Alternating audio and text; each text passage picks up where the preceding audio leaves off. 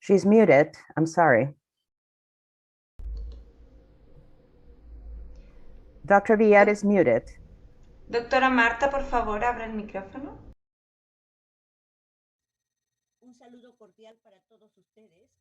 Cordial greetings for you all. We're coming back this weekend, Friday, Saturday, and Sunday. We will be with you in the second summit on Traditional, Complementary, and Integrative Medicine. We have the honor and the pleasure to have the Vice Minister of Public Health, Dr. Rosel de Almeida. He is a doctor, a physician, and the Vice Minister of the Ministry of Health in Peru. We'd like to pass him the floor so he greets us. So you have the floor. Good morning, everybody. Special greetings from the Ministry of Health of Peru. Congratulations to the organizers, and thank you for this second World Summit on Traditional, Complementary, and Integrative Medicine. Peru is a millenary country. As you know, we have developed knowledge and practices along history. More than 5,000 years of history in Peru allow us to have a cultural wealth and vast knowledge. This is a bright opportunity, brilliant opportunity to share experiences, knowledge, and integrate this set of experiences for the well-being of our citizens, families, and community, respecting their environment, culture, world vision, but always taking into account the well-being of the person in modern times and in pandemic times. We have all gone through this situation, and we know that this set of knowledge will help us overcome this in the best way possible. So you have our thanks for this meeting, and we will also pay attention to its results to improve and implement our public policies. Thank you very much. Thank you very much, Dr. Rosel.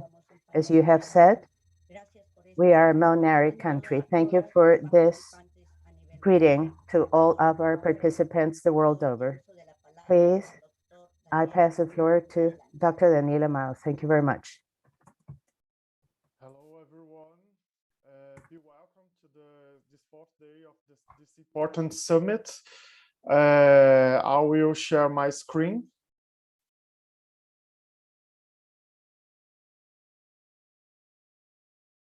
Okay. This is the fourth day of this important summit, and the conference will be. Can you put the second?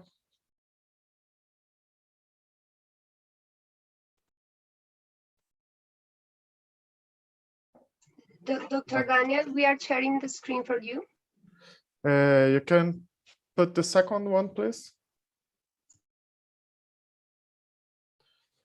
The conference will be a roadmap to the worldwide integration of healthcare systems and modalities, traditional, complementary, integrative medicine, and biomedicine. The objective of this panel is to discuss the current challenge in modern healthcare and characterize the emerging field of TCIM and approach with the potential to transform global healthcare in the 21st century. I'm Daniel Amado, and I'll be the moderator. The next one, please. Our panelists will be Dr. Rogier. He's the co-founder and chair of the Dutch Consortium for Integrative Medicine and Health. He's a PhD in Integrative Psychiatry in the Groningen University. He's director of the Center for Integrative Psychiatry of Lentis in Groningen in the Netherlands. Lentis is a large mental health institution that covers a large part of the north of the Netherlands, serving 25,000 patients with more than 400 employees. Rogier is also the deputy director of the residence program of psychiatry of Lentis and a clinical instructor of psychiatrists. He is initiated and directs the Lentis Lifestyle Program, in which patients as well as staff members are trained in mind-body medicine and healthy lifestyle. Rogier is the current researcher interest is in mind-body medicine, spirituality, integrative medicine, and herbs and supplements for mental disorders. He runs randomized clinical trials on the effects of yoga, mindfulness, and lifestyle change. We have a video with his conference, and they will start. Yes, you can put the video, please.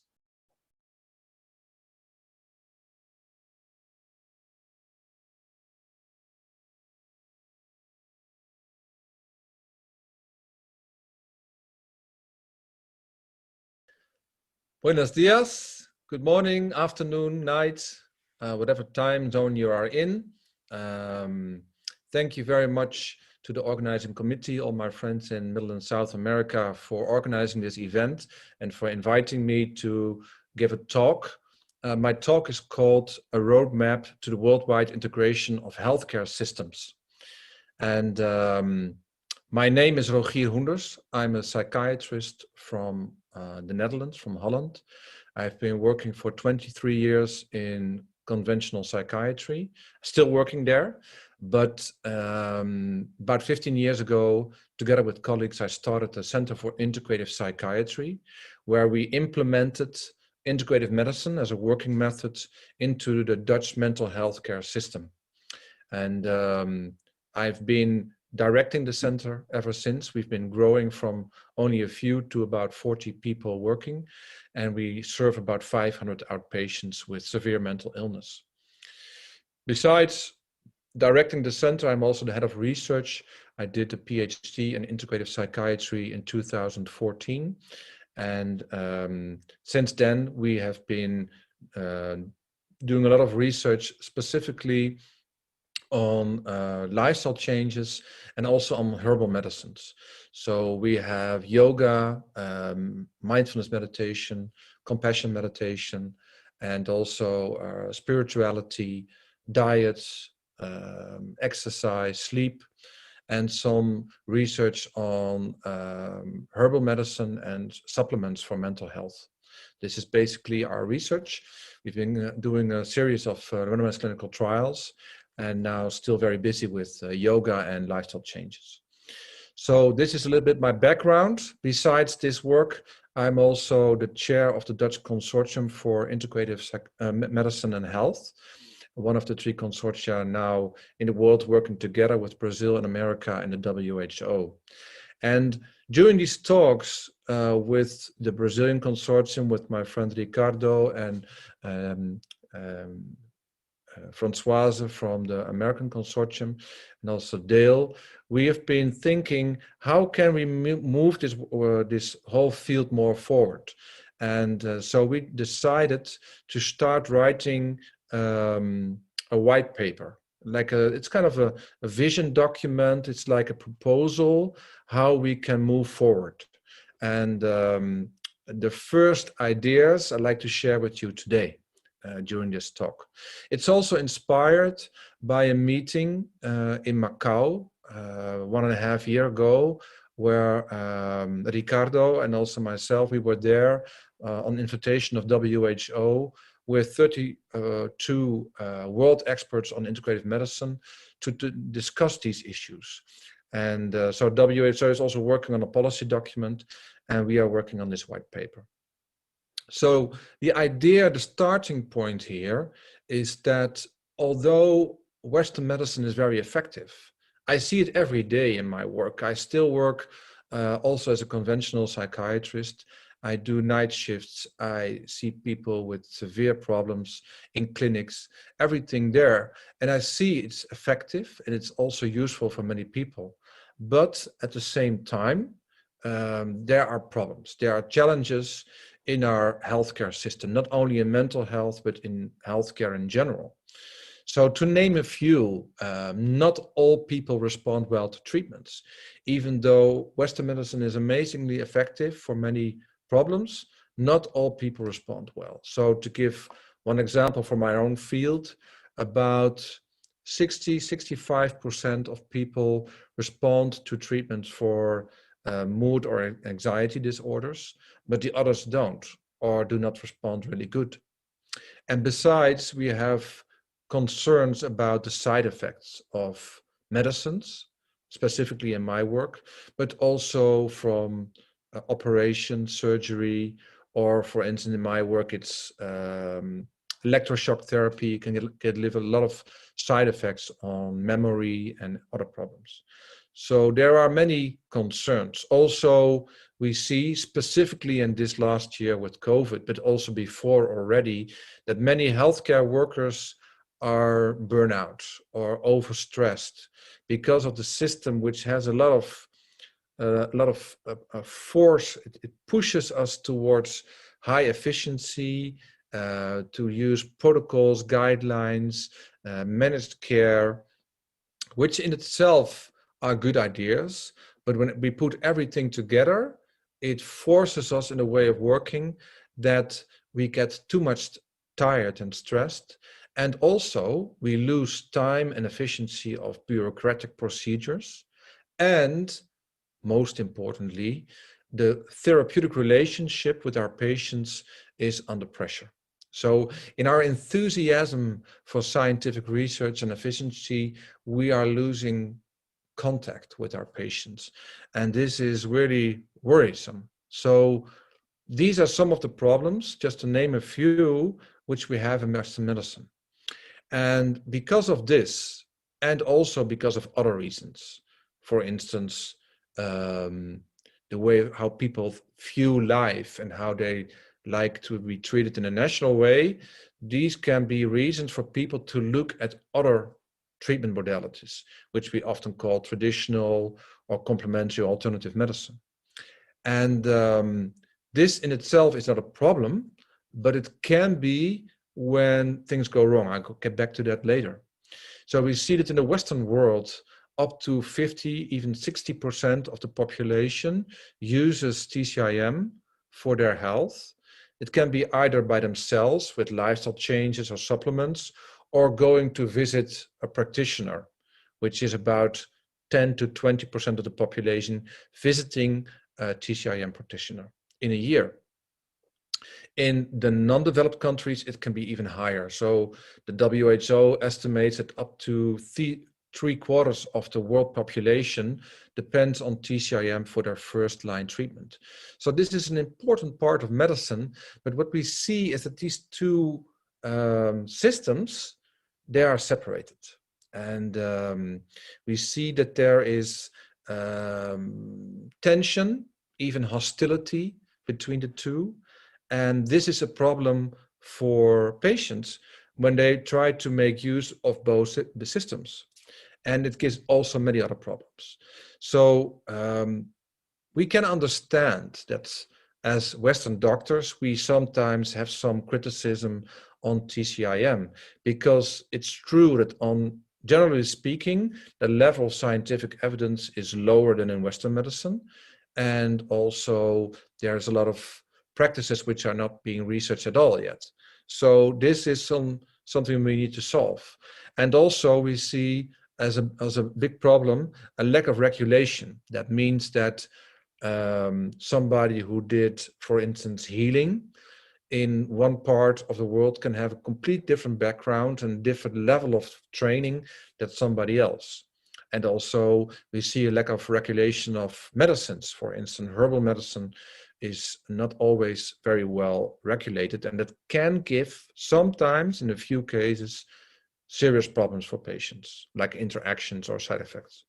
So both in Western medicine, we have amazing opportunities, good efficacy, but we have problems, as I just mentioned. And in TCIM or in other medicines, we also have strengths, which is, for instance, a good relationship with the patient and having more natural way of treating with less side effects. But we see other problems with regulation or quality standards or these things. So it would make a lot of sense that we try to find a way how to increase cooperation between the two, how we could combine their strengths and balance their weaknesses. But up till now, this process is still very difficult. It has been written about this for several decades, but still we see that there are obstacles to be taken.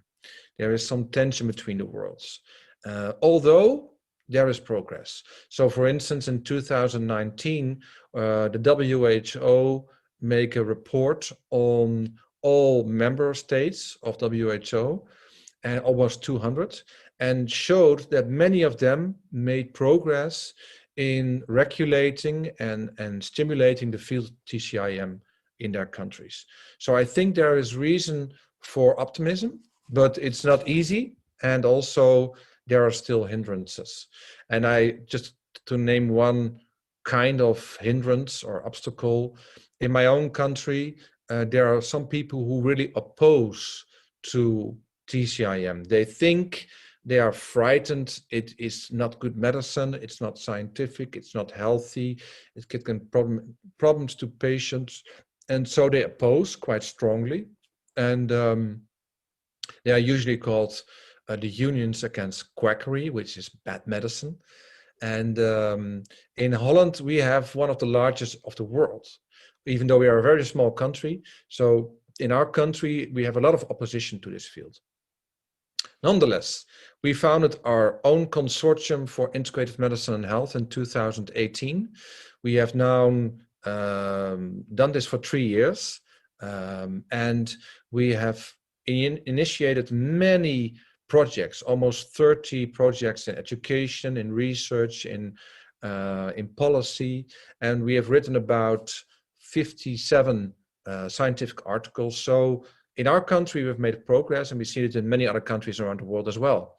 So then the next question would be, how should we go about to have like an acceleration of this process? How could we facilitate the integration of medical systems of Western medicine and TCIM?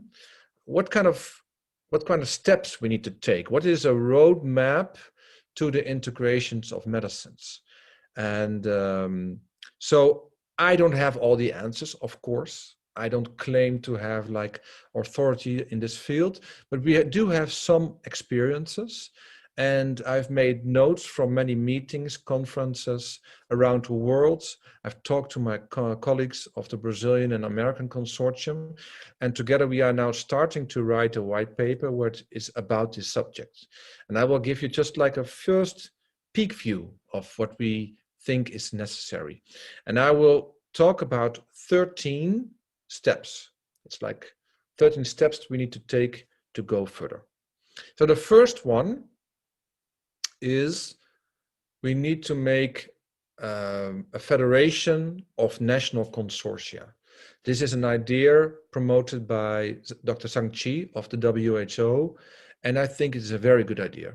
So in this way, we have some kind of structure related to WHO, which helps national consortia of all different countries around the world. I hope in the future, many countries of all the 6 regions of the WHO around the world working together. And this is the first step I think we need to take to advance the field. So we can learn from each other, we can exchange and do things. The second part, the second step, is to provide reliable information. This is so important because there's a lot of evidence already there, but it doesn't reach doctors, therapists, or the general public.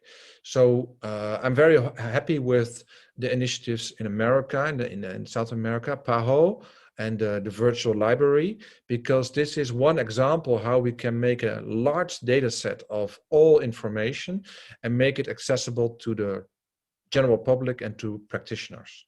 So this is the second step we need to do. We need to do also in other parts of the world. We need to extend this data set, and that will be very helpful. The third step is an international research agenda, because when we start communicating together, step 1, then we have a large data set of all the information there is scientifically about the effectiveness of these medicines. And then we will see that there are gaps in our knowledge. We can see what kind of questions need to be answered to get information to the public. And that will lead us to develop an international research agenda, hopefully with a lot of collaboration.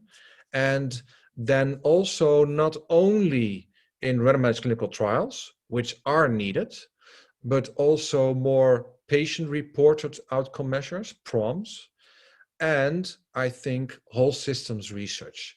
There is now recently a good report by the center in America, the National Center there for Research on Complementary and Alternative Medicine, or now Traditional and Complementary and Integrative Medicine, directed by Langevin. And this is important because in this report, they make clear that we need also other research methods, like whole systems. So that's point step 3. The fourth point is funding.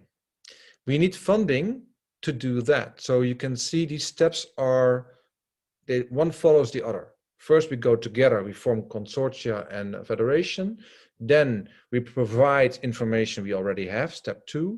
Then we see which questions are still there, and we have a research agenda. And step 4, to be able to do that, we need funding.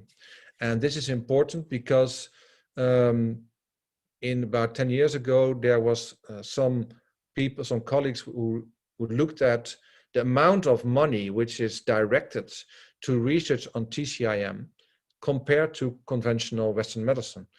And this is about 1% versus 99%. And in that way, we could never live up to the standards of good scientific evidence if we have no funding. So we need to change that. Step 5 would be to develop also teaching programs and education curricula, because we need to invest in a new generation, in young doctors who have a heart for this field and who need to learn about what is already there.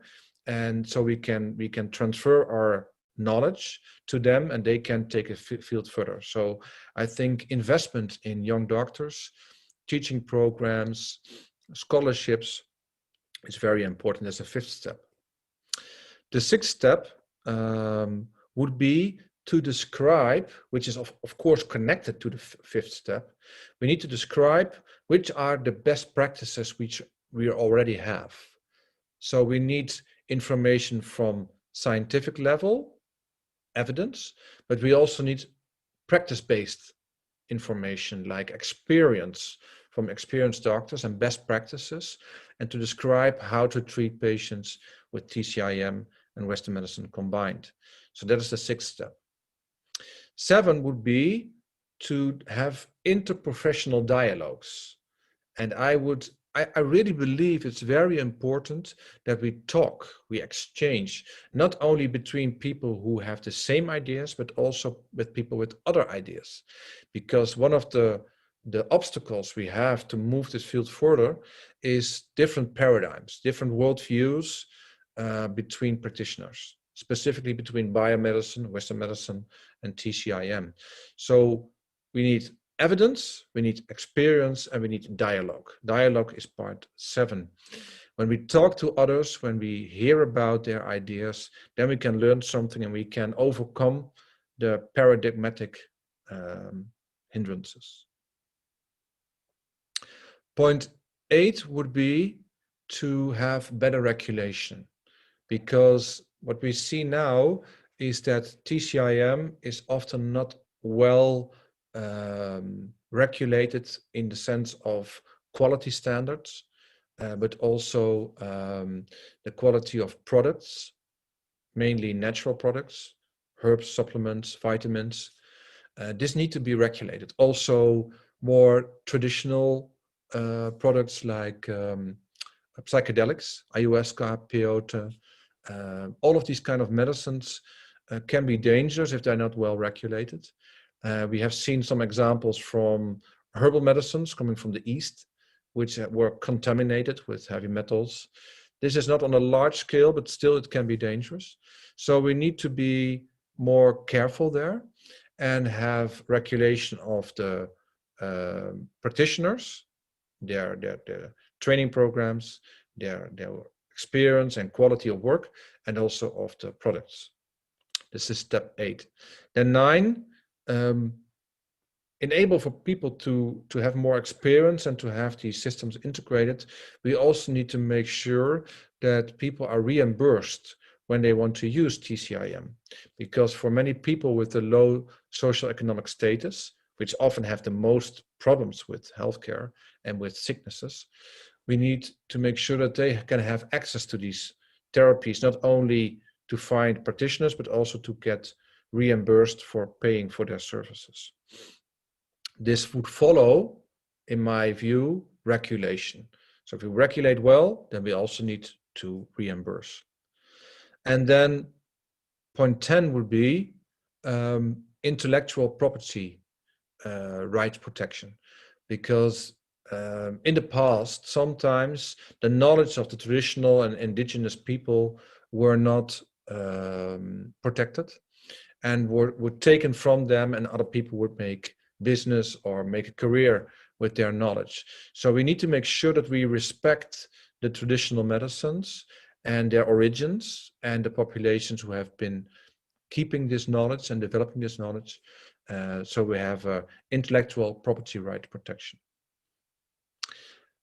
Then the 11th step could be to discuss and research different models of integration.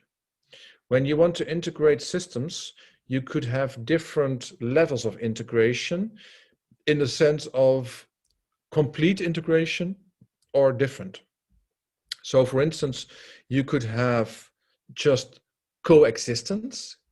This is not integration, of course, but this is the lowest level. When the two systems do exist, you do tolerate both, you do have both systems have a place in society, but they don't communicate and don't work together.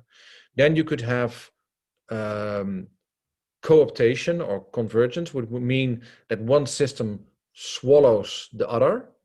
You can see this sometimes with the critics of TCIM. They say, just prove it's effective. Whenever it's effective, we will put it inside Western medicine. This is, of course, not an equal way of looking at it, but this could be one system. Then there could be a collaboration system where the two do work together, but are still different entities. Then you could have more a pluriform system where there are all different kind of therapies everywhere and people can just go wherever they want. And you could have more integration system where you really put them together and you have a high level of collaboration.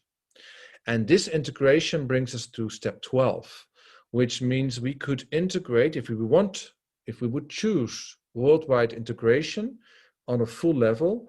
That could mean integration on the level of the patient, on the level of the practitioner, on the level of the department or the whole institution or organization, or even on national levels, healthcare policy, or international maybe. And we also need to include their public health, because many people who are in clinical care, we don't have so much knowledge and ideas about public health.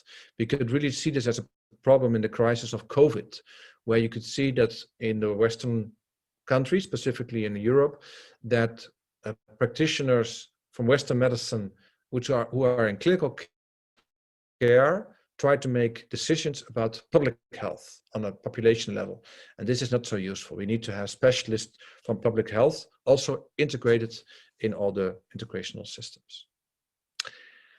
And then finally, as a 13th step, a final step for the integration, the roadmap to integration on a worldwide level, I think we need a vision. We need a dream, let's say. And I personally have this dream of an integrated healthcare system worldwide of the future, where we have Western medicine and TCIM fully integrated, where we balance the weaknesses of both systems, which are different, and we combine the strength of both systems, where we have an emphasis on experience as well as evidence, where we have rational and logic thinking besides compassionate care from the heart, where we on the one hand have an approach which we call pathogenesis, where we treat symptoms, we take away the sickness, but at the same time also invest in prevention and lifestyle, and we increase what is healthy, salutogenesis, we increase health, and we give people also, we teach them how they can take care of their own health, and are not only dependent on their practitioner, which helps people to increase health of the body, mind, heart, and soul. And also we combine not only TCIM and Western medicine, but also spirituality as a ground, as a moral compass, as a vision for where people want to reach. So in other words, if we teach people lifestyle changes, it's not only to just gain more years of life or have a higher health in general, but the main question is, what do you want to do with your life and with your health once you have it? And that would be, of course, the one thing which is most important in our life, which gives meaning to our life. And this is so important to include in integrated medicine, that we have a biopsychological, social, ecological, and spiritual model to take care of patients before, during, and after people get sick, to create more health and well-being and happiness in our world. I thank you very much for your attention. Wish you all a very successful and good conference, and hope to see you soon somewhere in the world or online and discuss these things more further. Thank you very much, Dr. Roger, for that inspiring speech and for sharing your vision and to encourage us to share that dream. Thank you very much. Thank you, Natalia. Is it Natalia or Natalia? Dr. Roger has made a wonderful speech and made some highlights, very important highlights and steps in this roadmap for integration. I think the first one and more important is to work together. So this summit is doing that, putting teachers and researchers for all over the world working together, think together, and he made other steps like we need to see the gaps that we need to research. We have to research whole system medicines. We need funding to this research and this integration.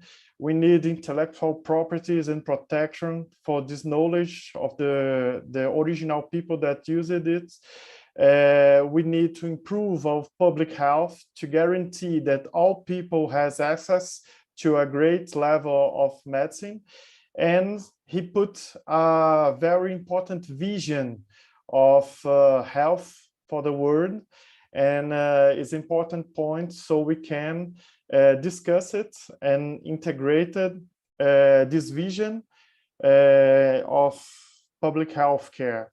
So the next panel will be the organization, implementation, and management of TCIM in health system and service in Asian and Western Pacific. But the organizers will have 1 minute to organize all the panels. So we'll be back in 1 minute. Thank you, everyone.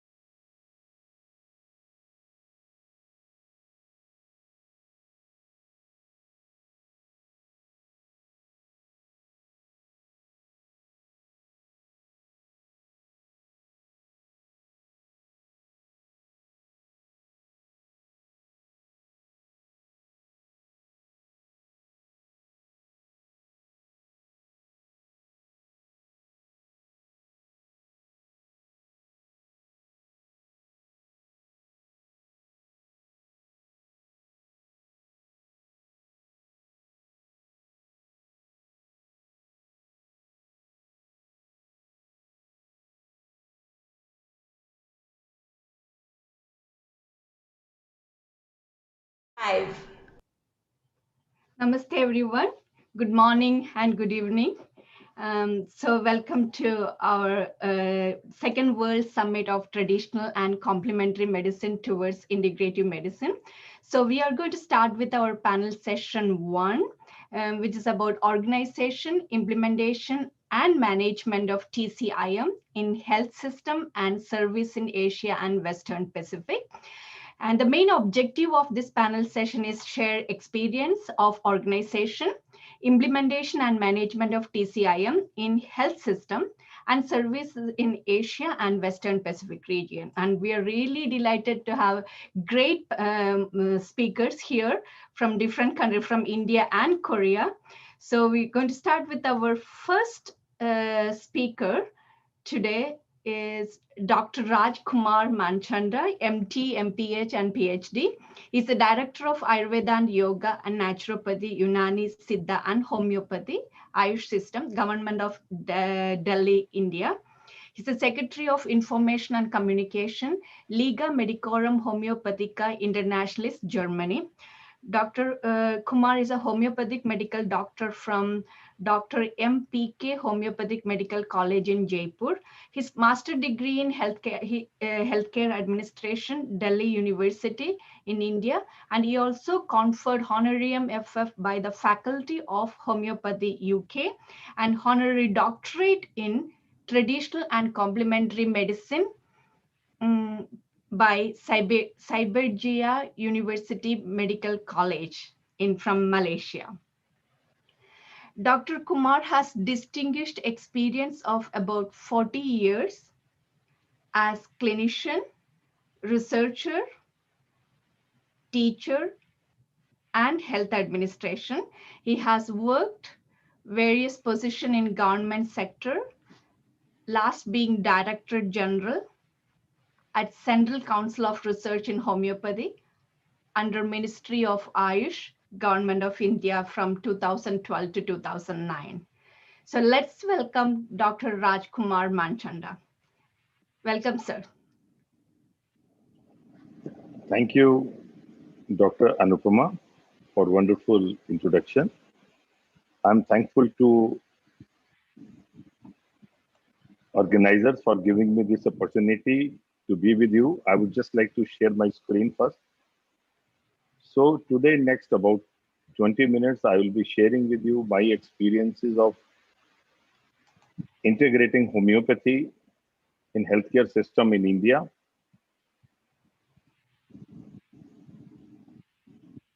I will be covering in my presentation, I will be touching upon just brief about the history and policies about homeopathy, the way homeopathic education, clinical practice and research works in India, and in international collaboration, what kind of work we are doing. So let us first know what is India. It is a multilinguistic democratic country with several states. We have about 5,000 caste, community, customs, cultures that reflects a unity in diversity. We have population of more than 1 billion, 1/5 of the world population, with 22 official languages, 400 dialects, polylingual, home to all 4 religions. And here we have oldest system of Ayurveda, more than 5,000 years old. But during colonial period, Unani system, allopathy and homeopathy was introduced in India, and now all these systems are available. I'll be talking about homeopathy. Now, homeopathy has prospered in India because of certain reasons. Because the philosophy of homeopathy is somewhat similar to what Indian core belief is there about the presence of vital force, immaterial existence in body. And it was found very cost effective and very easy to take and was quite effective right from the days of British period. So in India, healthcare system, medical pluralism is the model that is being followed, where culture is playing a very vital role in usage of healthcare system. People are adopting and using health services according to their belief, values, experiences, and monetary status and accessibility. In short, a cafeteria approach is being followed, where patient has option of choosing with them. But this medical pluralism has its own challenges of integration, and this is what through different policy decisions government is trying to overcome. What we have been able to feel that these multiple systems, it is possible that they can coexist and they can coexist meaningfully. Considering that all the systems along with Ayurveda, Yoga, Unani, Siddha, and homeopathy, these are being administered by a separate ministry that works parallel to conventional ministry. And this has been created in 2014. Homeopathy has been integrated along with the traditional systems of India and have been given formal recognition. The physician of homeopathic doctors are being given equal status in public health sector. Government has established autonomous research councils for undertaking organized research and councils and now commission for regulating medical education. Government has established National Institute of Homeopathy at Kolkata to present a model institute for the world, and government has made provision in the Drug and Cosmetic Act for ensuring quality and safety of homeopathic drugs. So all the points that were being raised by our keynote speaker, Roger, government of India is trying to take care of all these points one by one and in a very, very systematic manner, following the principles of medical pluralism. Government is following the WHO traditional medicine strategy. Our latest national health policy is giving emphasis on mainstreaming of Ayush potential and leveraging its strength for the promotion of health and well-being. A new narrative is being created where the focus has to be on the wellness and prevention of diseases. And medical pluralism, patients are being given access to all the available resources, all the systems, so that patient can make their own choice. In India, in respect of homeopathy, we have a university level education system. The number of colleges during the last about 50 to 70 years of our existence, about 70 years of our existence has risen from 20 medical colleges to about 235 medical colleges now. And these homeopathic medical colleges constitutes about 20% of medical colleges of India. This unique homeopathic medical education system gives opportunity to the student to learn about homeopathy as well as all modern sciences, medical sciences for about 5.5 years with practical training. And only the science students have possibility of taking admission in these courses. We have been able to also establish 3 years of postgraduate courses and followed by PhD courses in our universities. And this kind of education, robust education system in homeopathy is being adopted by our neighbors and Commonwealth countries like South Africa, Bangladesh, Nepal, Sri Lanka, Malaysia, and Pakistan. Our annual turnover is about 15,000 students at undergraduate level. Our practitioners, pool of practitioners is ever increasing. At present, we have about over 2,000 homeopathic practitioners per 10 million population of India. And these physicians are complementing the services that are required to be given to the public. This cafeteria approach is a policy where homeopathic, Ayurveda, allopathic, Unani, all the systems are provided at primary healthcare level, and patient has option of choosing it. At Government of Delhi level, we are having about 170 such clinics. Some time back, we did one study, what is going on in these clinics. So I'm going to present you about the data of that study, and this is a published paper. Details one can refer from there. So the first research question was that during last 10 years, numbers of clinics have increased. What about their usefulness and usability by the public? So finding was that the patient visits have increased from 1.13 million in 2001 to 1.8 million in 2011, and now it is about 2.5 million. And patient inflow has increased by about 58% over a period of time in homeopathy clinics. So this suggested that there is a demand and we need to open more such clinics by the public. And we also have seen that the cost per patient in homeopathy clinic was 1/5 the cost of conventional clinics.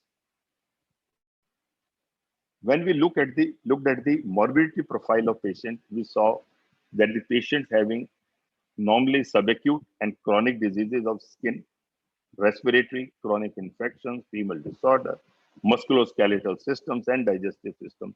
These were the primarily areas where people were opting for homeopathy.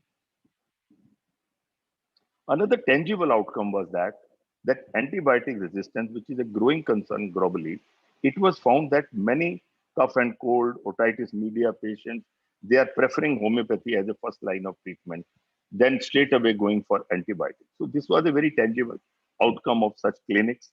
Another point, what we saw was that multimorbidity is a very, very challenging field in conventional medicine. And we saw that coexistence of homeopathy clinics gives opportunity to patients to add on homeopathy medicines instead of adding more and more conventional medicines to their kitty. Another point what we saw was that there are diseases like in hypertension, diabetes, mellitus, many lifestyle diseases at preclinical stages, at early cases, it was found that if homeopathic medicines along with lifestyle modification was started, it was found to be more effective. As a result, we can expect to reduce the usage of conventional medicine. And in a survey, the patient reported higher level of satisfaction with primary healthcare sectors where homeopathic clinics were coexisting. Now, coming to research, Government of India has created a body like Central Council for Research in Homeopathy. This body has about 26 branches all over India.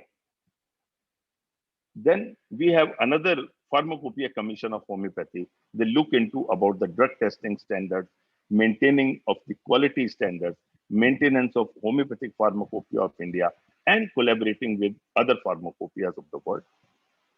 Several state governments are also looking at the possibility of research, and our all postgraduate colleges, about 45 in number, are engaged in research through our scholars. In addition to that, there are certain institutions like Biosimilia, Dr. Parikh Institute, Dhawale Institute, Saigal Schools, and many others. In private sector, they are engaged at their own level in doing research in homeopathy. Central Council for Research in Homeopathy has a global vision of doing research. And the focus is on the public health, improving public health care in India. Multidimensional research activities are being undertaken at Central Council for Research in Homeopathy. Whether it belongs to cultivation of plants, drug standardization, proving, clinical research, ultimate aim is to develop standard treatment guidelines that can suitably be integrated with the existing healthcare system.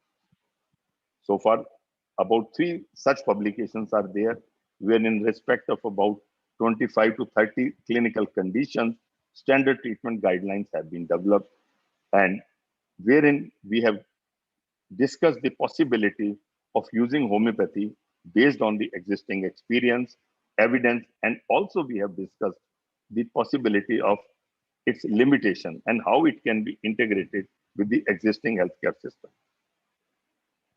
In respect of public health, basic research, we are contributing a lot, and during the last 2 decades, we are just after Brazil. Earlier, France, Germany, in Europe, a lot of research was happening as regard homeopathic basic research is concerned, but now a lot of research is being happening in Brazil and India. So just I would like to share another 5 minutes about our experiences of integrated Ayush care during this COVID pandemic. Government of India laid down elaborate policy initiatives that how Ayush systems can be integrated at the level of prevention, at the level of when the disease is as a mild and moderate course, and when disease is having a severe course. And now what can be done in post-COVID management.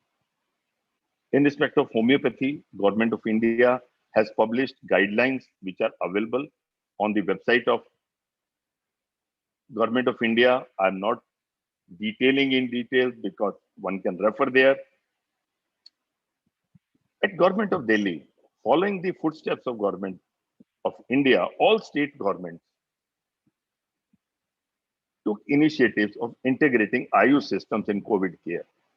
At Delhi also, we issued advisory in all the languages for the public through social media, print media, through television, and informed them what kind of self-care measures, which are very commonsensical, like use of lukewarm water, daily practices of yogasana, pranayama, regular use of certain spices, and taking good, easy, digestible food, taking adequate sleep, adequate hydration, all these general guidelines, along with specific guidelines in Ayurveda, homeopathy, and Unani systems were circulated and were distributed through our public network dispensaries, through these all co-located dispensaries. One of the study that was undertaken by Government of India, they released one mobile app where patients, doctors, all were asked to share their experiences of using Ayush systems. It was found that Ayurveda and homeopathic measures and intervention were the most preferred by the respondent across India. So this is a publication one can go for. We at Delhi also treated at Nehru Homeopathic Medical College about 250 initial cases, and we could characterize the data of those 250 cases and publish and identify appropriate homeopathic medicine like Arsenicum bryonia, Alba pulsatilla, Nux vomica, and Rustox, and Gelsemium. These were the most frequently used drugs, and we could characterize the clinical characteristics of the pandemic in India and what can be the remedy profile from homeopathic perspective. In our clinics, 100 clinics, we could do prognostic factor research, qualitative research, where we could identify the specific indications of these drugs, how these can be used and integrated in COVID care. So these publications are already in public domain. And while doing that, we also studied what kind of biases exist in our data collection and how our doctors can overcome these biases. So few publications are on this, focusing on the quality of data collection. One of our group at Bombay has even developed a nosode out of COVID-19 virus and its spike glycoprotein. These are all being tested at preclinical level, at clinical level. If these will be found effective, we may see the formal approval of this COVID nosode in times to come. Now coming to little global trends. This is a report released by WHO some time back in 2019. Homeopathy has its presence, according to this report, in 100 countries. Now, homeopathy was started from Germany and spread all over the world about 200 years back during Hahnemann's time. And the main reason was its usefulness in managing, helping epidemics and pandemics. If I see the world map of homeopathy, I could see in almost all continents, homeopathy has its presence. Especially when I look at India, as well as then I look at Latin American and South American countries, Brazil, Argentina, Colombia, Chile, Peru, and many other countries, Mexico, I see that they have a rich heritage of homeopathy. Homeopathy has been used along with herbal medicine, along with traditional medicine of these respective countries. We have formal education of homeopathy in these countries. So these are the areas where we need to focus more. But because of the unique position of India, where we have been able to lay the roadmap of integration of homeopathy, this model can be more pertinently followed in many countries, especially in these 100 countries, can be used for enriching homeopathic knowledge in these countries. Considering that, Government of India allowed and signed different agreements in different universities. I remember that we could sign one agreement with the University of Rio de Janeiro, Brazil, then University of Maimonides in Argentina, in Armenia, then with Mexico, National School of Medicine with Mexico. But what is needed is, then we have signed agreement with HPC US, Homeopathic Pharmacopoeia Convention of United States. What I have seen that after these agreements, lot of activities are required to be taken up for taking these agreements at international collaboration level. Like my predecessor, one of the step is to have these kinds of collaborative agreements. So now in respect of homeopathy, as regard India is concerned, we have robust education system, robust regulatory system, possibility of researches are also there. People like homeopathy and is being used along with other Ayush systems. Even we could sign one agreement with Israel, one of the institute, Shari Medical Institute of Jerusalem, for doing joint researches. And this agreement was shared before both the prime ministers. India is also organizing regularly world summits, world congresses on every year on World Homeopathic Day, starting from 2016 onward, wherein we are trying to collaborate with Liga Medicorum Homeopathic Internationalists, different experts over the world, all over the world, and are also sharing what we have been able to develop in these years. So friends, as regard India is concerned, we have a strategic advantage of human resource, infrastructure, legislator, wide acceptance by the public, as well as the policy support, robust institutionalization, and available drug and drug regulation standards. So this advantage can be used for global spread of homeopathy. So I would like to conclude by saying that medical pluralism is the key to integrated healthcare. No single system can satisfy all the patient needs. Patients should be empowered with freedom of choice for their own health. They are required to be educated. Popular, traditional, and complementary health systems that provide holistic, patient-centric approach of treatment should be encouraged, integrated in healthcare, and we need to really shift focus from only treatment and developing only drugs. We should focus from towards the prevention and wellness of the society and the patient. the countries with rich heritage of homeopathy may consider the Indian way of strategic integration of homeopathy within traditional medicine.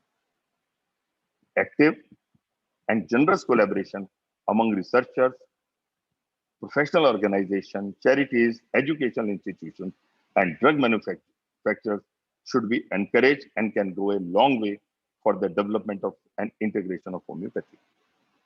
Liga Medicorum Homeopathica Internationalis, about 100 years old professional organization, is determined in facilitating such initiative at institution, country, and global stage.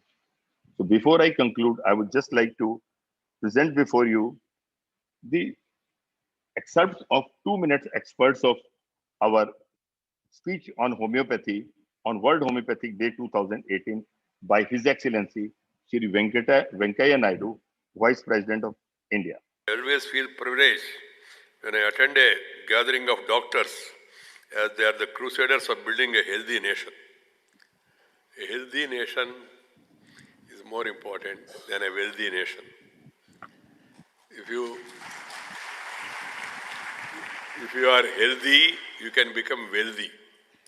But if you are wealthy, there is no guarantee that you can become healthy. Acceptance among the people, I think it has gained in popularity because of affordability and palatability.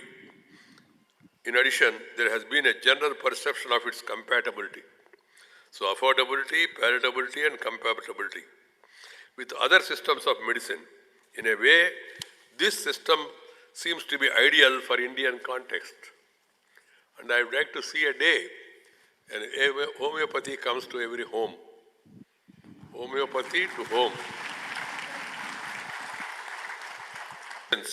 We have to take homeopathy to masses in the interior remote places where it is practically difficult to dispense medicines owing to lack of logistics or due to limited resources. Homeopathy is cost effective, easy to administer, and has no side effects or after effects, no defects. Points. One is, there is every need to treat this as a mission. Homeopathy is a mission, not for commission.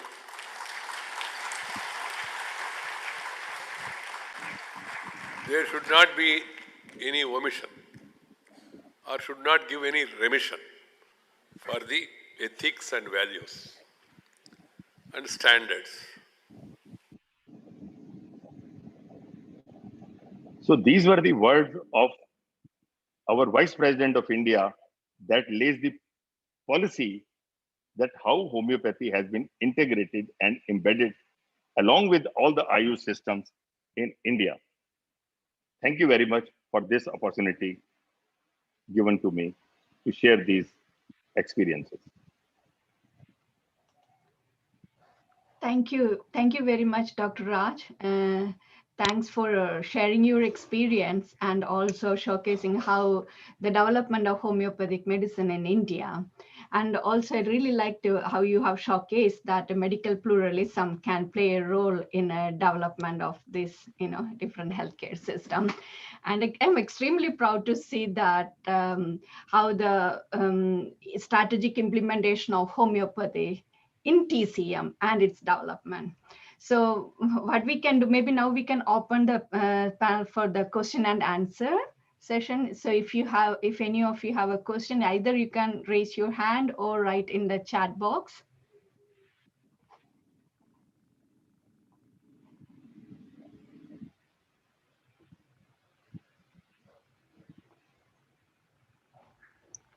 Do we have any? I'm looking at the chat.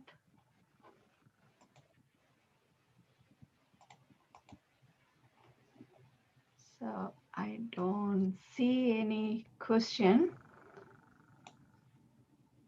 Okay, so we will move to our next speaker, Dr. Sanjeev Sharma, MD and PhD. He's a director of National Institute of Ayurveda, Ministry of Ayush, India.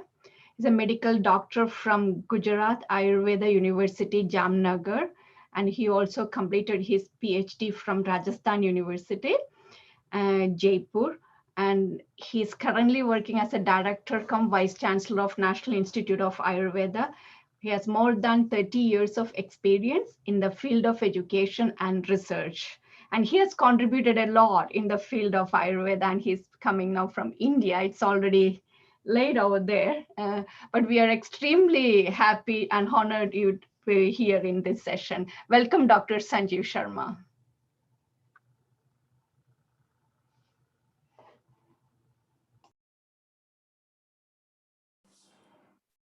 Thank you. Am I audible? Yes. Thank you. Namaskar, good morning, good evening, and good afternoon from India to all my friends. Honorable President Dr. Herman Rodriguez, HIS Advisor, Peru, esteemed panelists, health professionals, learned audience. It is really my great pleasure to be here in today's program, the second Summit of Medicine, Traditional and Complementary Medicine towards Integrative Medicine. I'm thankful to the organizers, Medical College of Peru, its Committee of Traditional, Alternative and Complementary Medicine and collaborative partners, TCIM Americas, Ministry of Ayush, and supporting organizations like Embassy of India, Peru, and PAHO.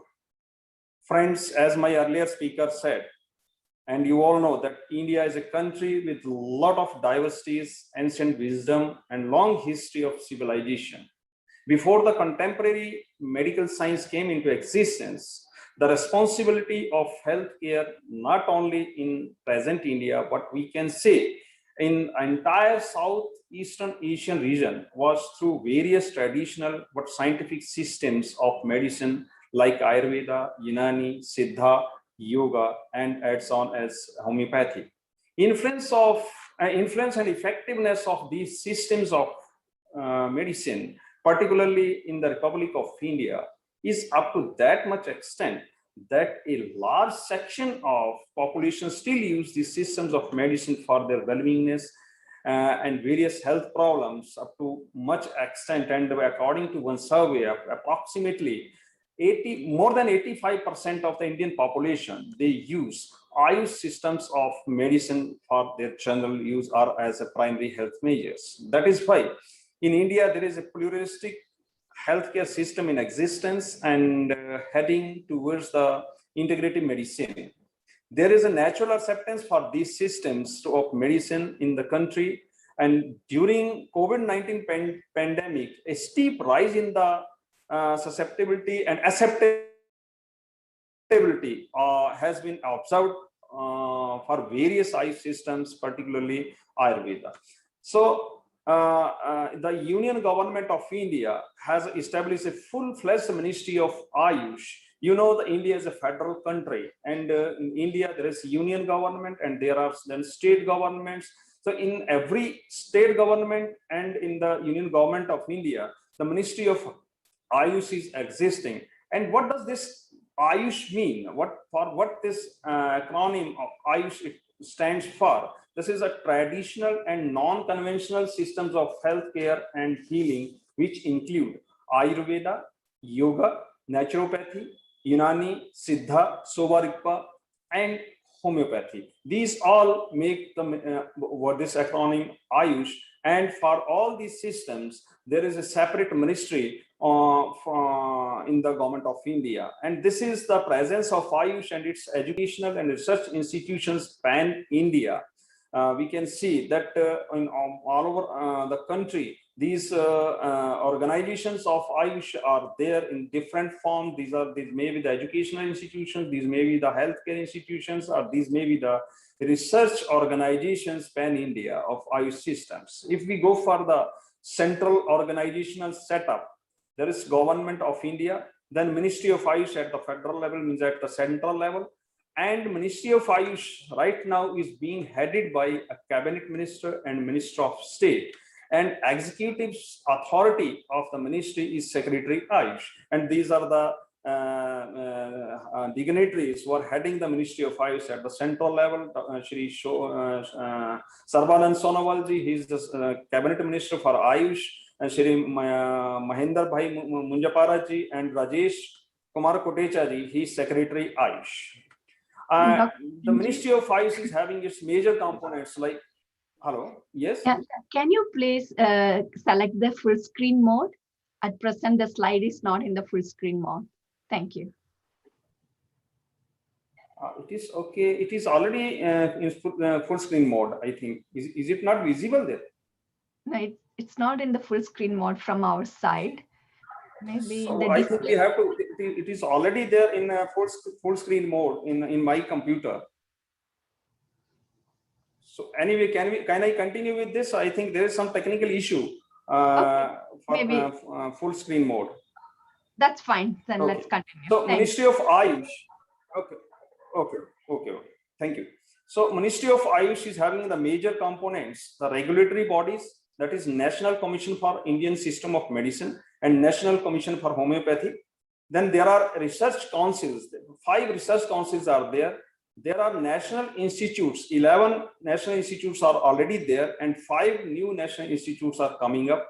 There are various health services, and under the health services, there is National Ayush Mission, that is popularly called as a NAM or NAM. Pharmacopoeia laboratories are 2, and National Medicinal Plant Board, that is NMPB, which is meant for the cultivation, preservation, and propagation of the medicinal plant in India, that is called as the NMPB. And these are the recognized system, traditional systems of medicine in India: Ayurveda, Unani, Siddha, Sovarikpa, and homeopathy, of course. And about homeopathy, already my earlier speaker, he said a lot about the homeopathy, and yoga is also. And these are the systems which are recognized in India and well regulated in India. When we talk about the policy, regulation, and legal support for this system, then there is National Health Policy 2017, and which emphasizes and encompasses these systems well, and talks about the propagation and integration of these systems in the with the main or conventional health system or Western medical system. So mainstreaming should be there, and national policies is like that. Then there is the legal support through the National Commission for Indian System of Medicine under the Act 2020, and NCH, National Commission for Homeopathy Act 2020. And then there is a Drug and Cosmetic Act 1940 operational and various rules of it.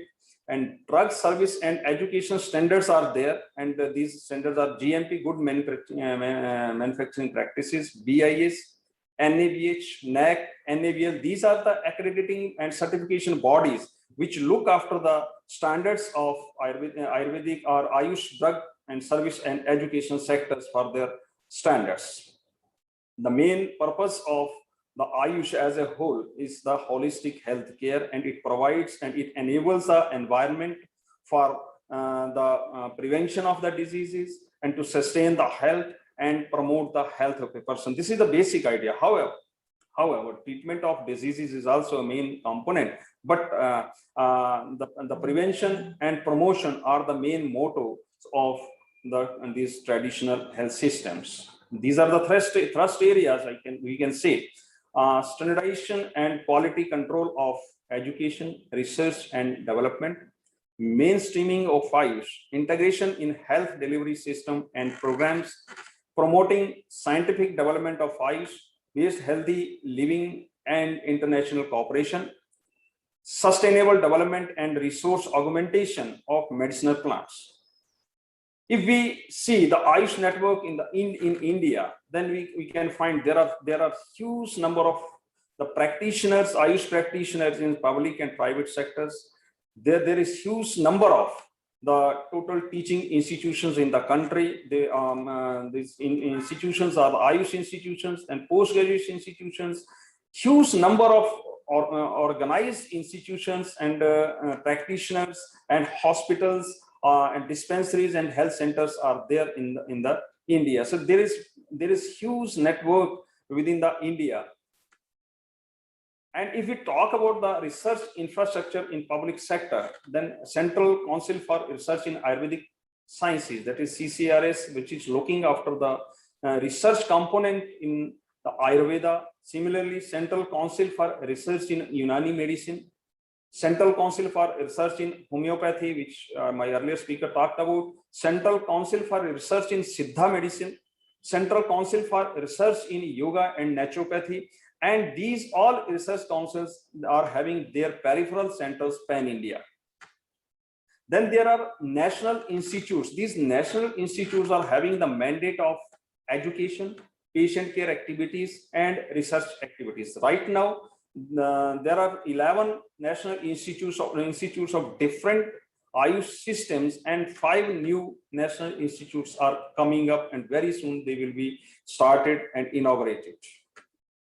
If we talk about the regulation of education in India, then it is very the mechanism of regulation of education is very robust, and any educational institute has to pass through different stages and phases and processes. Then the accreditation and affiliation to that educational institution is granted. So they have to give the application for grant of permission to a college and needs recommendation of respective state government and the affiliating university. Minimum standard requirements of infrastructure and manpower in the college and hospital syllabi and course curricula are prescribed by the central councils and approved by the approval of central government is required. Central regulatory bodies conduct inspection of the colleges for verification of infrastructure and functionality. Then powers are vested with the central government and now with the commission to grant the permission to run an educational institution. And this is the way how this education is regulated. Then recently, a lot of these educational reforms has taken place in India in the systems of Ayush. And now the admission in all the Ayush components or Ayush systems is through single national eligibility entrance test, and single test is conducted for the admission in all medical education systems, including the conventional or Western medicine. So single test is conducted, and accordingly the institutions and these systems are allotted. Then for this post-graduation admission also single test is conducted, that is the All India Postgraduate Entrance Test. The attendance of the teaching staff in the Ayurvedic education, this Ayush educational institution is through geolocation based system.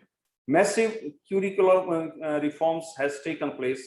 Then there are stringent MSRs are in place, and now the Ministry of Ayush is trying to start universities and deemed to be universities at, which will be run by the central government, and our state governments are already having so many Ayush universities where regulated Ayurvedic education, Ayush education is given.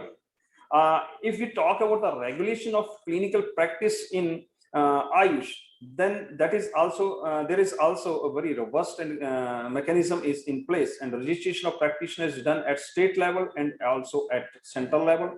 Registration requires possession of recognized medical qualification as included in the Act. Qualifications awarded by the universities are included in the Act with the approval of the central government, and right now the commissions are there. Registered practitioners are exempted to prepare medicine for their individual patients. Drugs Act provisions do not apply to them, but if they want to do the business on the basis of drug manufacturing, definitely the Drug Act provisions will apply upon them. But if they want to use only for their own patients, then Drug Act will not be acted upon them. Then there are some, research regulations, and that again there is a robust mechanism through DRCs or scientific advisory boards and committees. Institutional research review boards, central institutional ethics committee is also in place. Then regional or institutional ethics committees are in place, and free ethics committees are also in place to regularize the research. And then central clinical registry for the trials is also there, that is CTRI, that is also there. And the core research activities which are going on under the Ayush system, these are the clinical researches, medicinal plant research, drug standardization, pharmacological researches, literature research, tribal healthcare research, database on medicinal plants research, and public health research. These are the major research initiatives pan India which are taking place. And these are the few patents which have been awarded to our central organizations. And then how the drug manufacturing is regulated. And there is again a very robust mechanism in place for the regulation of the drug manufacturing, exclusive provision for Ayush drugs in the Drug and Cosmetic Act and rules. Drugs and Magic Remedies Act is already operational there. It is mandatory for the drug industry to follow the standards of drugs laid down in pharmacopoeias, and license is required for manufacturing of drugs with compliance, which complies to GMP and pharmacopoeial standards and quality control parameters. Pharmacovigilance program pan India for all Ayush systems is already operational and very successful. The Ministry of Ayush has published the pharmacopoeias and formularies, and these are a few details of the pharmacopoeias for Ayurveda. Standard 45 single drugs and 202 compound formulations has been compiled. In Unani, 298 pharmacopoeial these single drugs and 150 compound formulations, and for Siddha 139 single drugs has been compiled in the pharmacopoeia. Then there are national ASU formularies which contain for Ayurveda 985 in 3 parts formulation, including 280 mineral based formulations. For Unani 1229 formulations are there in 6 volumes, and for Siddha 399 formulations in 2 parts are there. Quality certification systems for the drugs. GMP certification is there. WHO, GMP, and COPP certification for these Ayush herbal drugs. There is voluntary certification of quality through Quality Council of India is in place.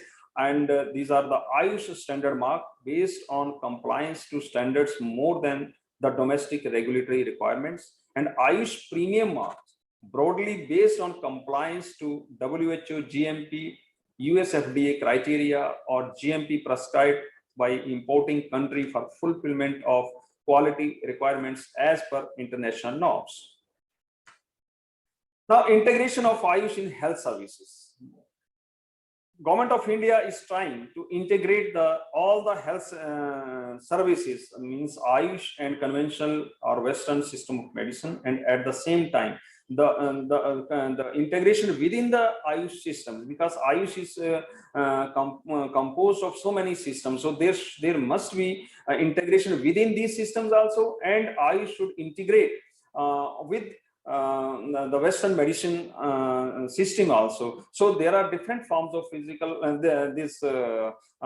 integration and physical integration of Ayush facilities in health services delivery network of the country, that is defense, railways, central armed police forces, NTPC, AIMS, All India Institute of Medical Sciences, President House, CGHS, and other various organizations. Here there is co-location of Ayush doctors under one roof with the conventional or Western system of medicine. Then functional integration of Ayush for achieving national health rules, involvement of national health programs, including screening of patients and control of NCDs. Then integrative medicine centers for tertiary healthcare, like All India Institute of Medical Sciences, Center of Integrative Oncology at National Institute of Cancer Prevention and Research. Then insurance coverage to Ayush treatment. This is very important, the step which the government of India and all the state governments has taken, that there is insurance coverage being given to the individuals for Ayush treatments. Inclusion of modern medicine components in Ayush courses or curricula. In the different systems of Ayush, there are the components of modern curricula, so that they can understand each other's systems. And now the government of India is trying to integrate these systems with the modern medicine also, or we can say Western medicine also, and there are planning that in the Western medicine curricular syllabus, there must be the component of Ayush syllabus, so that they can understand what actually the Ayush systems are, and there should be a mutual respect to each other, and they should understand each other's systems. Interdisciplinary and collaborative research with integrated protocols is going on. Sorry. Bridge courses and CMEs for capacity building and skill development of the doctors is continuously going on. Sorry. These are the flagship initiatives, National Health Mission and Central sector Scheme. And what I want to discuss, that is the Ayushman Bharat Yojana. This is, I can say, very prestigious program of the government of India, and perhaps the largest initiative for public health taken by the government of India, which Ayush systems are integrated to promote the health of people. And now the Ayush systems are also being included in Atal Bihari Pradhan Mantri Jan Arogya Yojana, and this is the largest insurance and biggest insurance plan which the government of India is running, and Ayush systems are also being included under this program. And under this program, the patients are the treatment to the patients is given the cashless. The reimbursement is given directly to the hospital. Patient has not to spend anything. So that this is the big initiative which the government of India is going to take right now. There is another very prestigious program by the government of India, and that is the National Ayush Mission (NAM). Under this program, what is happening? An Ayush institute that adopts one village per block, and the whole responsibility related to health problems is of that village, is of that institution which adopts, and this is running very successfully and in the country. And right now, till now, 356 units have been supported through NAM. Then there are champion sector schemes. These are for upskilling and upscaling of the Ayush sectors in the country. Ministry of Ayush has developed champion service sector scheme on medical value travel services as central sector scheme, amounting to rupees 769 crores.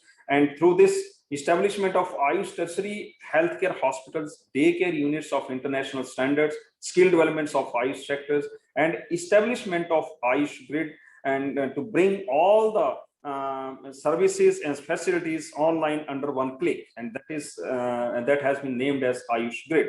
Then there is very important portal, that is the Namaste portal, National Ayush Morbidity and Standardized Terminologies Electronic Portal. Globalization of Ayurveda. The government of India, as Ayush is the need of the world, not of India only. And the intention of our government is that these systems should reach in every corner of the world. And for that, the government of India is trying its efforts to for the globalization of systems of the Ayush. And there are various schemes to promote and strengthen awareness of Ayush systems globally, and international exchange of experts and officers, incentives to drug manufacturers, entrepreneurs, Ayush institutions, etc., for international propagation of Ayush by participating in international exhibitions, trade fairs, road shows, etc., and registration of Ayush products at regulatory bodies of different countries such as US FDA, EMEA, UK, MHRA, NHPD, TGA, etc., for exports. Support for international market development and Ayush promotion related activities are being supported by the Ministry of Ayush. Translation and publication of Ayush literature books in foreign language is also being done very actively, and establishment of Ayush information cells and strengthening of health centers, institutions in foreign countries with the Ayush equipments, etc., is also being done. International fellowship scholarship programs for foreign nationals for undertaking Ayush courses in premier institutions of India is continuously going on. My institution where I am working, it is also under this scheme, and the scholars from 16 different countries are taking education at different levels in my institutes. These are the initiatives at international cooperation, country to country MOUs. There are at least 21 country to country MOUs are in place. Then institute to institute MOUs are also there, and regularly these are increasing. So these figures are very much dynamic, and today as on date these figures may be wrong, because till now so many other developments might have taken place. So academic chair, the Government of India Ministry of Ayush has established 13 academic chairs in different countries to propagate the Ayush systems. Initiatives of international cooperation. Ayush information cells has been established in 30 countries. 33 such information cells have been established. Ayush collaboration with WHO. Ayush, Ministry of Ayush is collaborating with the WHO very nicely, and project collaboration agreement 2016 and 2020 till was signed with the WHO headquarters Geneva on 13th May on 2016, and now it is being renewed for cooperation on promoting the quality, safety, and effectiveness of service provision in traditional and complementary medicine, and WHO and develop WHO benchmarks for training in yoga practice in Ayurveda, Unani, and Panchkarma. WHO collaborating centers in traditional medicine in Southeast Asia region since April 2013.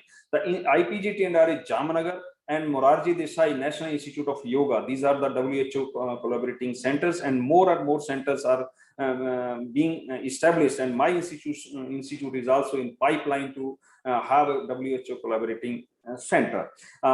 Inclusion of Ayurveda, Unani, Siddha in international classification of disease, ICD tool maintained and developed by WHO. And then this is very popular declaration which was done by our honorable Prime Minister Shri Narendra Bhai Modi ji in UN to declare the International Day of Yoga, and which is every year celebrated on 21st June. And similarly, the Ayurveda Day is being celebrated every year. And Homeopathy Day, Siddha Day, Unani Days are also being celebrated pan-India and also globally.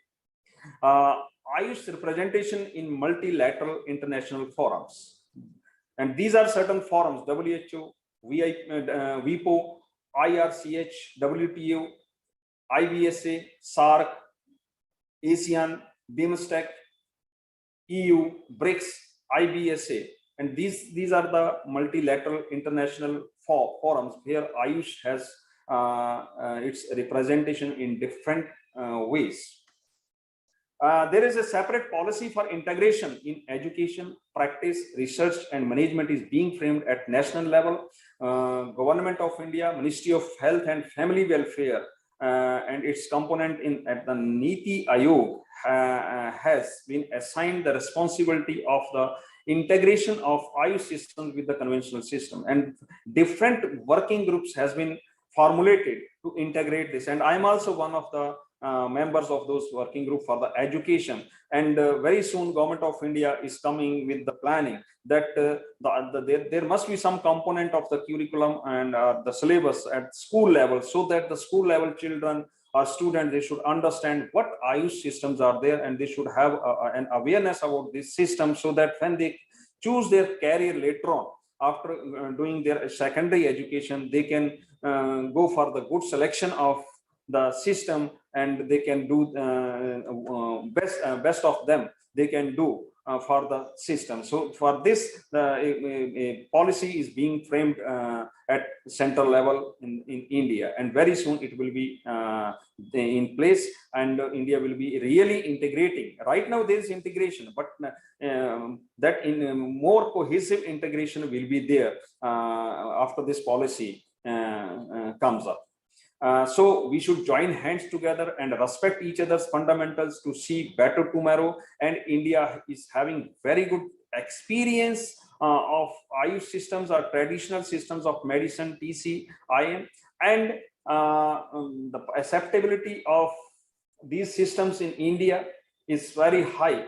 So with that acceptability and with the respect to each other's systems, we are heading towards a very strong integration with other systems, and we should, some other speaker also said that we should have respect for each other's systems, and if there are strengths, we should join those strengths for the welfare of the public, and at the same time, if there are weaknesses, those weaknesses should be left away. We should stop criticizing each other, and we should come together for the welfare of the mankind. This is the main aim of the integration. So thank you very much. Thank you, Ms. Galia, and thank you, Anupama ji, for giving this opportunity and nicely conducting this session. Thank you very much. Thanks, Dr. Sanjeev, for such an excellent presentation. Thank you very much for sharing your experience and implementation of TCM in a health system and services in Republic of India. And also it's great to see that there are various initiatives and mission taken by Ayush system in developing a healthy nation. And also you have explained the various, one of the major initiative as a globalization of Ayush. So I'm really hoping to see a lot of things happening internationally. Maybe we can collaborate to development of different Ayush sector here. So what we will do is, maybe I got a message that we can take the question and answer session at the end. So we will go to our next speaker. Yeah, so our next speaker is Dr. Dongwon Han. He's an MD, MPH, and PhD, currently working as a Director, Department of Global Health and Development, Republic of Korea. So he's from Korea. So it's great to see that people from the different countries here. So he's a professor at Hanyang University College of Medicine, Chairman Committee of International Affairs, Hanyang University, Chairperson of the Development of Preventive Medicine, College of Medicine, and Department of Medical Administration at Graduate School of Public Policy, Director of the Institute of Health Service Management at Hanyang University. He received his bachelor degree in medicine from Hanyang University College of Medicine and his master degree from Seoul National University, Graduate School of Public Health, and his doctorate degree from the University of Birmingham, UK. His research interests focus in interface research between Western and Asian medicine, healthcare management, economics, ethics, health promotion using traditional medicine, including health financing, health system, economic evaluation of health promotion programs, and emergency and humanitarian services, health and social justice. Let's welcome Dr. Dongwon Han. Okay.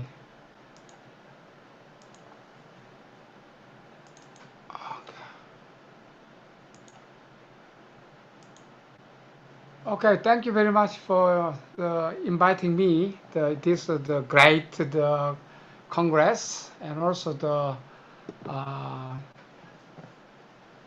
long introduction about me. Okay, so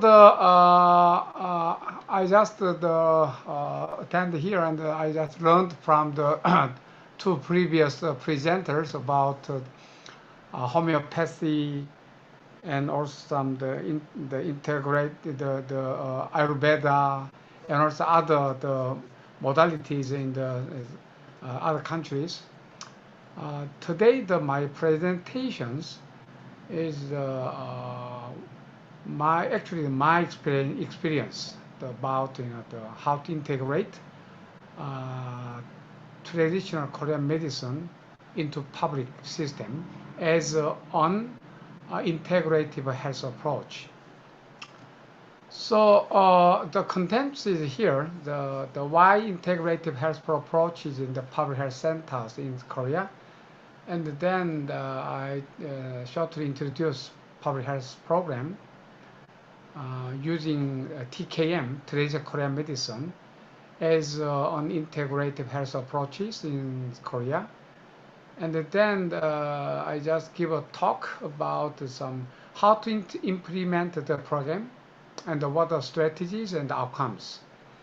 And then lastly, I just suggested what are implications and suggestions for future integrated health approach for this Congress. The right side that you can see, that is 2016, the South Korea, the a certain part of the small county we call the Janghong.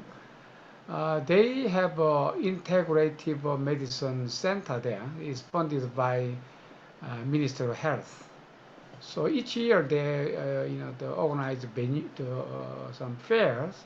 So many people they visit there, and then they can understand what the traditional Korean medicines and how that medicine integrated in the modern medicines as well.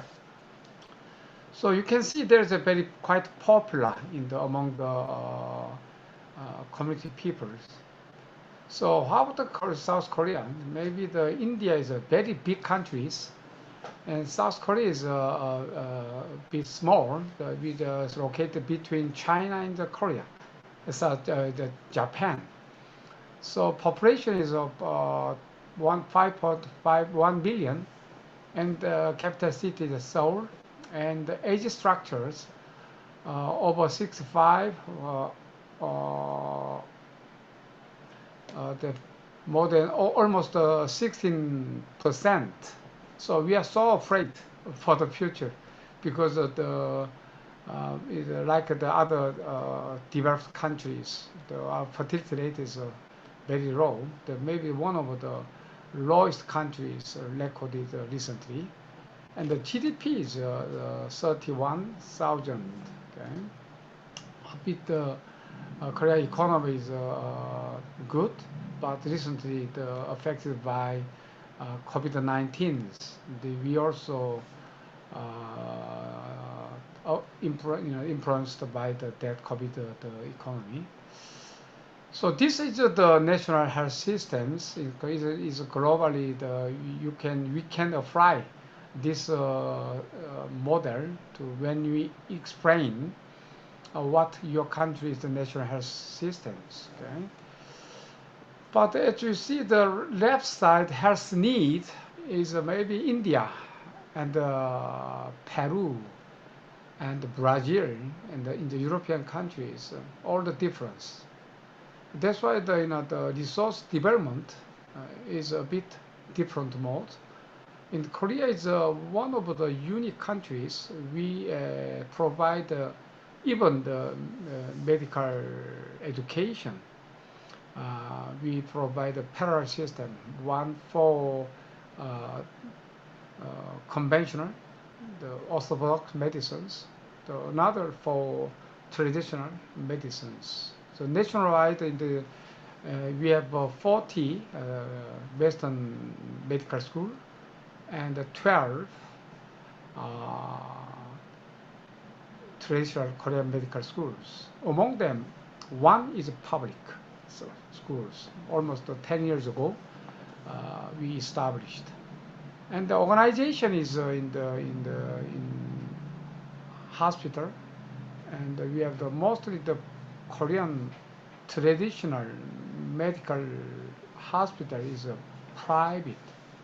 So it's very hard before the ordinary person they access to private traditional Korean medical clinic hospitals.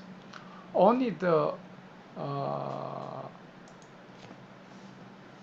rich people, okay, they could actually afford to pay, because before the 1989 we have no insurance. The traditional Korean medicine is not covered by insurance. Now they're covered. So then that times actually even there is a need for traditional Korean medical services, but the ordinary persons could not access to services. Then even now the treatment in some modalities based on traditional Korean medicine is very expensive. Only very rich person are affordable to pay. So this is overall our systems. Health system, you have a unique. If you want to the more details, you can find this one. Value-based healthcare in South Korea is the economist that they published this one recently. We have very three the unique system here. One is Korea is a social health insurance system. It means we achieved universal health coverages. And also the healthcare is publicly financed under the single national insurers. Before the 2000, we are the multiple like Japan. So now at the beginning, our country, the health insurance financing system, we follow the Japan-like and the German-like. But since 2000, we just single pipeline, like NHS, UK. And also one of another peculiar system is the characteristics of our system is we are the heavily reliant private sectors. Almost 80, more than 80% of healthcare providers and healthcare professionals, they are the private. So the public is very weak. But many of my friends of other countries ask me, "Oh, Dr. Han, so you're the healthcare providers. There's a nearly public or private. I can say even privately owned, but all the tariff, all the service qualities controlled by government. That's why I can say even your private sector is predominant, but their whole the role is like a public." So that is the very key point today. So next slide also I can show what the Korea the image here that we have. You can see the kimchi is very popular, and also the taekwondo and the ginseng. Is in Korean name is insam, but in the Japan they just start in the globalized. There's a ginseng. And also we have the traditional dancing like this. We have you can see that in the south there's an island. We have Jeju Island, very beautiful. And also you can see the flag is in the Korean young generation. They are very active. And also we have in Seoul there's a South Gate. It is very traditional. So almost 600 years, but recently it's burned. But the news like this.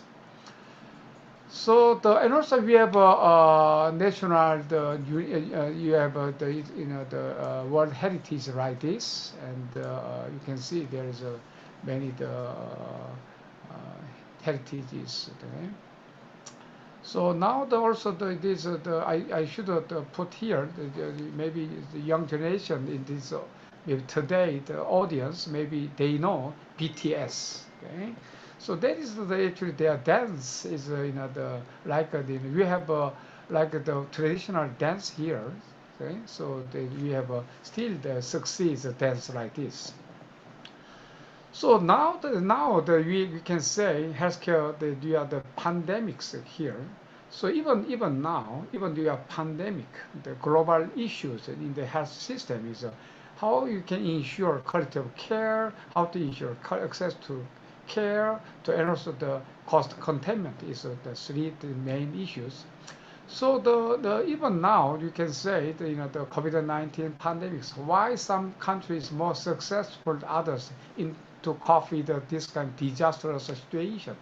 So in that paper they argue, okay, citizen trust and the cultural issue also very important factor to as the successful healthcare systems. So I published one of the articles here also the 2015 the outbreak in South Korea, how the people there use the traditional medicine and the complementary medicine beside the conventional medicines. Okay, that is in this is the study shows, okay, definitely Korean people even the disaster situation they use complementary medicines, traditional medicines, or the alternative, or the other, even informal sectors. They got a lot of information they use. Okay, so they try to improve the immune system and to maintain health. That's the main the issues why the people use this one. So now, even now, in Korean people, so you can see that many people, healthcare expert, they ask them when it could be normal. Okay, it could be normal? Then maybe you can say, oh yes, you can someday, but you can say, just maybe we have the new normal situation. But what else we can do? Maybe there is a big in the questions. So even the policy issues in now regarding traditional Korean medicines, the access to the care, maybe you can how to regulate the support infrastructure regarding traditional medicine is the main issues. And also quality of care, the Korean government, they engaged, okay, the the sectors, and then try to regulate the providers and their services. And also what are the cost containment? Is just we, okay, educated them, training them as the public and the private, even private, the education system, that we allocate traditional Korean medical doctors in the public sectors. But that the role and the function is not properly managed, is the resource waste. That's why the government also regulate traditional Korean medicine in the public sector as well. So I just why then integrate health approach in Korea. So you can see even maybe the other countries as well. The main public health concern in these countries is communicable disease, and also the non-communicable disease like the developing country as well. Even that disease is heavily influenced by globalizations. Okay? It's a big headache in Korean societies. But if you ask the community people in Korean, so they use the parallel, the biomedical models is applied, and also the traditional the complementary health model is applied. So, but the before that, that is we do not concerned. But since 2000, okay, government more engaged this the sector, and then we trying to integrate health model is very important. We identify. That's why we just talk about integrated health approach in here. So and also another big issues in Korean societies, we have the prevalence of chronic disease is very high. Okay, all of this but the proven analysis here, so we have 5 big contributing factors related to the chronic diseases: the lifestyle, physical inactivity, diet, obesity, the stress. So the many people they in community sectors, they even not only the healthcare sector, even they are communities, people they more concerned, okay, and also they also getting more accessible to internet and informations. They more likely to integrate a health approach as a public health strategy. That's why the Korean government engaged this kind of systems. So now that's why the Korean government initiate community-based health promotion program using TKM as an integrated health approach in the Korea. So that is how to implement the system. That is an implementation system here that we called hub public centers. Actually, the 2004, I developed this model, and then I got almost a 10 years grant from Ministry of Health. Then I could implement nationwide program like this. In center is a hub of public health centers, public centers, And the left side, there's a national TKM R&D centers. There's a headquarter, control, hold the program. They collaborate with the Ministry of Health, upper side. And also this hub centers is collaborate with the community health resources, and then you can utilize that, and then you can implement this in the community-based health promotion programs using TKM. It started 2000. Actually, that is rely on the Regional Health Act of 1995. Under the regulation, the law, all the public health centers, they should prepare a public health program, and then the local government, they should make their own program. Then after 2005, all the centers, they should include this program, the so-called the community-based health program. So now you can see there is the TKM hub primary health, the public health center programs. That is that is all the programs using the health promotion program, like the alcohol, obesity, hypertension, all the peoples. We have a 9 program. I could not the details here today. Just all the named with health program using TKM. So then we started 2005 and 2000 till 2015. Maybe can you see at the beginning it was only 23 health centers they participate here, and then 10 years later there's 173. Almost 60% of health centers nationwide, they participate these programs. Okay? So to manage this program, the Korean government established national traditional Korean medicine R&D centers. That organization directed by me, the 10 years. Okay? That is also the government, they use some regulation here.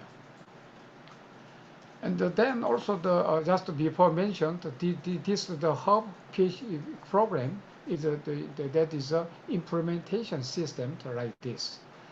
So the main goal of the intervention program is the COVID, the increased demand of TKM services, common people, and also the increased need for providing TKM public services and treatment services at the same time, and also transition of a rural function of public centers in health centers, because after 2000s, okay, Korean government, they initiate the health promotion program, okay, nationwide. So then this program also added, okay, and then the mixed and the integrate is one of the strategies here. So this is very important, the concept. Okay, many today also the Indian government, okay, they try to do what, enhance the role and the scaling up the role of traditional Indian medicines. Okay? But how we can okay, increase, okay, expectation of people. My theory is why the Western medicine more popular than traditional medicines. Western medicines, the component, okay, they are the way of practice, okay, then increase the expectation of people. So more expectation, more use. That is that's why the gap of utilization, okay, between Western medicine and each country's traditional medicines. Then how we can reduce the gap between Western medicine and traditional medicine expectations. Okay? Okay? So that's why the before you start the integrated system, so we should understand, okay, this one. The WHO 2002 they again published this one. It's the element of progression of chronic disease. Okay? That 4 stages. Second stage, we should concentrate, modify the risk factors: diet, activity, smoking.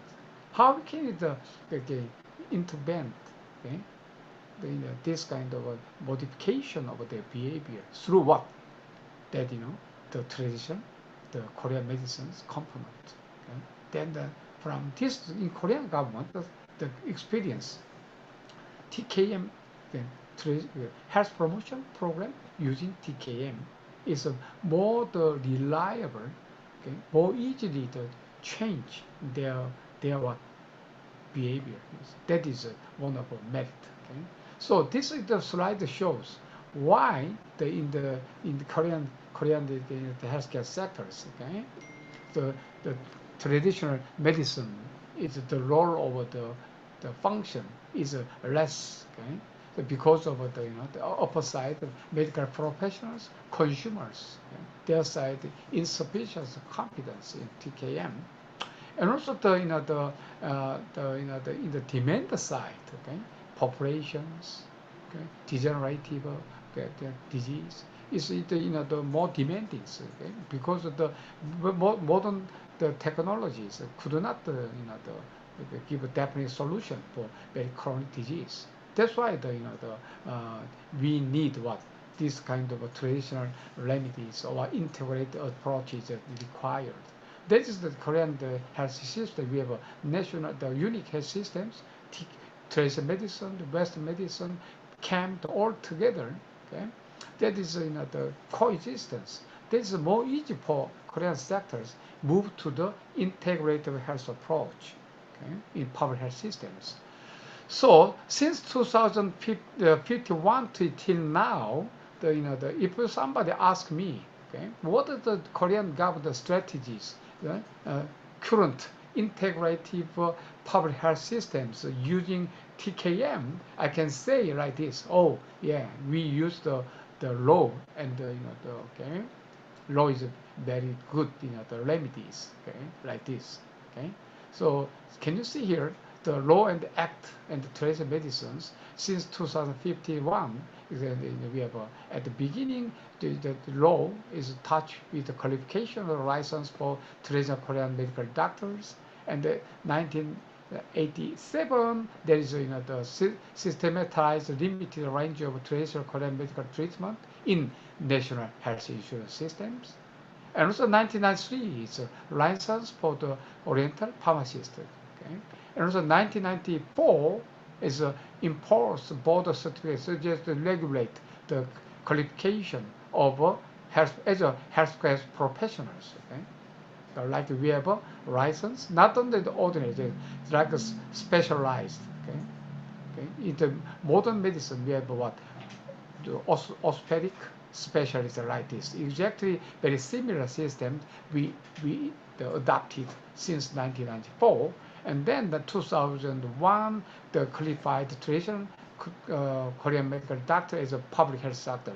We started to dispatch Korean traditional Korean medical doctor in the public sector. Before nobody there. Even we the education system we have, public sector doesn't recognize them as public health providers. But since 2001, once we enacted the law is established, then we can regulate like this. And then 2003, in post research development also, it also under the law we start like this. So this is in the 2006, I published one article related to the changes in the traditional Korean medicines, okay, sectors as a result of health-related registrations. Okay, in this paper, I say like this: health law has been used as an instrument to implement national health policies and support the development as a health system. Okay. So also I can say that there is three actors is to regulate the qualification of the role of public TKM doctors providing public traditional Korean medicine services. Right side you can see there is since 1998 to 2004. Okay, how the traditional medical doctors numbers increase. Okay, this is the 6 years. Because of what? the law and the regulations. Okay, that is one of the strategies. Okay, we just enhance the scale up the function and the role of traditional Korean medicine, medical doctors in public health sectors. So then maybe the OECD, the review, and so you can, there is a public health is in the South Korea. The public issue in South Korea is to prevent disease and population live longer and healthier lives. Okay, how? We need a good health, public health systems. Then make the people healthier. Okay? So since those 2000 last the almost 70 years we learned from our systems. Okay, so the managing chronic disease, especially in Korea, we just experiencing medical pluralism. See? Traditional medicines, Western medicines, chem or the other integrate health whatsoever. It should the integrate is good for the patient. So from this kind of the experience, what I could suggest to the other world. Okay, so this is the challenge issues. We can summarize the issues in integrated approach. Okay, because of characteristics of chronic disease is complexities, multiple symptoms, a lack of experience, a medical staff dealing with this one, a lack of resource to what? Yeah, dealing with this one. And that's why there are lots of we can the facing the delayed diagnosis, low compliance of patient, and then even delayed treatment. That is the real situation. Then maybe even the developing countries, the developed under-resourced countries, we need what? Education, utilize education systems, and then we can knowledge and then sharing field experience and training and staffs more the integrated way. Then we can improving the awareness of medical staff, strengthen professionals' competence for chronic disease management. Okay? And also undiagnosed the disease patient, even the patient with a rare disease. Okay? So the future challenge issues here. So in chronic disease, we what the global network, the fund, new technology development, okay? Also the inappropriate the national plan for chronic disease, and the limited to the services side the patient in health policies chronic disease as well. So that's why we need what establish national plan for integrated approach for managing the chronic disease. So how then we can the move to this approach, okay, step. So we need what we should identify the inpatient specialist. Actually, there are lots of doctors for South Korea, more than the 100,000. Okay, the conventional medical doctors, almost more than 20,000 traditional Korean medical doctors. But in terms of an integrative approach, actually they are not specialists. How we can cultivate the culture, change the culture, let them get in this in the integrative world, right? And then how we let them support the cooperative research at both sides, and also they also international base as well. And also in the epidemiology, clinical trial, and the nutrition, all the together, okay, we need the global R&D is required. Okay? So what are variables so far identified for the integrated approach for chronic disease is lack of expertise in the translation from bench to patient. And also academic professional systems is lack. So maybe even each countries they are not interested in the research on the integrated approach like this, and also the access to funds, okay, is not enough, and the access to potential trial, but even they use privately, but once we just ask them, okay, participate in this the conventional health approach as what okay, the subject to clinical trial, they hesitate. Okay? This kind of you have barriers identified. That's why we need some more collaborative network and the sharing experience on the current disease. So we develop innovative product, and also sometimes we need clinical trials, and how we can efficiently change lifestyles of people, and also diagnostic tools. There's even my colleagues, they develop new herbal remedies, okay? But it's very hard to find out how we can evaluate, okay, tools, the outcomes. Okay? It was very important. So now in South Korea, we have some new initiative, government funded, the integrated medical centers. Recently, some more private sector also they established hospital for integrated medicine. Okay, it's good. Looks very nice. It's a bit remote area, as let them relax, and then let them understand what is the integrative approach. So lastly, I suggest all of the audience today, so for future public health facilities, especially public sector is very not let them to private sectors. Maybe we should take in public sectors, okay? And then we just in all the audience today, the different countries. Why don't you establish global network for current disease, okay? For the global hope for futures. Establish each countries required to establish national center for integrated health systems as a global health, okay, global hub for future. That's my final comment. Okay?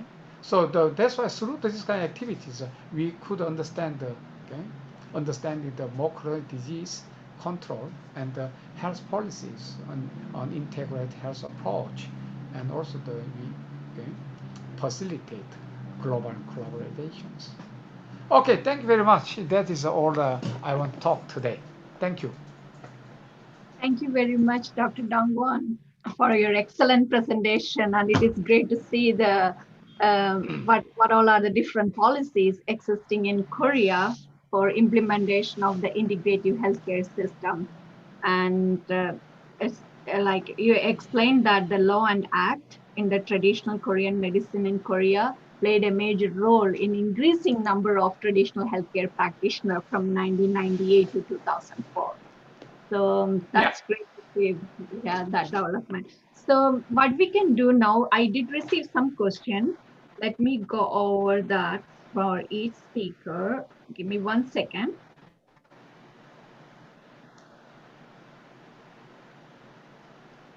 Yeah, so the first question is for Dr. Raj Kumar. So what is the difference between homeopathy and vaccine regarding immunology? During my presentation, I shared one issue regarding homeopathic nosode. Traditionally, when there were no vaccine, homeopathic nosodes and based on phenomenological approach, homeopathic medicines were used during pandemics and epidemics. But now, since we have a well-developed vaccine research policies and vaccine research technique, if we have to use homeopathic nosode for the prevention, we need to follow the similar rigor of research. Like in India, 1 or 2 companies I discussed are developing homeopathic nosodes, like Biosimilia, a new company. They are working on undertaking specific research, right, starting from the characterization of the virus that is being used for the research. They are doing their safety profile studies, animal studies, immunological studies, followed by at least minimal clinical research studies. So as such, if we have to use homeopathy for prevention, we need to follow the similar kind of research as vaccine. But when there is no vaccine, then based on phenomenological approach, homeopathic medicines can be used for the prevention of specific epidemics and pandemic situations. So these are the differences between the two. Okay, thank you. So, and I have another question for you. How do you integrate the monasteries and temples that are the source of knowledge of ancestral medicine and homeopathy with the urban world? Actually, this was a story of about 70 years back when we got independence. At that point of time, knowledge of homeopathy was limited to monasteries and temples.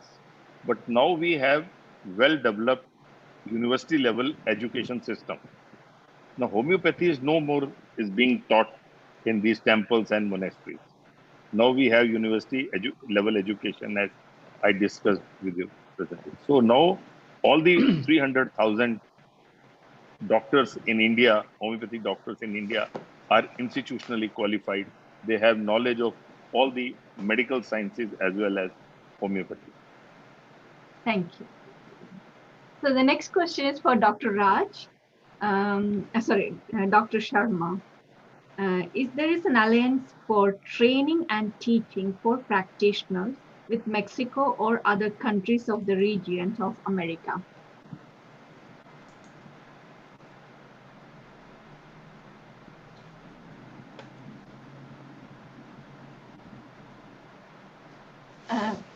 Dr. Sharma,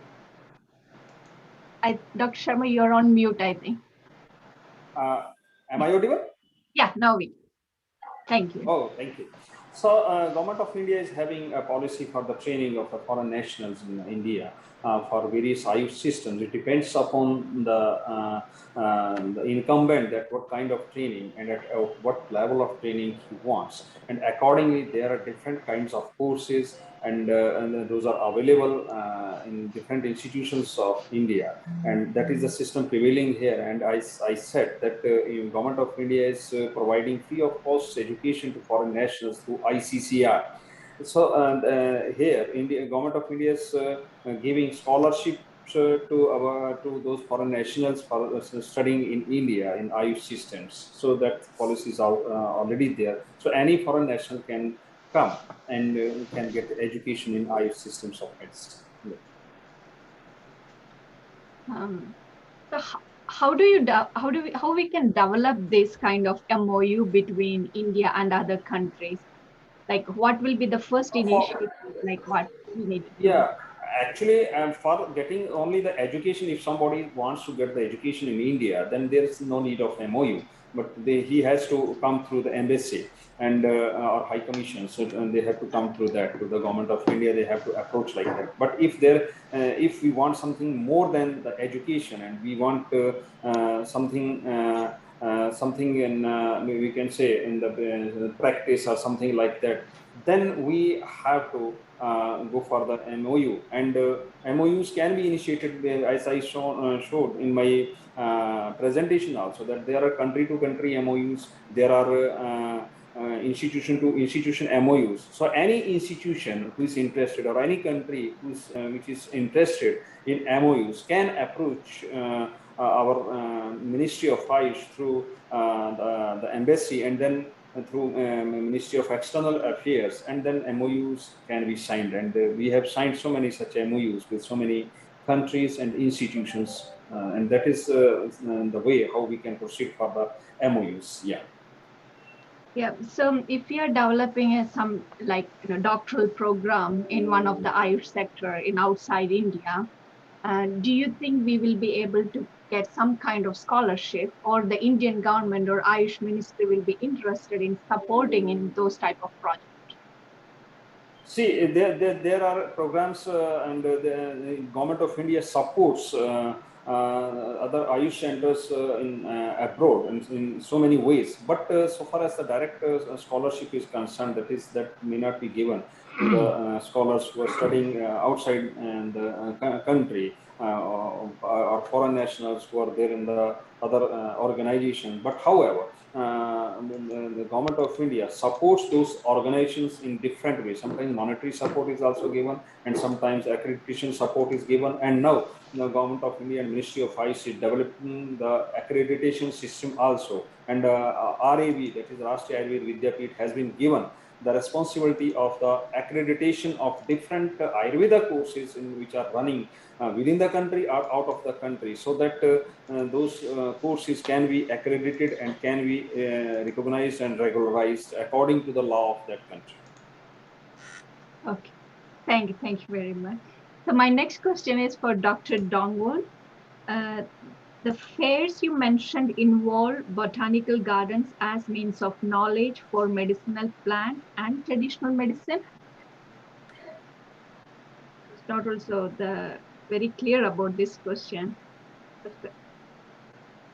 Maybe Cecilia, do you want to speak up? Maybe on your microphone.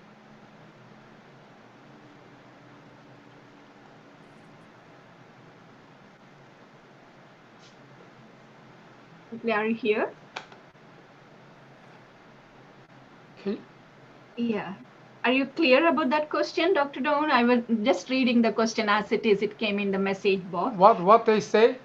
The fairs you mentioned involve botanical gardens as a mean of knowledge for medicinal plant or traditional medicine. I think the botanical garden played a role for development of this, maybe. I'm not very sure what that. Maybe the many the uh, many countries especially the low income countries some the lack of resource they facilitate the community people they make their botanical garden and then utilize by themselves. But Korea also our experience at maybe at the beginning of this program when I start, I try to make this kind of program, but it's very hard, okay? Because it's also very costly. So at the beginning it's a very good idea, but the can you see the contamination of the soil and also the other the factors. So the in the, in the at the community people, okay, they love to make their own the garden, and then they use the medicinal plant and then use. It's the dream, but in fact it's not work in a sense. That's why in Korean government and also some regulatory FDA, they ask the communities they make the safety of the herbal remedies. Okay? So ready-made product, and then we can distribute in the public sectors, and then let to the Korean medical doctor they prescribe, and then let them use in the public sectors. Okay, is one of the use. But from our experience, traditional the health behavior change. Okay, the using traditional knowledge is very important. Do you know why?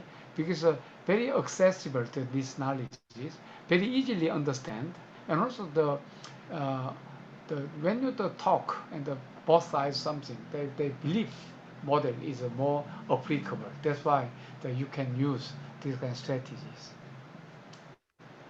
Thank you. I have a question. Like you mentioned that there is a huge growth in the traditional Korean medicine practitioner from 1998 to 2004, and you said that it is mainly due to the law or act which is existing in Korea.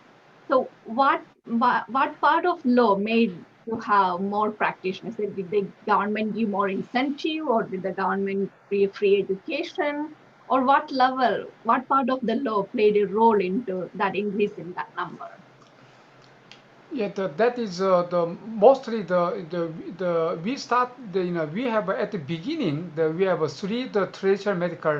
traditional Korean medical school, and then the Korean government later on 1990 that they started a new school, but even the education is work, but mostly they working for private sector.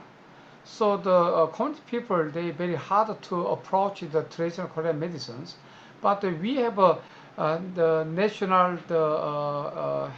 the public health law. Under the law, each the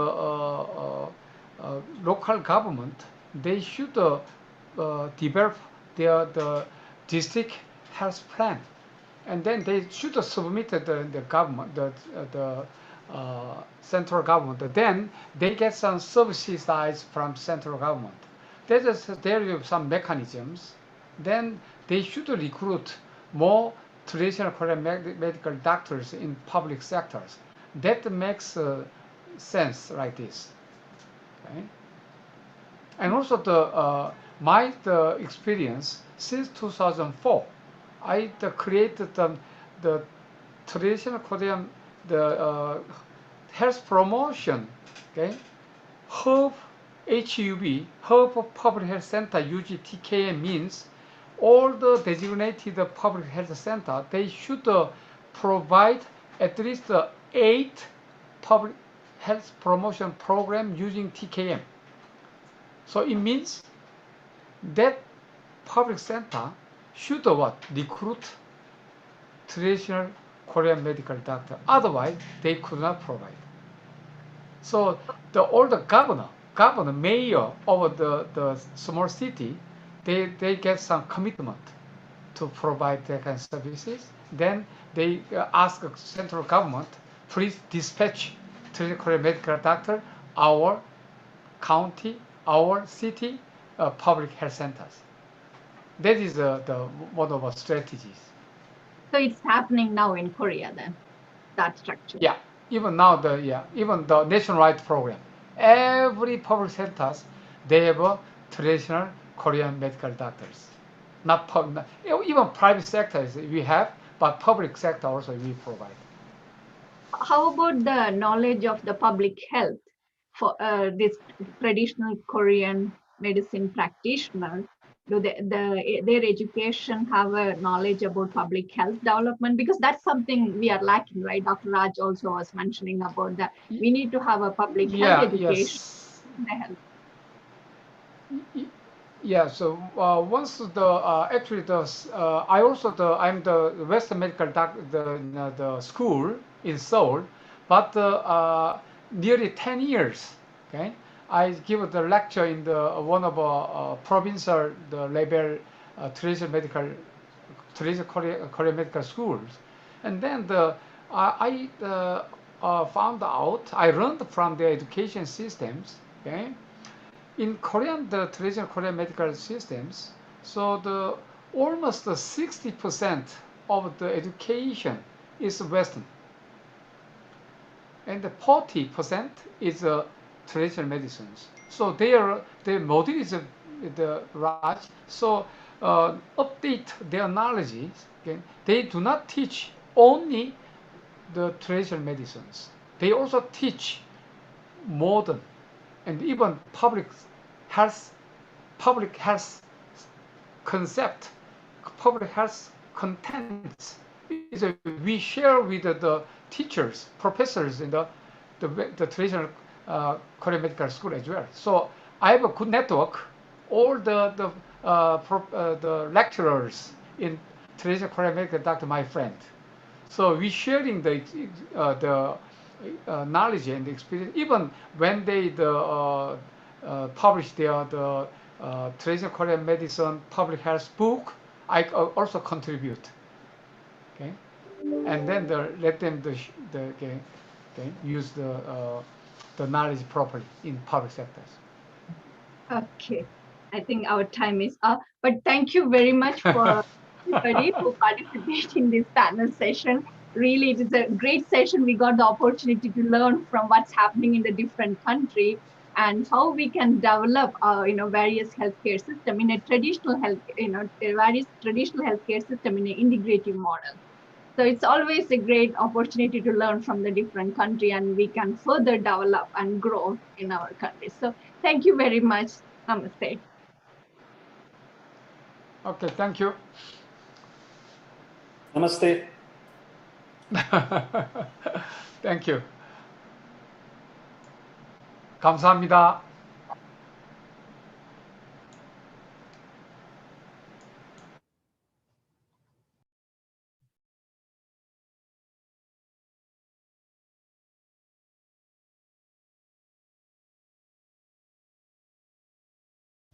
¿Qué tal? Buenos días para todas y todos los participantes de la segunda cumbre mundial. Hello, good morning to all the participants in this second World Summit on Integrative Medicine. My name is Oscar Cicconi. I live in Peru. We are in Callejón de Huaylas, 2,800 meters above sea level in the Ancash region, and I belong to the Biodance Peruvian School. I have been director of this school. I have been doing biodance for 30 years now. And together with Astrid Huerta Guevara, we created a methodology, the system of body, mind, and reflexive coordination. McLean says we have three brains in one, and we face diseases and post-traumatic effects of this epidemic too. So we have to approach this through the reptilian system that activates all of the tensions in our body. Then we go to the emotional part and then to the thinking part. The thinking part will be worked with the travel log. All the things we leave that are not exercises, that are daily movements that activate my brain functions are going to be recorded on this paper. So we'll start with a small example. We'll start with this position of stop thinking. If I'm standing with my legs apart or sitting in a comfortable position, I leave my head full, the mouth open, and close eyes, and then we restart. Prepare. So safety position. Let your head fall down. 30 seconds.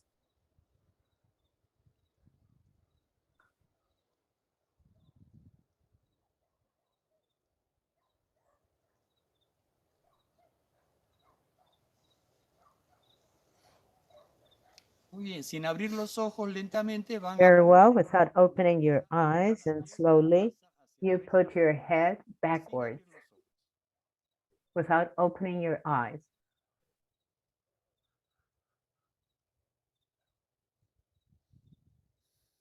Muy bien, volvemos la cabeza a la posición. Very well, we go to the normal position now. And we're going to open our eyes now and do another experience. So you join these experiences and you start filling in your travel log. The following one is a cross-cutting experience. What embracing can do, since you are in different places, you will self-embrace yourself. I put one hand like this. I support the other arm. With one, I sustain. With the other one, I contain. I'll close my eyes and let my head drop as in the former position and stay there for 30 seconds. Let's do that. So let's stand up or sit down comfortably, and with one hand under the arm and the other here, I'll let my head fall with closed eyes and open mouth. We start.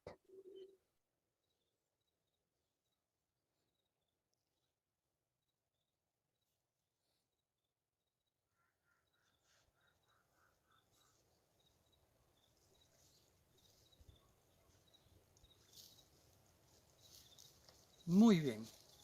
Very well. Slowly open your arms, open your eyes, and you sit and record in your travel log, this famous log used by people who discovered new worlds on the ships in their frigate, they had an old compass, and there was a chronicler that recorded all the information of what happened on a daily basis. So on my log, I start writing what I'm feeling, right? 30 seconds for this.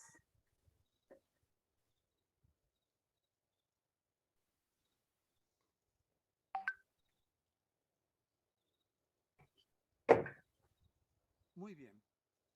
Entonces vamos a pasar a otra vivencia. Es importante que ustedes comprendan que las terapias mente-cuerpo justamente son... We now go on to another episode where we have to about influencing our bodies with our minds. We see that things are happening. It's not the same thing when I start something than when I finish one of our experiences. It would be good if you teach your families these experiences. And now we are trying to distend our body. First, we go into a tensional position. I will tense all my muscles, first my arms, then my mouth. I go upwards. I close my mouth firmly, and then I do an elongation like this. I take a step forward or backwards. And I will show you how this will be. First, I close my fists and I do like that, as if I were enraged, and then I distend. I begin to move. And we will repeat this 3 times.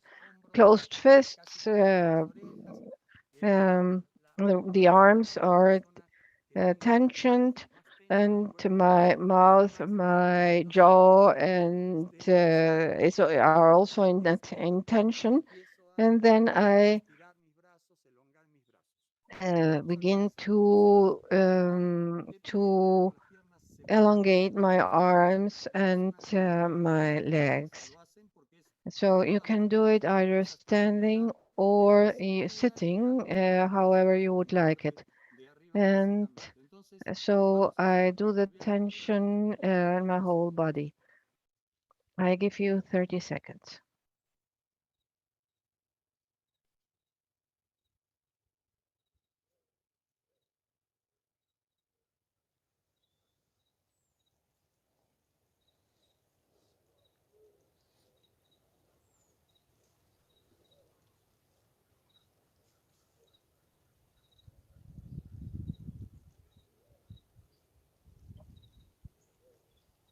Muy bien. Entonces ahora nos... Very well. So now we hug ourselves, but with a slight difference. We are going to hug ourselves not slightly, but very hard. So I exert the pressure with my hands and arms for 30 seconds.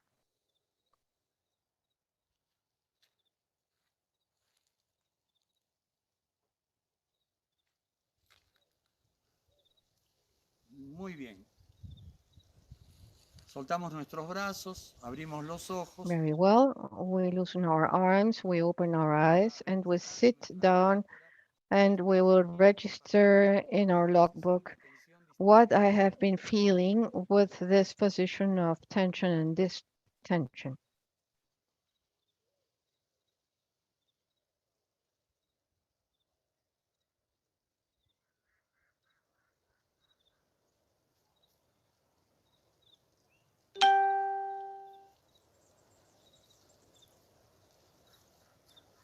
Muy bien. Entonces ahora vamos a hacer la última vivencia que justamente... So we now go on to the last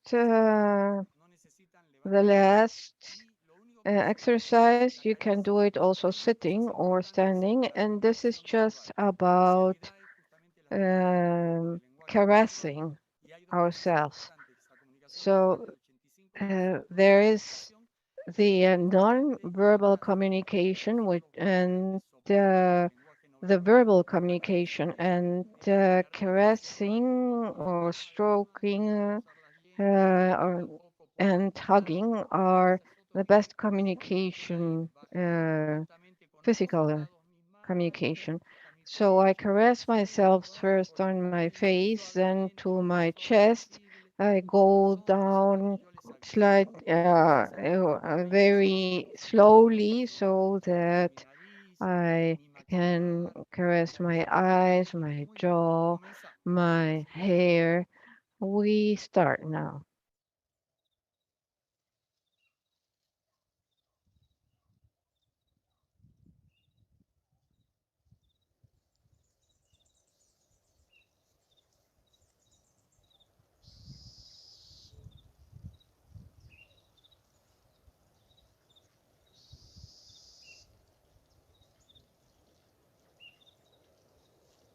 Muy bien. Entonces ahora lo que van a tener es la posibilidad de esta So noche. now you will have the possibility this evening to put together what you have written in your logbook and reflecting about this, about the emotional part, and feel in peace with your instinct and with your bodily functions, with the original functions of our body.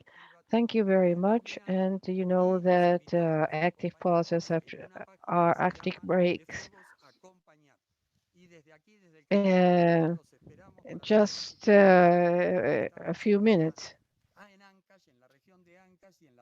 We are here in Ancash in the province of Guayas. And well, I wish you a good day and a big hug to all of you.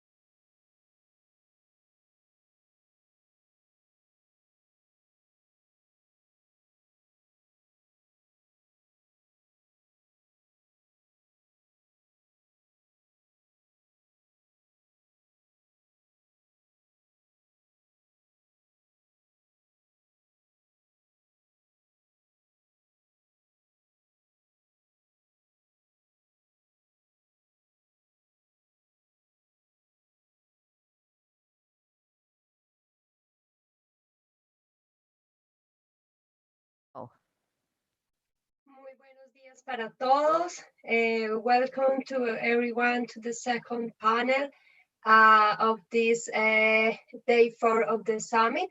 We will welcome to Dr. Carlos Arrasquipa, who is, let me see because I lost my screen.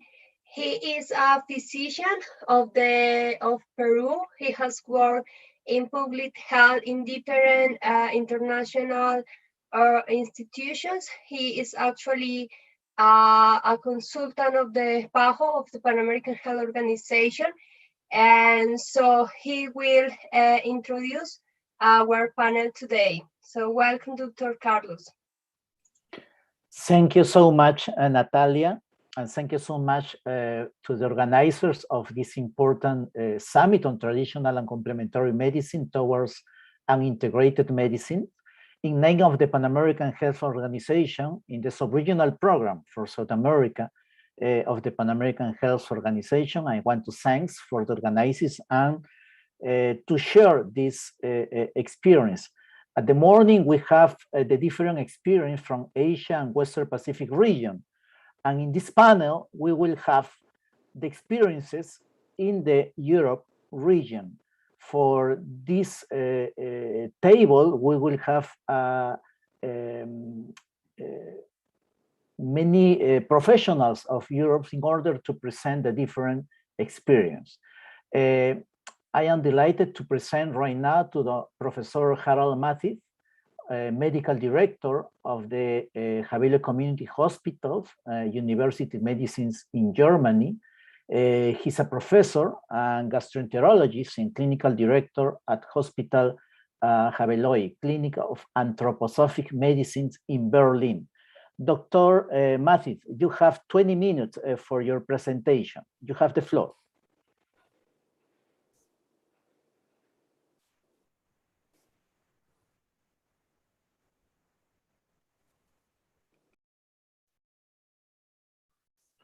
Oh, thank you very much for the introduction, and thank you very much to the organizer to invite me for a speech.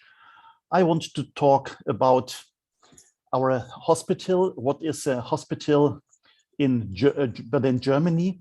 And it was a very conventional house, and my lecture is to give you a view how it is possible to make a transforming process from a conventional hospital to an integrative hospital, e.g. for anthroposophic medicine. So in Europe, anthroposophic medicine is well known, but often in the other sides of the world, it is not so common. Therefore, I want to talk about anthroposophic medicine, and then I give you an introduction about the change process, what we have made in our hospital. So anthroposophic medicine is an integrative approach. It combines conventional and complementary therapies to the best practice in medicine. So this is a definition of the WHO for integrative medicine, and anthroposophic medicine make this. It was founded 1920 by Rudolf Steiner and Ita Wegmann. It is a very differentiated multi-layer system, integrated life process, psychic and spiritual layers of the human being, and it uses this in the diagnostic and therapies. So in anthroposophic medicine, we have the view on pathogenetic, but also in salutogenetic concepts. And we understand health as a result of an active process to balance polarity forces to keep a homeostatic level. Diseases are understood as a deficit of self-regulation of the whole organism, and healing will be reached by stimulation and development of self-regulation. Central aims are to activate individual resources to increase the self-healing forces, which can be trained and developed by specific intervention.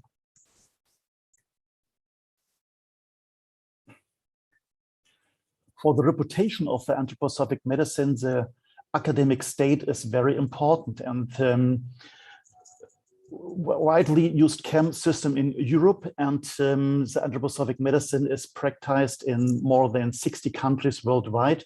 And in Germany, we have only 7 anthroposophic hospitals, 7 of 1,914. So that is not so much, but we will see it is good for the patient. All anthroposophic doctors have a conventional training and additional training in anthroposophic medicine of at least 3 years. Chairs at anthroposophic medicine are established at different universities. My chair is on the University of Charité, but we have also chairs on the University of Freiburg or Wittenherdecke or Ulm, and so on. Lectures of anthroposophic medicine are part of the teaching program in many German universities, and several research institutes of anthroposophic medicine exists, like in Berlin, in Herdecke, Stuttgart, Eschelbronn, Freiburg, but also in Switzerland or in Netherlands. Anthroposophic clinics are fully integrated into the statutory health insurance system and are accessible to every citizen. Anthroposophic medicine hospitals are run by non-profit NGOs, and regardless of the concept and philosophy, they have to contribute to the maintenance of regional primary care standards and to accomplishment of the goals set in healthcare plans.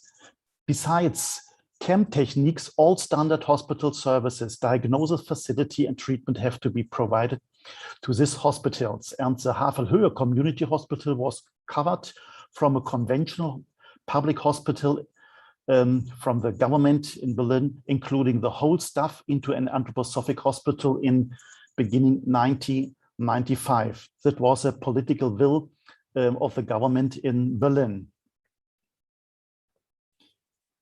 So anthroposophic medicine means we include all the modern techniques. That means intracardiac catheter, endoscopy, MRA, and so on. Complete and complement conventional techniques with salutogenic strategies. We develop holistic therapeutic concepts, and it is very important for us as a third pillar system of the evidence-based medicine. That means that the third pillar are the preference of the patient, and therefore the patient is in the center of our medicine in the anthroposophic medicine. But we provide additional therapies like phytopharmaceuticals, anthroposophic medicines. We have more than 1,000 different medicines, special formulated with their own pharmacopoeia. And we have arts therapy like music, painting, therapeutic modeling or sculpturing, therapeutic speech therapy or eurythmy, and so on. Also body therapy, rhythmical massage, pressure massage are things from the anthroposophic medicine, but also the psychotherapy and psychosomatic medicine is included in the anthroposophic medicine. And it is very important to talk about the nursing applications, but the nurses in the hospital are also very therapeutic important, and they make wraps, rubs, organ rubs, massage, and so on. But the reputation of a CAM hospital is largely dependent on their competences in standard therapy plus the anthroposophic medicine. So the standards are also very important. So what was the way and what was the strategy to transform the conventional hospital in an integrative hospital for anthroposophic medicine? I think the most important point was no missioning all the colleagues, and recognition and appreciation of the previous, and make integrative offers to the patient and let them vote. So I think it was very important that the patient can vote by the feet and not that the doctors are in competition. The greater satisfaction of the patient treated with integrative medicine was a main factor. Excite curiosity and wait for questions from the colleagues, and create healthy competition between the two systems and let them compare outcome and satisfaction. And we have offered training in anthroposophic medicine as a valuable service, and only to those who are really interested. So the doctors, the nurses from the conventional medicine has to ask to be trained in anthroposophic medicine, and no missionarying was very important in our concept. But 25 years later, every employee wants training in anthroposophic medicine and sees this as a hospital's USP. So our hospital have a very big internal medicine with more than 220 beds. So we have the different departments from oncology, cardiology, gastroenterology, diabetes, pneumology, palliative care, early and of final palliative care, and a big integrative pain care, intensive care unit, geriatric medicine and detoxification unit, but also a psychosomatic department with 35 beds and a surgery, visceral surgery, plastic surgery, and also gynecology and obstetric are included in our hospital. So we have 400 beds, and in the last year we have more than 40,500 inpatients and more than 60,000 outpatients in our hospital. And very important for the integrative medicine is to have a network, and therefore we have more than 170 GPs and specialized practitioners also interested in the integrated medicine. And this network is working very good for the patient because in Germany we have a very different between inpatient and outpatients, and therefore the network is very important. And the ambulatory care is also nearby the hospital, and there we have more than 36 doctors in GP, pediatrics, oncology, and so on, are working very good together with the doctors in the hospital. And also, it is very important that we have a research institute nearby the hospital, because anthroposophic medicine and integrative medicine has to make many studies to make it more and more integrative in the conventional medicine. And the other one is that we have an academy, Havelhöhe, what is a training center for anthroposophic medicine for doctors, but also for nurses and for therapeutics persons. And the other one is that our hospital is an academic teaching hospital of the Humboldt University of the Charité in Berlin.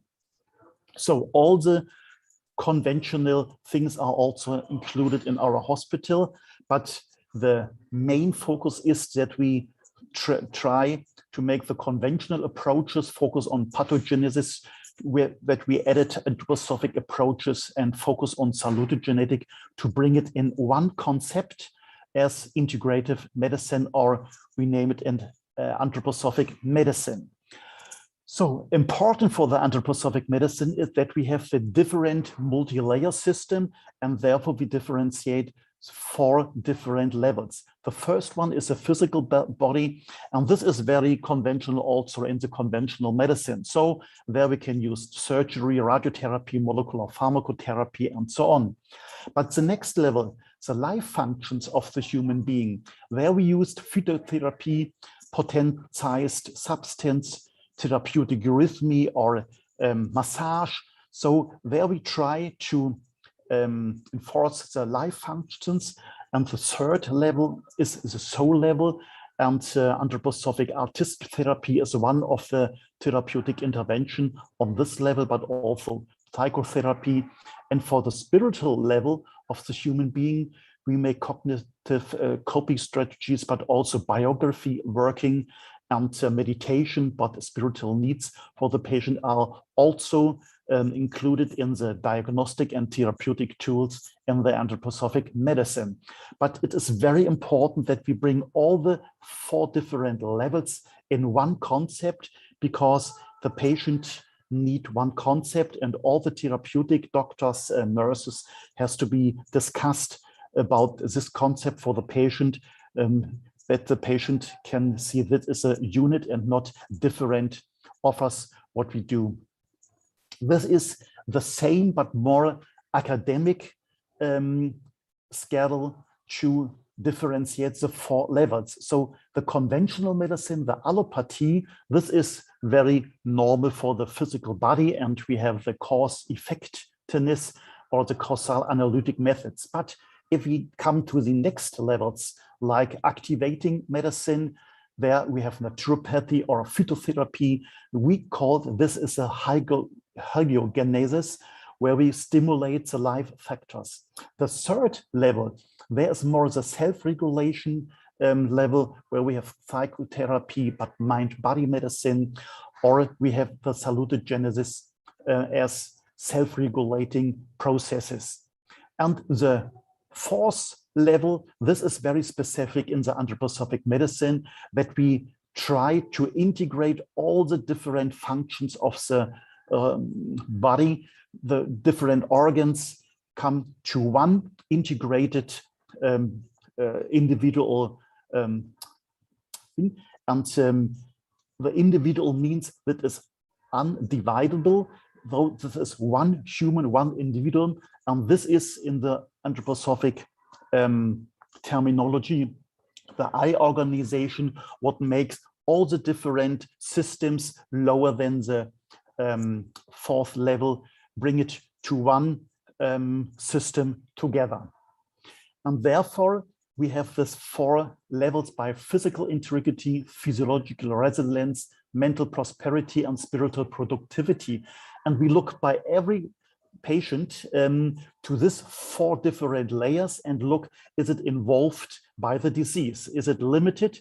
And we have some diseases, it is only involves the physical and the physiological level. But for example, in the oncology disease, I think all the 4 levels are involved, and therefore the diagnostic and the therapy has to be differentiate these 4 different levels.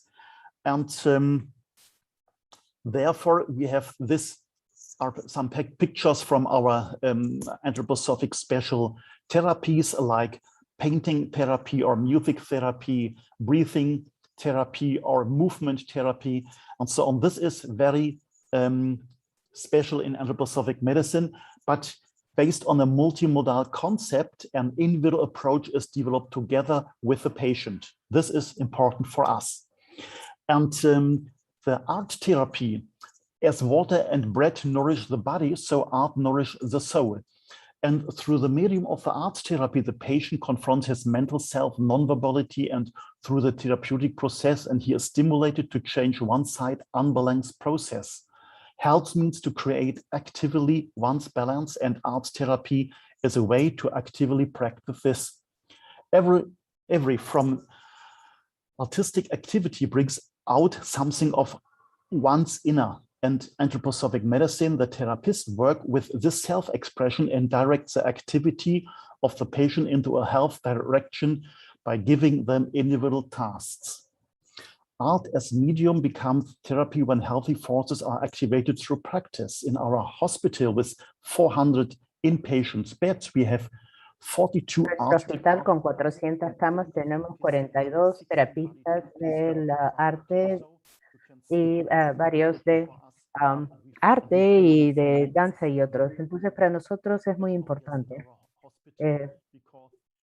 tener estos empleados en este hospital, porque estos terapeutas son muy importantes. A menudo, la mayor parte de médicos piensan que las intervenciones no farmacéuticas no son buenas, ya que no se tiene estudios sobre esto, pero no es cierto. Tenemos más de 50.000 estudios sobre terapias relacionadas con el cuerpo, como la del movimiento de danza, y lo mismo con la del arte. Tenemos más de 24.000 estudios sobre terapia de artes.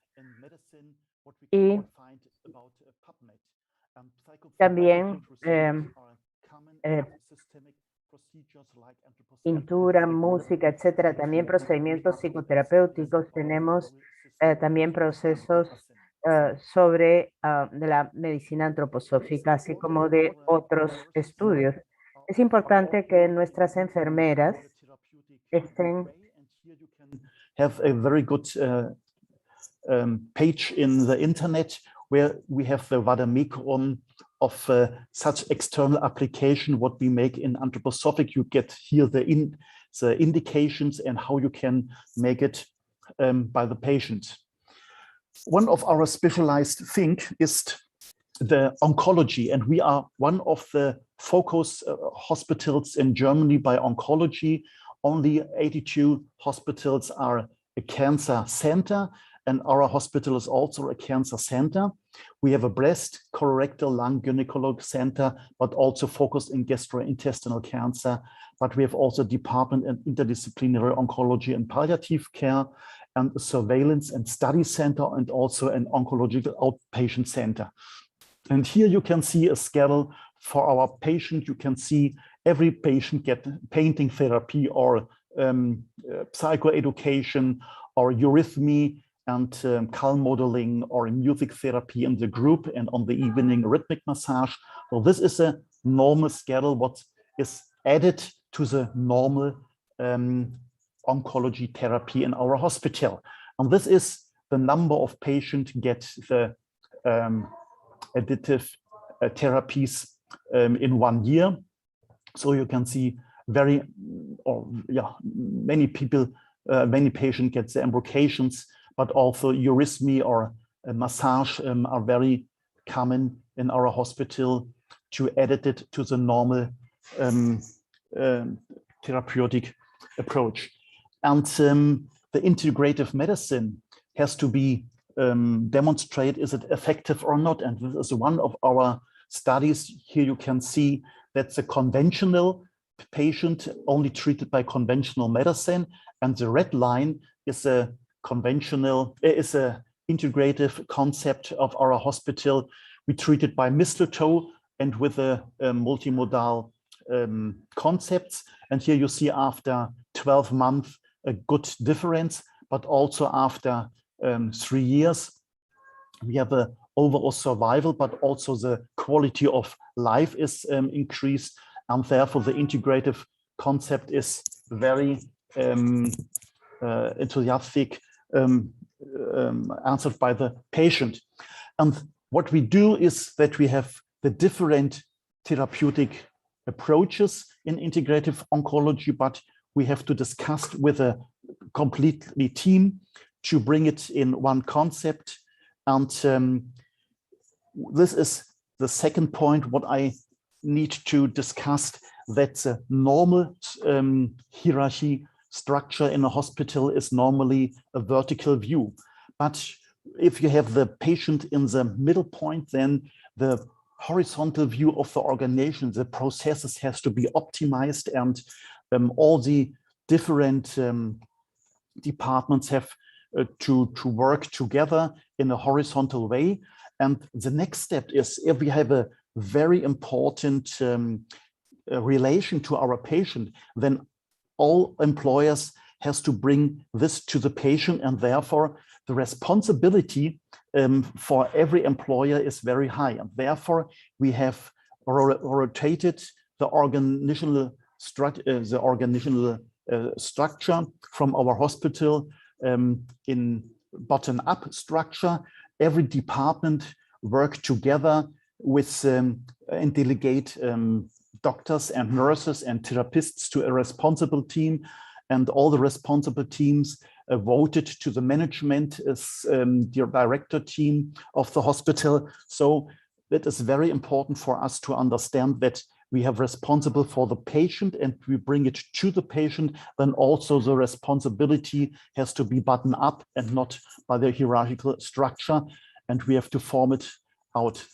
And what we used was the integral systems of spiral dynamics, and also the four-fold panel from Ken Wilber, that we can see here, that all the processes in the of the team by the patient, if they have deficits, then we can see here in this model of Ken Wilber that we have also deficit in the attitude of the employer, and therefore it is more important for us, if we have deficit in the team, that we look what is what have we to change the attitude of the employer and inner of the team. Dr. Matis, 2 minutes more. Yes, I came to the end.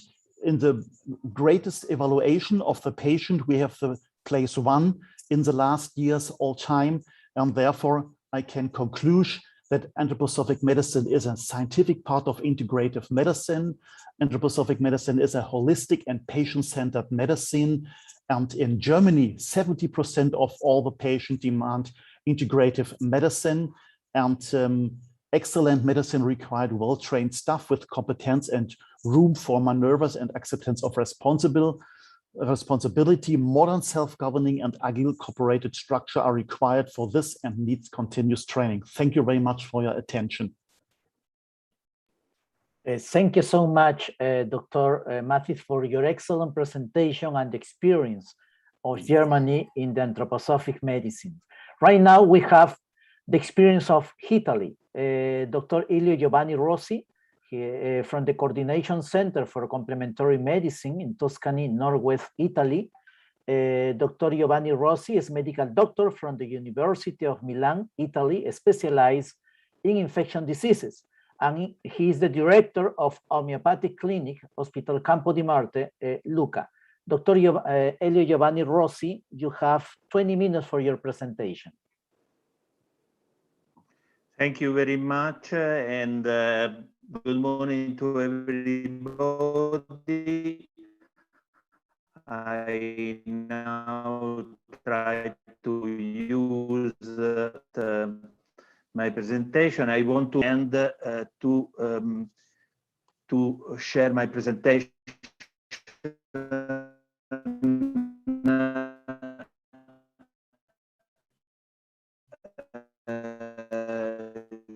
Just this.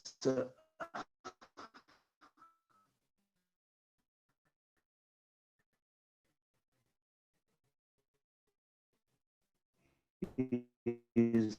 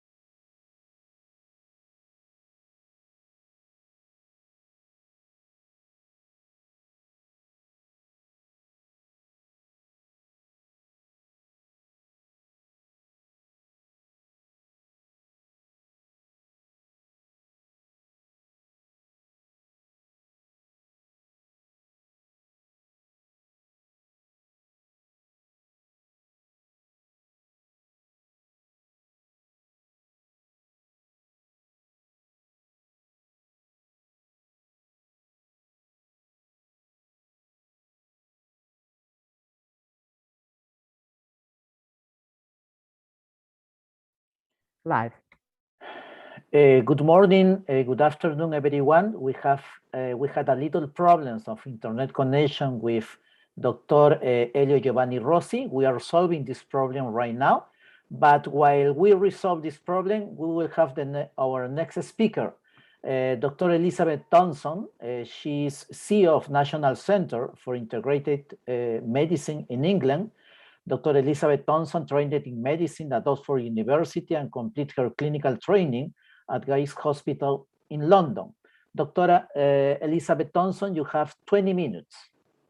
Lovely, thank you very much. I'm just going to share my screen. It says I can't share the screen while another participant is sharing. So possibly Elio's is still being shared, is that right? Oh, hey, No, I can doctor, do it now. it's because Great, I it's was good. sharing your presentation, but now you are able. Great. So thank you so much. And yes, I'm from Bristol in the United Kingdom, which is about an hour's train journey west of London.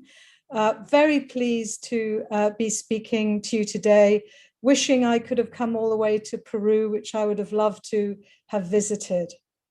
So I'm going to talk about implementation of integrative medicine approaches in the United Kingdom and some of the opportunities and challenges. Just to say that I'm CEO and founder of the National Center for Integrative Medicine, which is a not-for-profit social enterprise. We set it up in 2014, and its mission is to deliver one-to-one community services which inspire health and well-being, and supporting a transformation of healthcare through education and building a like-minded community. So I'll talk about both areas. But what I would like to say is I've just come out of a meeting with one of our medical undergraduates who are spending time with us, just describing her helping with our Food for a Healthy Heart community services, and just hearing some of the participants' experience of transforming their health and their life with our support is really exciting. So I'm sure many of you know, but just to remind you, this concept around integrative medicine brought to us by Andy Weil from the Arizona Center for Integrative Medicine, bringing together conventional lifestyle holistic approaches, very much as we heard the last speaker. And it's all about activating wellness, resilience, supporting, developing balance and vitality, and optimizing health. Often we're supporting people with long-term conditions, and I'll talk more about that. But crucially, it's an empowered model where what the individual finds important is important. And I think with traditional, complementary, and integrative medicine, there is still a challenge for someone's voice to be heard. But integrative medicine is very diverse. It's what I love about it. And we set up 4 years ago, we're now into our 5th year starting the new academic year, a diploma in integrative healthcare to really try and activate this transformation of healthcare globally. It's a 2-year accredited master's level 7 diploma. And it's both for healthcare professionals and more recently CAM practitioners, many of whom said we would really love to be part of this movement for change, and wanting to apply a broader range of integrative approaches alongside mainstream healthcare.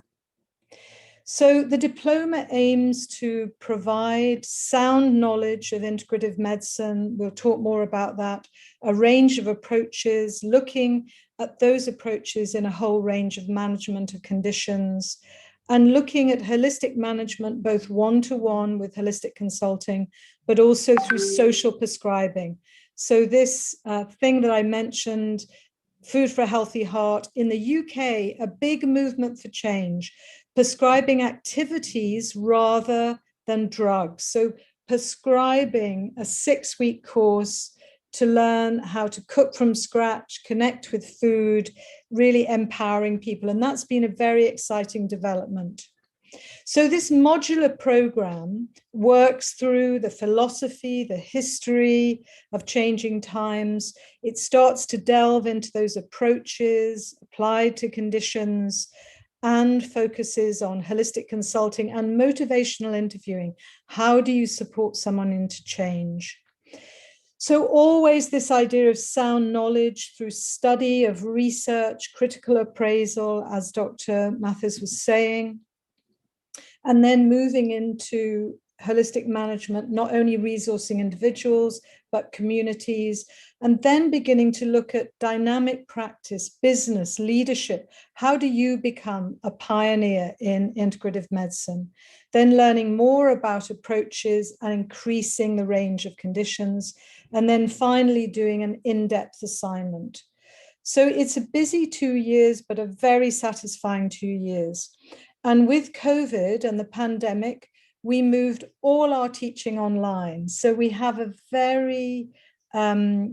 we have an amazing range of people joining us on the diploma from Kenya, Portugal, Spain, Brazil, UK, Europe, you name it. And it's fabulous to watch this journey grow. Now, what were some of the problems for me setting this diploma up, setting up the Center for Integrative Medicine? Always it's about the complementary and holistic approaches. And I want to talk a little bit more about, what are the barriers to integration? But why might these approaches be so important to include? Many would argue, let's just have conventional and lifestyle, like nutrition and exercise, much safer. But in fact, what we realized as we brought together all these approaches within this educational offering, Ayurveda, traditional Chinese medicine, naturopathy, homeopathy, anthroposophy, what we started to see is how these approaches really drive the whole system approach. And I want to talk more about that. But we were also drawing on ancient philosophies of medicine. So finding out that the yellow broth from the 4th century, recommended by the Chinese doctor, now making total sense, because that yellow broth contained human feces. It would look crazy 5 years ago, but now in the UK, we are actually having feces transplants to try and increase the health of the microbiome and to rejuvenate people's health, because we're realizing gut health, the way it connects to the brain as well, is really, really important. But again, we're looking at some of the Ayurvedic principles of fasting and detoxification. Suddenly, Volta Longo is telling us we should be fasting. That's how we rest our bodies.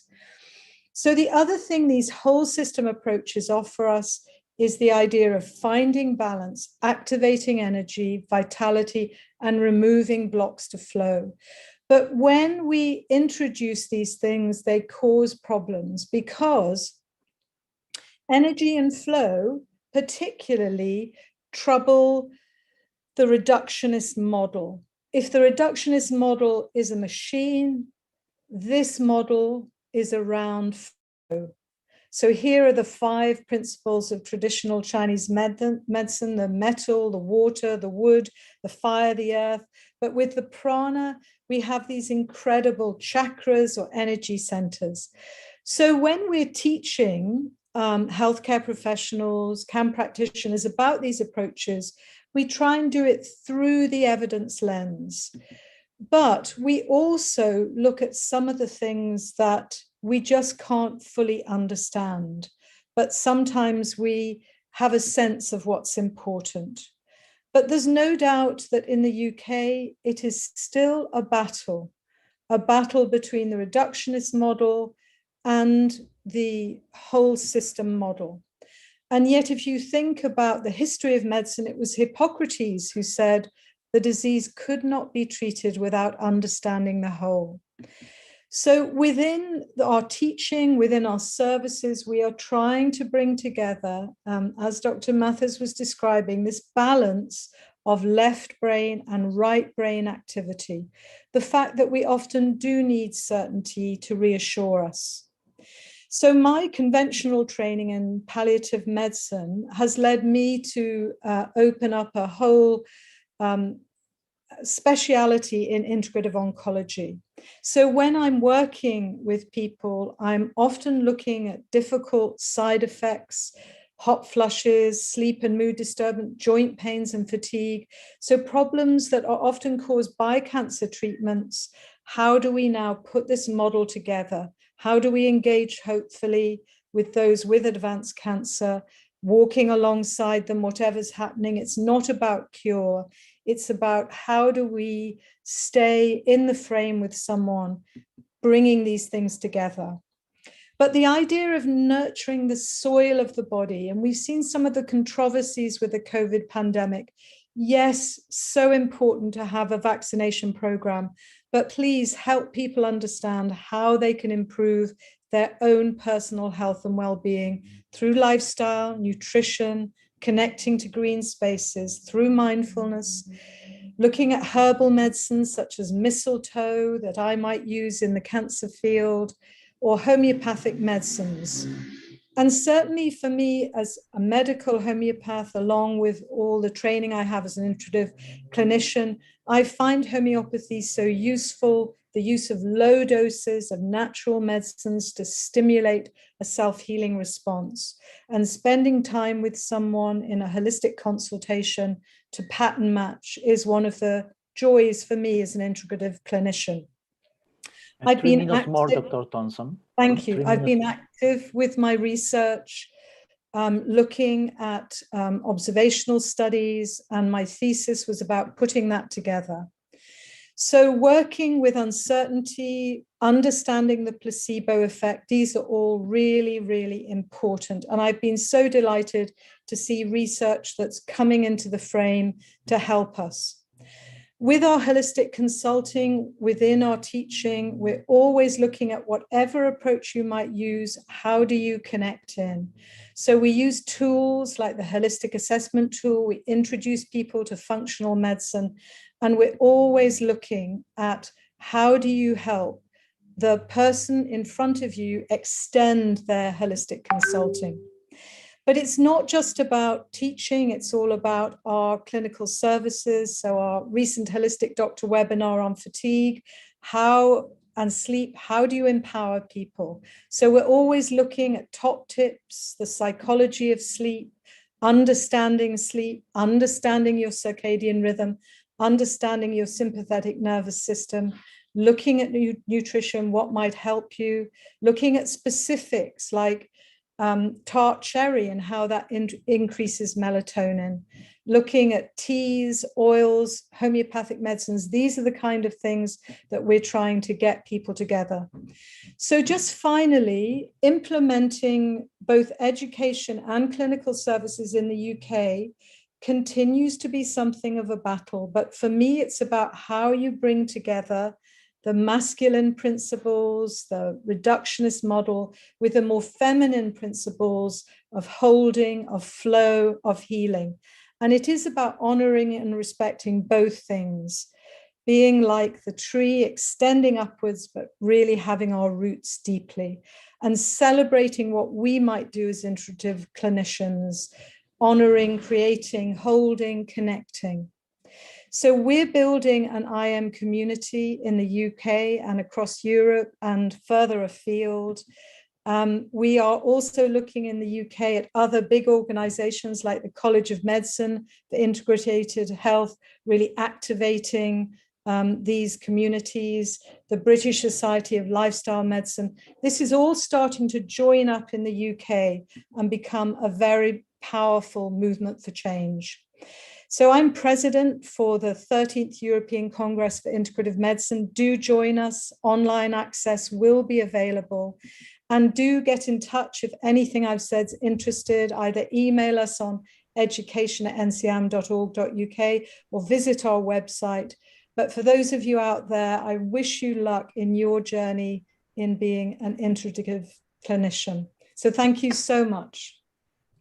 Thank you so much, Dr. Elizabeth Thompson. This is an excellent experience, and I am sure that many of our participants in this important summit will take note about the next important Congress. We have solved, I think, the problem with Dr. Elio Giovanni Rossi from Italy, who will continue his presentation. Dr. Rossi, you have the floor.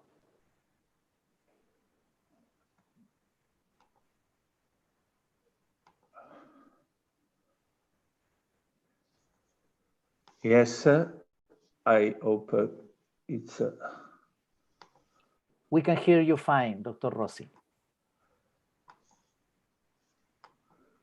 No.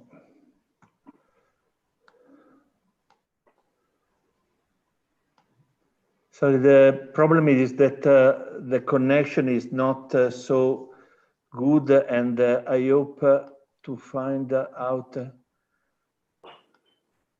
that is okay. This is here, okay, and okay.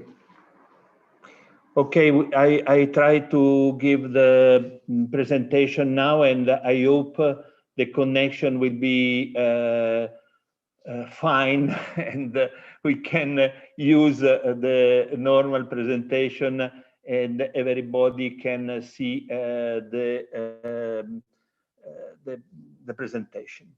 So this was the situation of Italy in Europe about regulation. Is not till 2015, 13, 15, but now is a red, a green situation. We have an agreement between the state and the region. Again, you can see the presentation. Yes, yes, we can see the presentation. Okay. So it's not. If you can, well, the situation is in Italy that about the people using complementary medicine is interesting, because about 30%, 13% of people, 8 million of people, and we have in integrative oncology about 40% of people using complementary medicine, in particular acupuncture, homeopathy, and herbal medicine.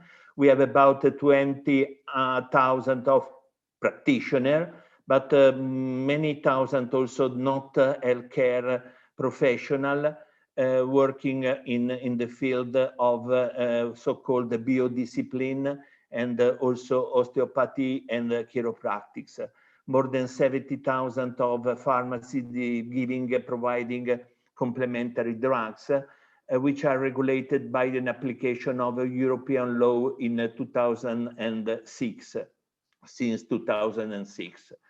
The starting point of regulation was by the guideline promoted by the FNOMCEO, which is the National Association of the Local Association of Medical Doctor and Dentist.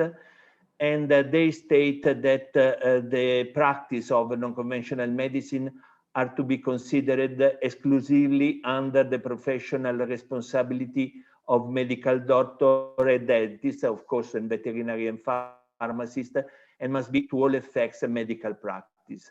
Then there was a guideline for training in 2009. And since ever, we have an accreditation of continuing medical education for complementary medicine. But since 2018, the courses of accredited school give the right to the annual exemption to the students, and all the healthcare professionals can receive complementary medicine training. Dr. Rossi, can you put in the full screen your presentation, please? Full screen. And I cannot do it because there is a problem of the connection, and so I cannot do exactly. Okay, okay, continue, Dr. Rossi. Yeah. And there is also in a federalistic organization of healthcare system in Italy, we have the possibility to have a regional law and essential, so-called essential level of assistance, in which some regions are including also, especially Tuscany, the complementary medicine, which are services to be provided to the people, to the citizens and the patient. And also some universities in the last 10 years have made so-called high specialization courses, master and elective courses like Milano, Brescia, Bologna, Firenze, Siena, etc. Coming to Tuscany, Tuscany is the region that you can see in the center of Italy. And we start in a few years, quite 20 years ago, with an interesting survey among the opinion of medical doctor and pediatrician with a great interest for complementary medicine. And we discovered that the medical doctor were using complementary medicine more than the normal patient. We start in 1996 with the first regional health plan, introducing some element of complementary medicine. Then Tuscany supported cooperation, international cooperation project, in particular to support integrative medicine in Cuba. This was the inauguration of the clinic in La Habana Vieja with the president of the organization, Pan American Organization of Health, and the historiador de la Capitale, Eusebio Leal. This is the Ministry of Health, Italian Ministry of Health of that time in 1908, for the first time present in a Congress of complementary medicine. This was a congress organized in Lucca for non-conventional medicine in hospital. This is the situation of clinics, public clinics in the health regional system in Tuscany. You can see more than 100 clinics, mainly of acupuncture, but also homeopathy and herbal medicine, providing more than 30,000 of visits every year. Each one of them has a specificity in working in the field of integrative oncology, parturition, and pregnancy, and other kind of treatment, pain, etc. We have 4 centers of reference in Tuscany. One is complementary medicine, acupuncture, and the other health, natural medicine, herbal medicine, and homeopathy in Lucca, and also for the hospitalized patient in Grosseto Pitigliano. All these centers with other public centers are organized in a Tuscan Regional Center of Integrative Medicine, which is a model organization as a network to warrant a unitary system, integration, quality of service, safety for the patient with the aim of prevention, therapy, and rehabilitation. Complementary medicine is included in the so-called essential level of assistance in Tuscany. It means that people can have visit without paying different tariff from the other specialities. We have representative in the authority bodies like Council of Local Health Units, and in regional. We have a publication since 70 years, every 3 months, the regional journal Complementary Medicine Toscana. And we are also present in the website of the Tuscany region in a specific space. Just to show you what was the campaign to inform Tuscany population that complementary medicine were inserted in the level of assistance of the region in 2005. We work a lot about safeness of the patient. This is a regional course of the safeness of the patient, safety of the patients in complementary medicine, and how to manage clinical risk. Of course, of this, we made many kind of publication just to try to give information of what we did in Tuscany in this period in this field. These are the university in Tuscany that provided courses of complementary medicine. The last one is in the University of Florence, is a course of herbal medicine.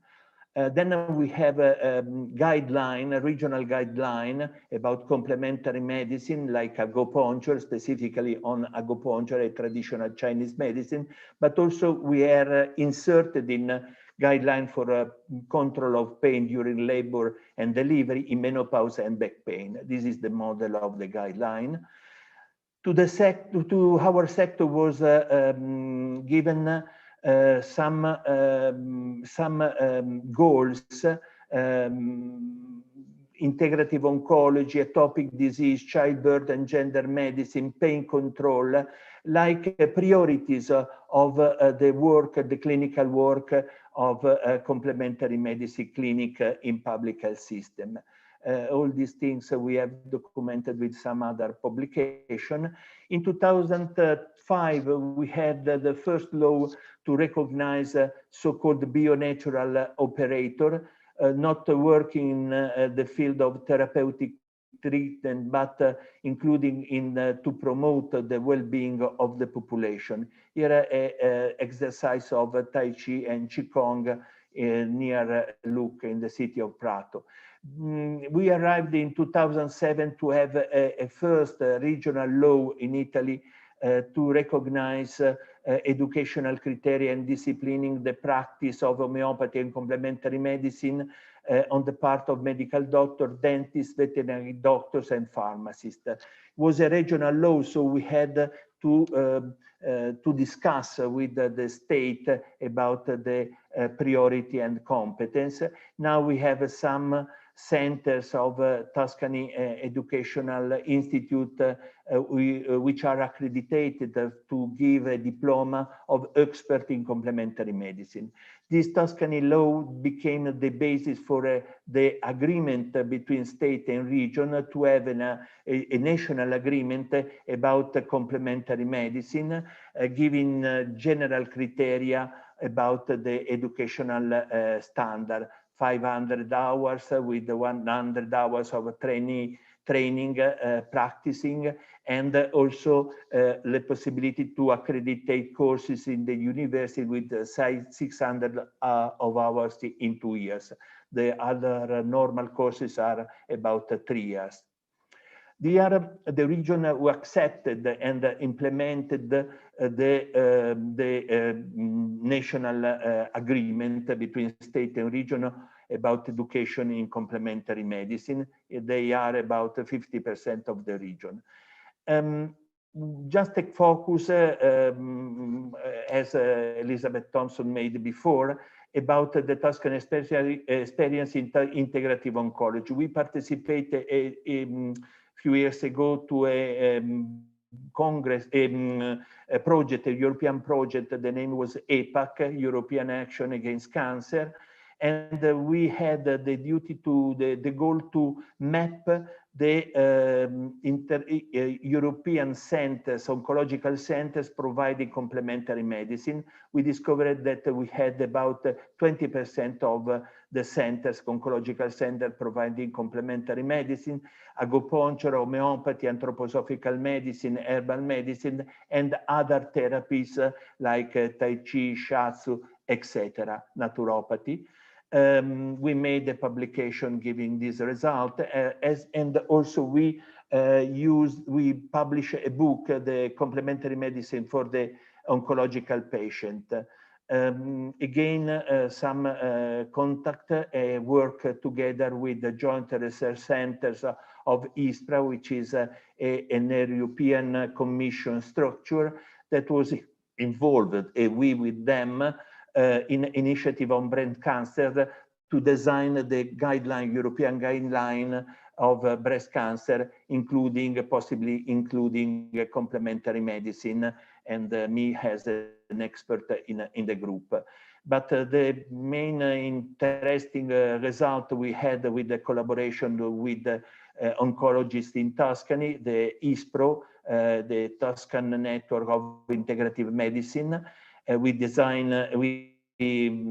look for evidence-based in literature, and we arrived to the resolution number 418 in 2015, and with putting some points, the indication to use complementary medicine for specific symptom coming from the anti-cancer treatment of the tumor.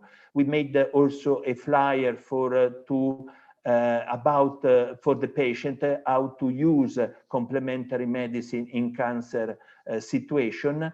We have in Florence a center for pharmacovigilance and phytovigilance to study especially the interference between, possible interference between complementary medicine and anti-cancer conventional treatment. Just an example, in Pisa, this is a guideline for the patient under a surgical intervention, what to use, what not to use before the intervention. This is 2 minutes more, Dr. Rossi. Rossi. Yes, the list of 19 centers of integrative oncology in Tuscany. This is a memorandum of understanding with the Memorial Sloan Kettering Cancer Center of New York about the possible research, clinical research, training and education was signed just before the pandemic event. And the last initiative was to found for with $1 million of euro research in complementary medicine in oncology. This is our so-called PDTA, which is the guideline about the use of complementary medicine, in this case in breast cancer. You see this is a new one of 2021, just a few months ago. But we are working on a guideline about integrative oncology for all the situation, and especially for acupuncture, homeopathy, and herbal therapy. And you see a list of symptoms in which every discipline can be used. Of course, we publish some result of this work, as we make some congress very participated by patient and especially practitioner.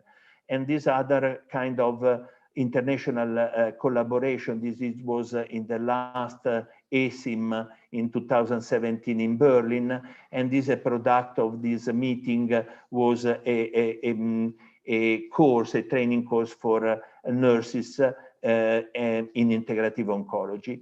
And later on, a connection with the USA, Canada, Australia, to design the international perspective in integrative oncology. This is the group of the work. And this is the publication, the last publication we made. Thank you for your attention, and sorry for the problem of connection. Thank you so much, Dr. Elio Rossi, for your presentation, a very interesting experience from Italy.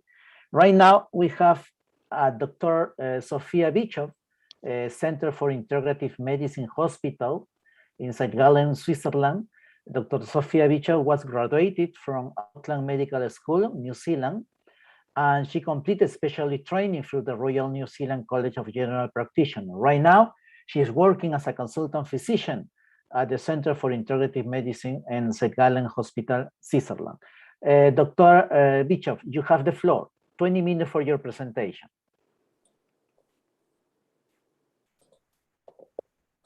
Thank you very much. I will share my screen. Is it visible? And can you hear me? Yes, yes, clearly, and your presentation is clear too. Great. Warm greetings from Switzerland. I am, like you just said, I'm one of the doctors working at the Center for Integrative Medicine at the St. Gallen State Hospital.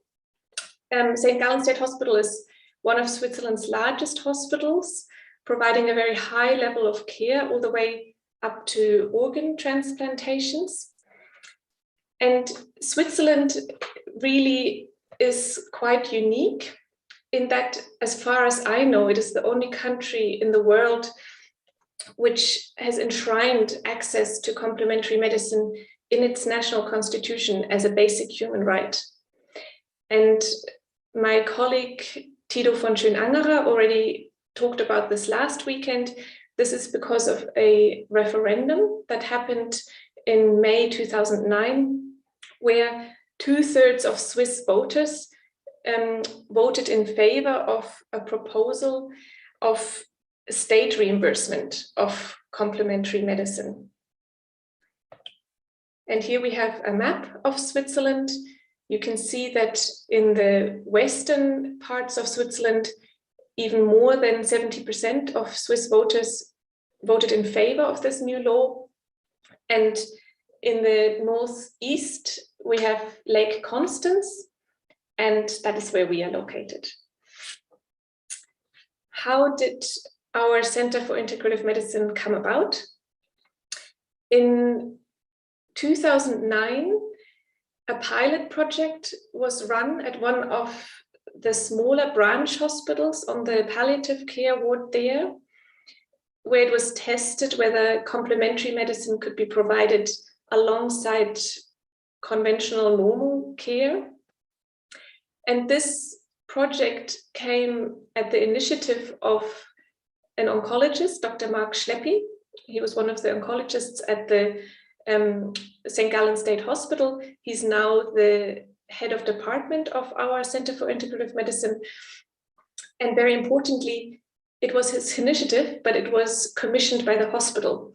And as Dr. Mattis has already mentioned previously, it is very important to, from the very beginning, involve the key decision makers of a large institution like the St. Gallen State Hospital and put in place very clear job descriptions and contracts.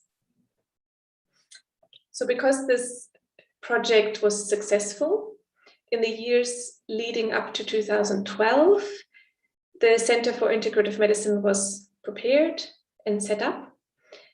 And in this context, great emphasis was placed on trying to source team members for this new center from the existing staff amongst the St. Gallen State Hospital.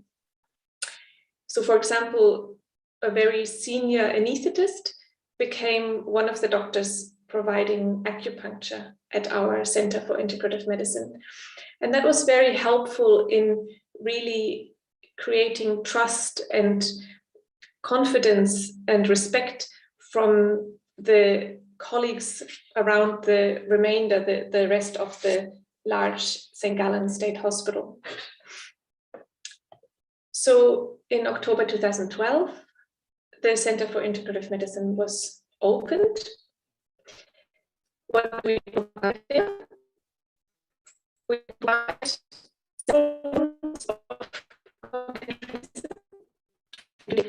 anthroposophic medicine, Chinese and actually also Japanese acupuncture, osteopathy, and some mindfulness programs.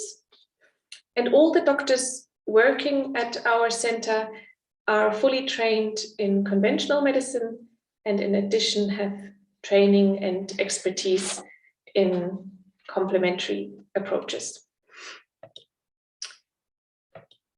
How do we work? Most of the patients we see are seen at our outpatient clinic. And here patients are referred by their family physician or their other specialists like oncologists. And then we also see patients on the hospital wards. And that happens through requests which the treating doctors on, say, the oncology, palliative care, surgical wards, even on the intensive care stations, on wards, they send us requests for consultations, asking us to provide input with our expertise. Here's an overview of the network and the various departments and centers that we work with. And when we go to the wards, we see the patients, and then we make, when I say we, I mean the integrative physicians, we make recommendations. So we make recommendations for anthroposophic remedies, for nursing therapies, and for other therapies like acupuncture, art therapy, and so on. The remedies are then applied, provided, administered by the nurses on those wards. And our therapists, say the acupuncture doctors or the osteopathy practitioners, they then go and also see the patients to provide their services. And with regard to the nursing therapies, we have actually managed to train the nurses on some of the wards. So that's how we have now here a system of different levels around the hospital. And level B are departments where the nurses are trained to administer the external applications that we have prescribed. So that could be abdominal compresses or foot massages with lavender oil and so on. And there's even one department, neurology, where one of the lead physicians is an anthroposophic doctor. So there we don't even have to provide physician consultations. We only have to send our therapists. And then there are still quite a lot of wards where none of the treating staff there have had any training, so they rely on input from our whole team. Here we have the different levels across the hospital. As I had mentioned, so palliative care, rheumatology, oncology, they are the centers that have embraced really more of integrative medicine and have trained their nurses. And so these are the numbers for last year, the consultations we provided to outpatients and to inpatients. And now I thought it might be more interesting if I tell you a few stories of what my job involves in everyday life and how it includes interactions with the conventional colleagues around the place. So our job is not only to provide complementary medicine, but also to take on an advisory role on the safety of complementary and alternative medicine. So, for example, I got involved in the care of a teenage boy with a metastatic sarcoma, who, with his parents, had seen some alternative doctor who had told him to stop all conventional medication and take high-dose petroleum, and had told him and his family that if he did that, he would be cancer-free in 3 weeks, and also said to not trust his oncologist. The oncologist then, because I actually do consultations at the children's hospital as well every 14 days, the oncologist asked me to get involved. And my role then was to represent complementary medicine and to really show the patient and his family that I understood their wish to include therapies in addition to conventional treatment. But I also had to explain that petroleum was not really a good idea, and I was able to offer him some safe alternatives. And in the end, that was good. Everybody was happy, the patient, the oncologist, and us. And similarly, yesterday, I saw a patient with breast cancer, metastatic, who herself is a healthcare worker. And her main request really was for me to review a quite long list of supplements, which she has been taking, and where she wanted a check regarding potential interactions with the chemotherapy and anti-hormonal treatment that she was also receiving. And that's also a request we quite frequently get from our oncologic colleagues when they send their patients to us. On the wards, the attitude towards our service is mixed. Some colleagues are still skeptical, but I get the sense that especially in situations where conventional medicine quite obviously has come to its limits, they often think of us and ask us to get involved. One example recently that stands out for me was that we were asked to see a young man with melanoma and brain metastases. And he was suffering really severe nausea, vomiting, and dizziness. And he was receiving radiotherapy and everything the treating team could think of in terms of antiemetics and conventional therapies. but nothing had helped. And then our doctor for Japanese acupuncture, Toyohari, treated him 3 times, and nearly magically all his symptoms completely resolved. That was very satisfying. And then for me, always the best sign of trust from our conventional colleagues is when they request our input for them personally or for their family members. The other day, one of our neurosurgical colleagues told me that one of our shared patients, a patient that she and I are looking after, told me how the patient had told her how helpful a remedy that I had prescribed for smoking cessation had been. And so this neurosurgical colleague asked whether it would be okay for her friend to also take this remedy, and asked for further instructions for that. Here's a flyer that the Children's Hospital has developed to advertise to their patients their collaboration with us. And in terms of outpatient programs, we have several courses on offer for the patients. One is an 8-week course where up to 14 people can enroll and attend for 2.5 hours every week, one evening and one whole Saturday, to learn mindfulness exercises and relaxation techniques. And that has been shown to help with reducing pain and stress and fatigue, as we've heard now from other speakers. And this is mostly targeted at patients with chronic pain conditions and so on, but it's open to anybody, also their relatives or friends.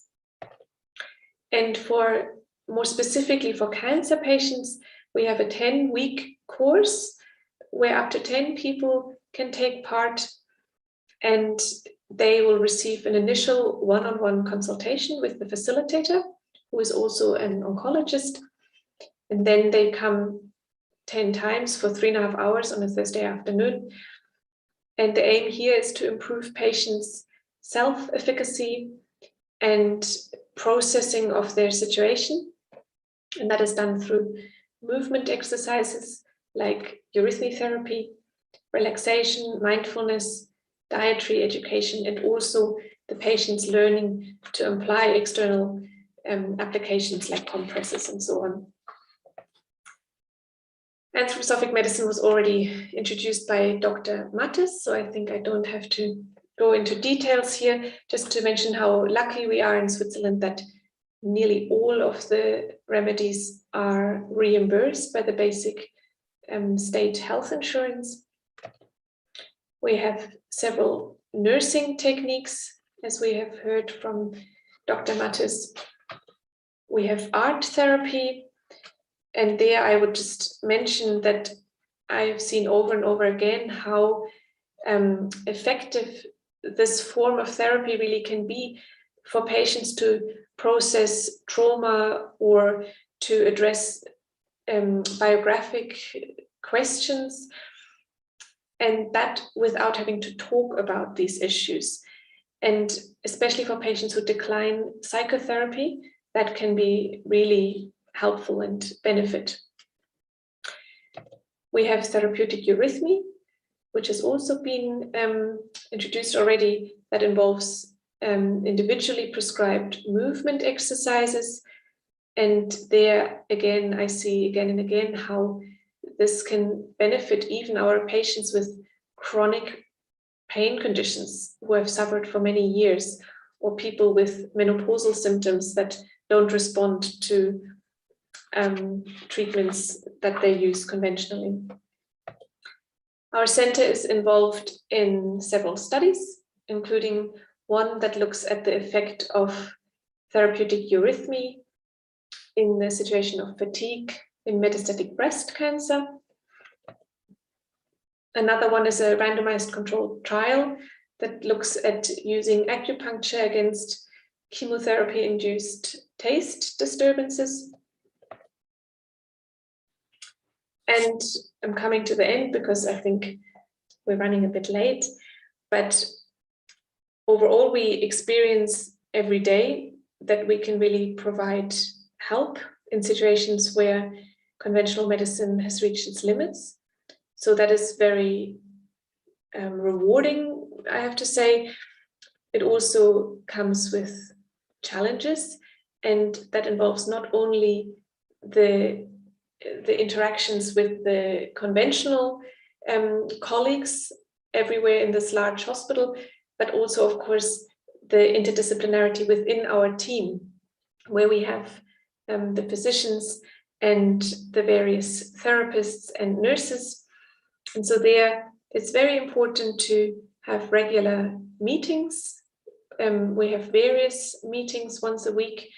And in those meetings, we emphasize to listen to each other, treat each other with respect, learn from each other, and benefit from the different viewpoints. And that's how we really try to practice integrative medicine. Thank you very much. 2 minutes more, Dr. Sofia. Okay. Yeah, because we're running too late, I thought I would go a bit fast. Thank you very much. So much. Thank you so much, Dr. Sofia Bischoff. Very interesting presentation.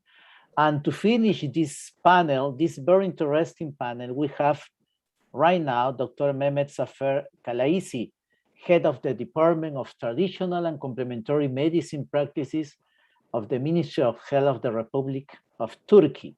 Dr. Mehmet Zafer has graduated from Erciyes University Medical Faculty. He had also a bachelor degree from Public Administration and Political Science. Dr. Mehmet Zafer, you have 20 minutes for your presentation. Okay, thank you.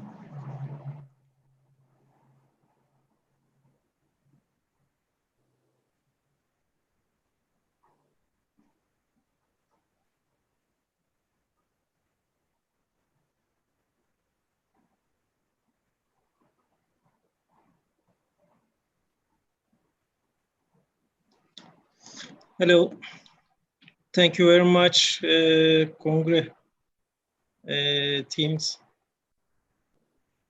organization teams. Thank you very much. Nice to meet you. Outline of my speech: legal background, institutional structure, international cooperation, Turkey's potential, evaluation. Legal background.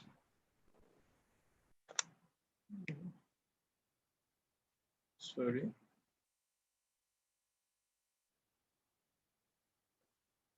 Legal background. One, the Turkish government passed the regulation on traditional and complementary medicine practice on October 27, 2014.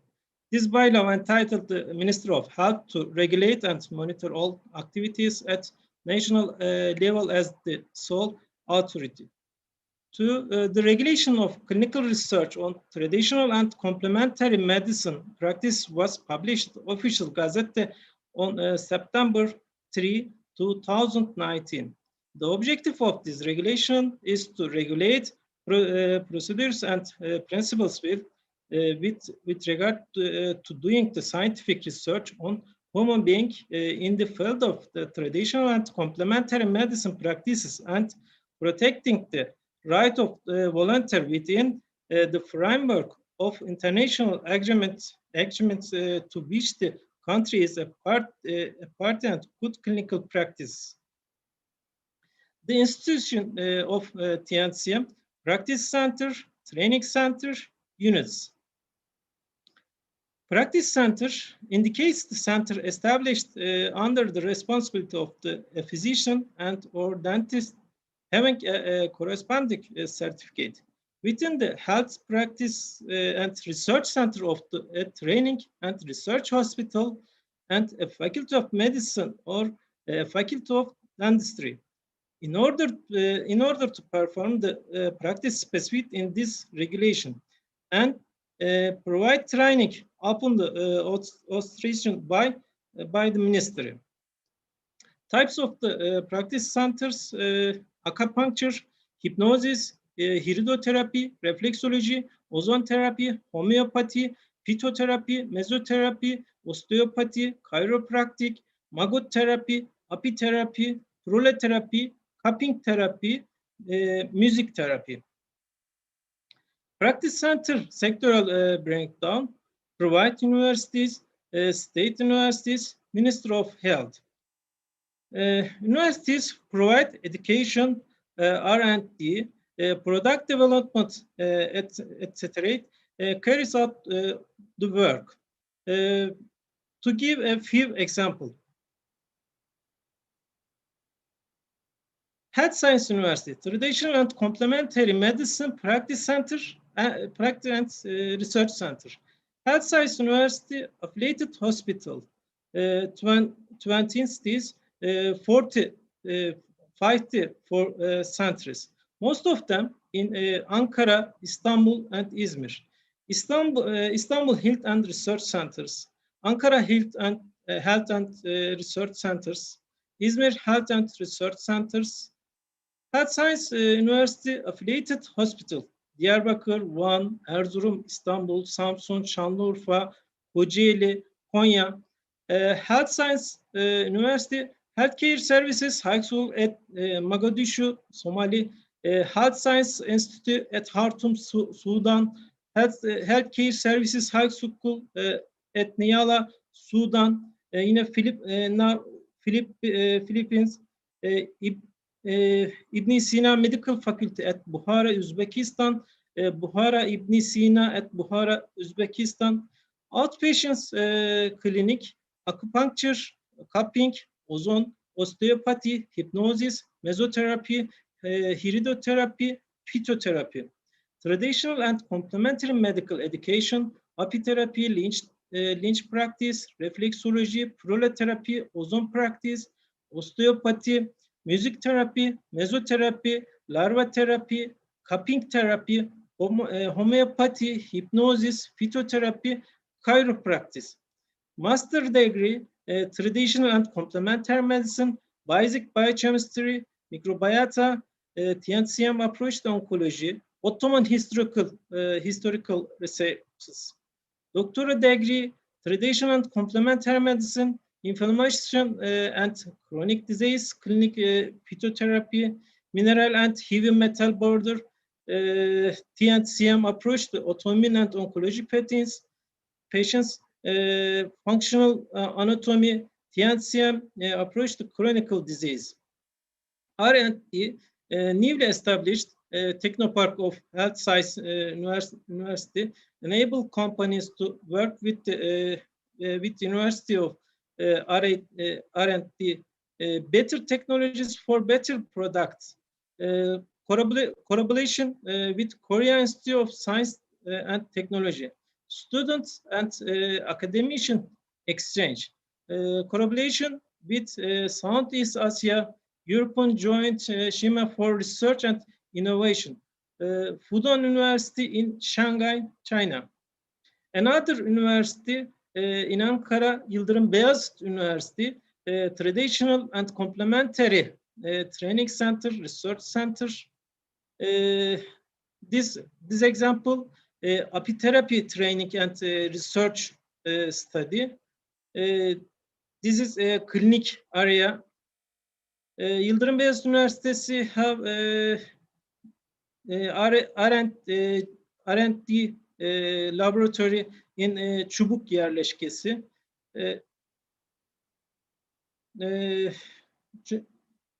Ankara Yıldırım Beyazıt Üniversitesi Medical Aromatic Plant area and training area. Healthcare, education, research, technology, and product development. This area. Training center, authorizing by the Minister of the provide training under the regulation on certificate training of the Minister of Health, published in official gazette dated February 4, 2014. Private university, state university, Minister of Health University, TCIM Training Center, totally 26.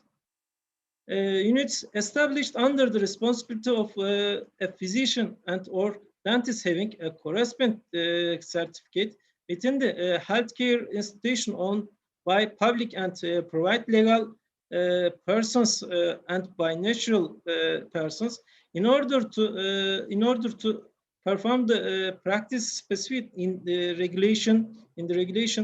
There are 2026 TCIM units around Turkey.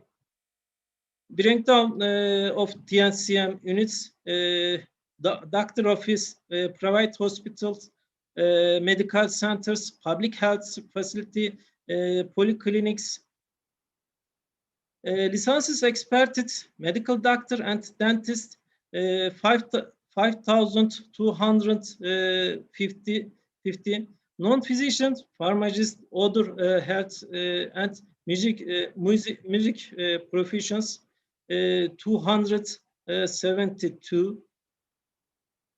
Universal health coverage means usage of full spectrum of the essential quality health services, from health promotion to prevention, treatment, rehabilitation, and palliative care by all without having financial hardship. Healthcare services in Turkey is in line with cost-efficient approach. TCIM activities are included to national health system as regard healthcare services, including TCIM in Turkey. Financial protection to all citizens has been ensured, whereby catastrophic expenditures have been prevented. Universal health coverage and TCIM elements of UHC TCIM activities in Turkey. Availability: 78 TCIM practice center, 1,012 units. Accessibility: public and private hospitals, branch centers, medical centers, polyclinics, doctor's office. Acceptability: evidence-based practitioners, certificate and licensed by Ministry of Health. Quality: regular controls to TCIM centers. Evidence-based TCIM, it is very important to us. In fact, a first in world. The Turkish government has on March 9, 2019 passed a new law on regulation on clinical trials of traditional and complementary medicine practice. Ministry of Health of Republic of Turkey General Director of Health Service was published TCIM Good Clinical Practices Guideline on May 15, 2019. It refers to the independent ethics committees established within the scope of application center in accordance with the provision of the regulation of TCIM clinic trials published in official Gazette 9 March 2019. Total ethical committee numbers 10. Traditional and complementary medicine clinical research regulation refers to researchers start with the scientists committee before its publication. The number of scientific studies has increased after the legal regulation. International cooperation attachment utmost importance to traditional and complementary medicine cooperation at bilateral and multilateral levels.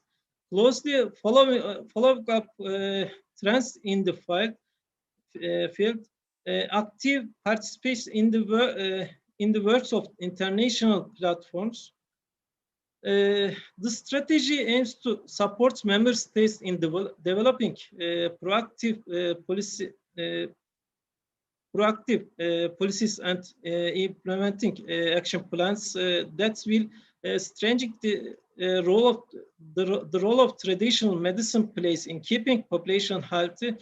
The updated strategy for the period 2014-2023 devotes more attention to prioritizing health services and systems, including traditional and complementary medicine products, practices, and practitioners. The WHO Global Reports on Traditional and Complementary Medicine 2019 was developed to address the gap in reliable, credible, and official data from member states in the area of TCIM. These reports review global progress in TCIM over the past 2 decades and is based on contribution from 179 WHO member states. It provides valuable information for policy markers, health professionals, and public for capitalizing on the potential contribution of TCIM to health and well-being.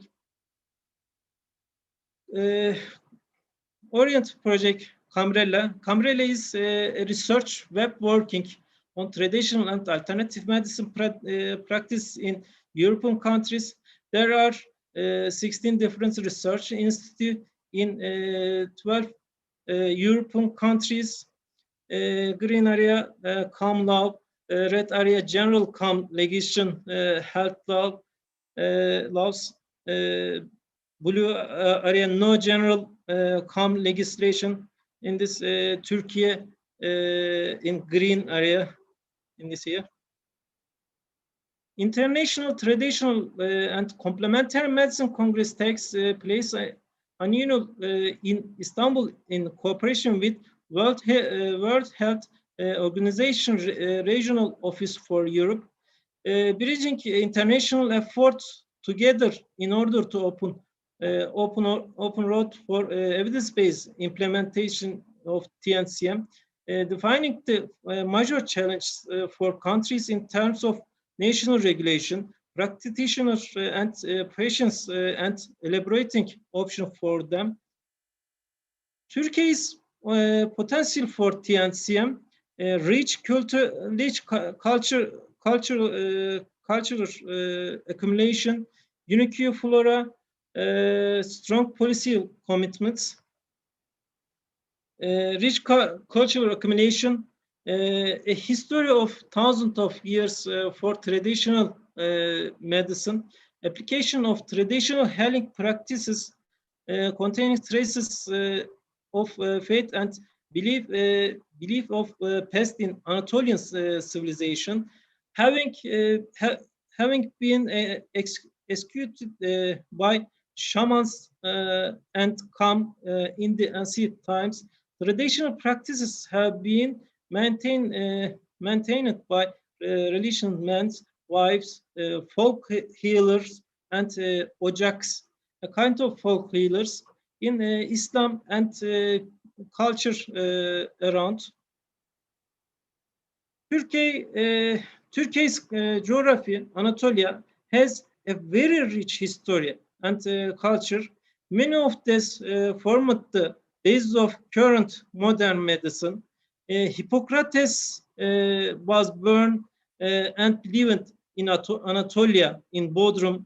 Dioscorides was born and lived in Anatolia, in Adana.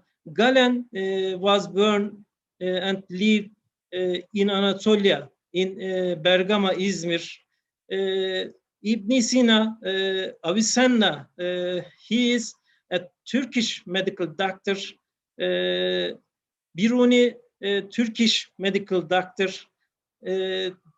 Another İbn el-Baytar, Baytarname, Sabuncu Şerafettin, İshak bin Murat. That is very important for our geography.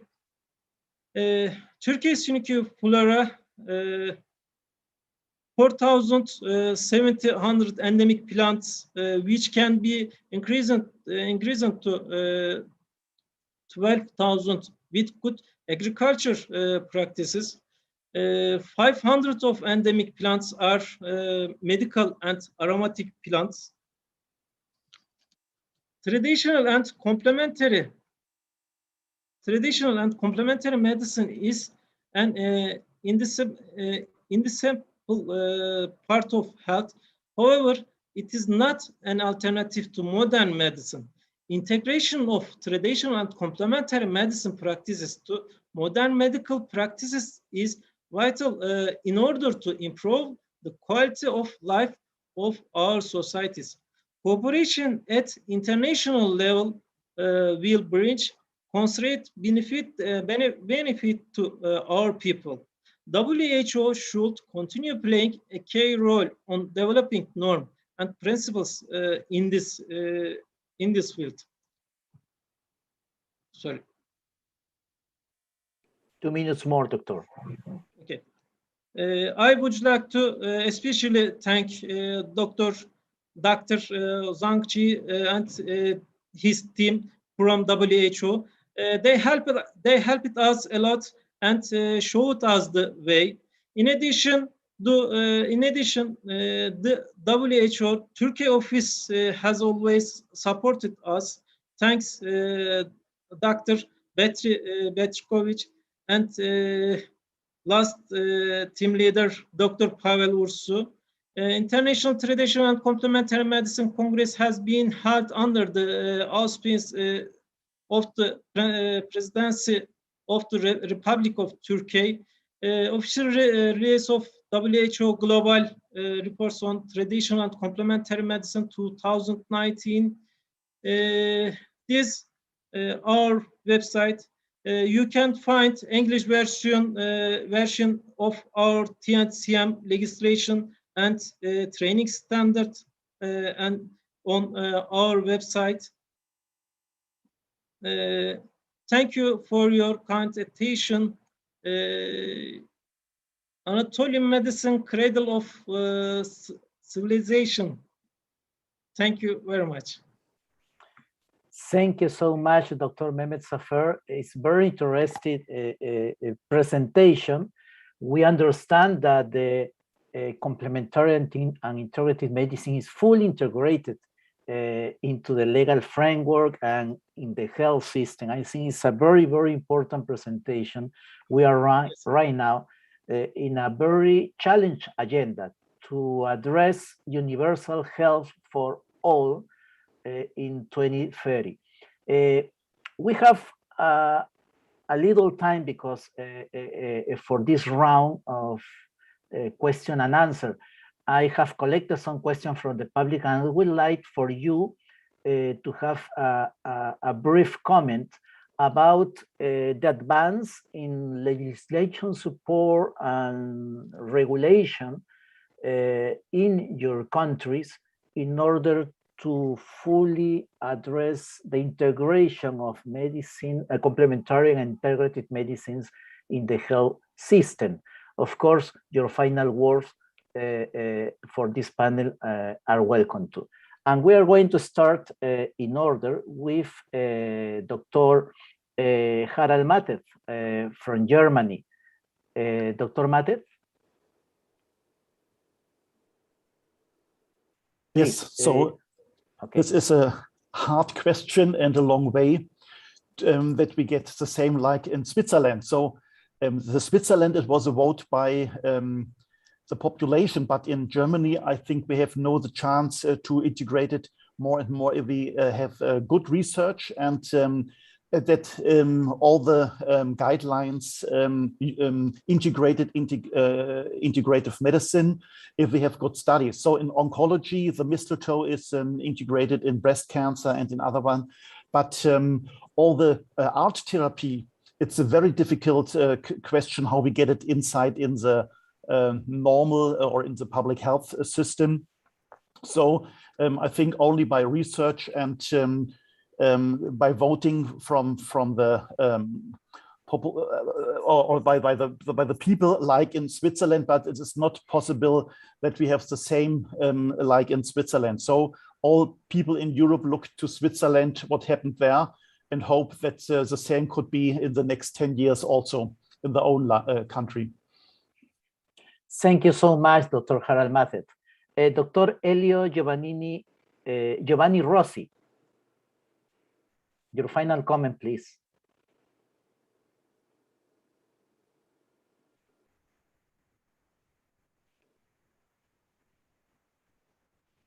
I think that we have a problem with Dr. Rossi. Dr. Elizabeth Thompson. Yes, I would say that it's very patchy in the UK. October 2019, the head of NHS England recommended that no doctor prescribe homeopathic or herbal products, which has led to a real difficulty. With our NICE guidance, so we have kind of national guidelines, there's patchy recommendations about acupuncture, Tai Chi and falls, you know, but it's patchy and there's no comprehensive respect or acknowledgement for complementary therapies, but lifestyle medicine in the form of nutritional advice and exercise advice, mindfulness, these things are all integrated, but in a very patchy way. And it would be amazing to think that we might move, you know, to re-establishing an integrative medicine model again in the UK. Thank you so much, Dr. Thompson. Dr. Sophia Bischoff. Yes, like was said, we're very lucky in Switzerland that we have the system that we have and that complementary medicine is reimbursed by basic state insurance. And really, I think what we can see here is that we're starting to get more the problem of not being able to meet demand. So because patients can really access complementary medicine, there is not enough providers and the demand is very high by the patients. And I think that is just evidence that it is needed and requested and that other countries should push for it and get to this point as well. And we need to train more clinicians in this direction. Dr. Sophia Richard, thank you so much for your answer. And Dr. Mehmet Zafer, you were the last presenter on this panel, and you talk us about the great advance in Turkey of complementary and integrated medicine. What are the future challenges in your country?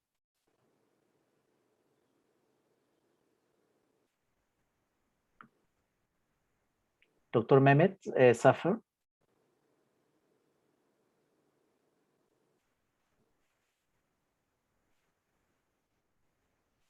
Okay, I think that we have some problems in the connection. And Dr. Elio Giovanni Rossi is in the room for his final words.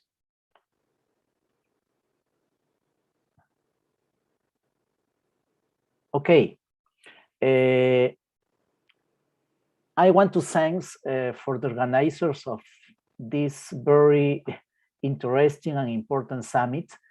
And of course, to all the panelists in this very important roundtable where we share the experience of Europe in the integration of complementary and integrated medicines into the health system and service in Europe region. Thanks for all your experience and to share what are the advances in your respective countries.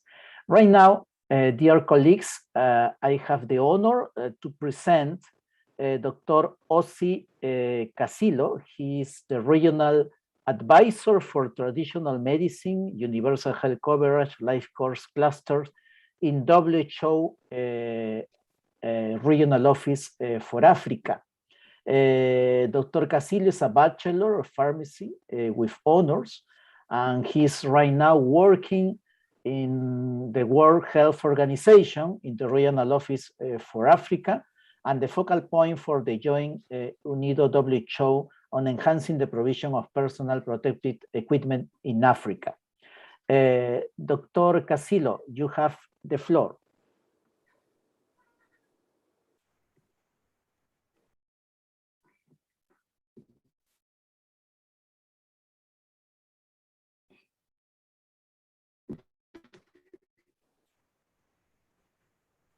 You can start, Dr. Osi Casillo. Thank you very much.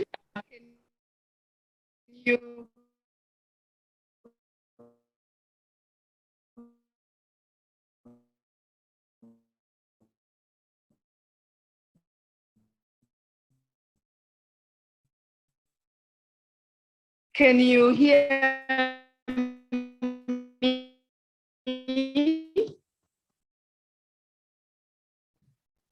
Okay. Just a moment. Let me try to unmute myself.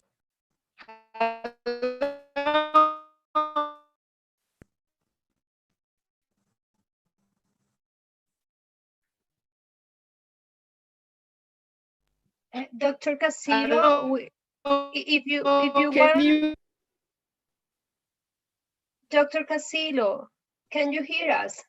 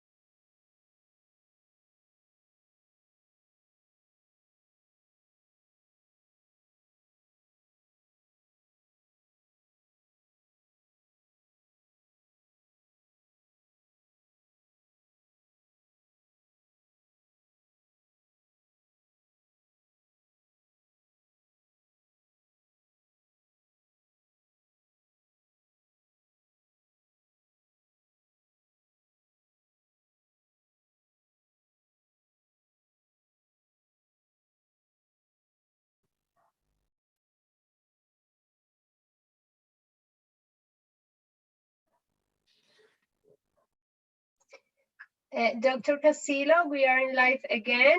We apologize with our public and all the attendants because we have some connection problems with Dr. Casillo, who is in Africa. She's trying to connect with us, so we are grateful with your patience. Dr. Casillo,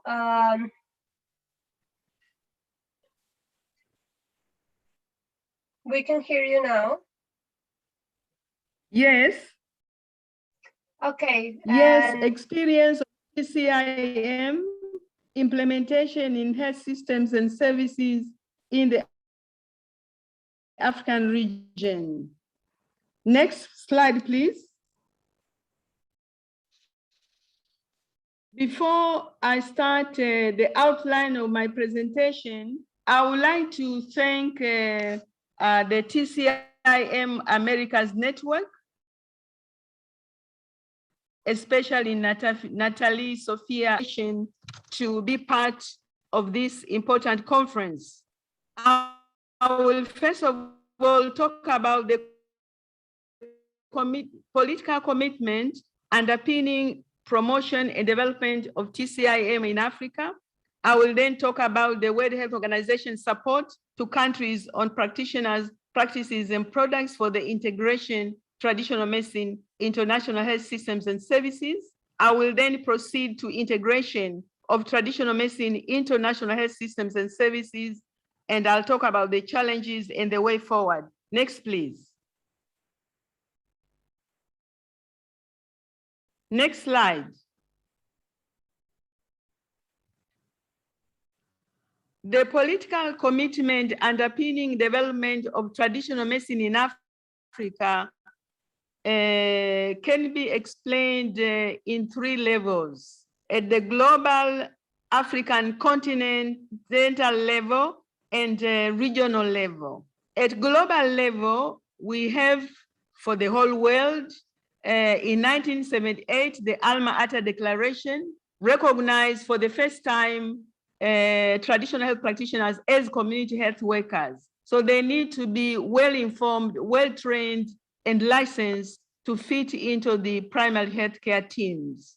In 2003, the World Health Assembly adopted a resolution on traditional medicine, WHA 5631, which was updated in 2014 and adopted by the World Health Assembly for the period 2014-2023 under resolution WHA 67.8 on traditional medicine, which calls on member states to integrate traditional medicine into their national health systems and services.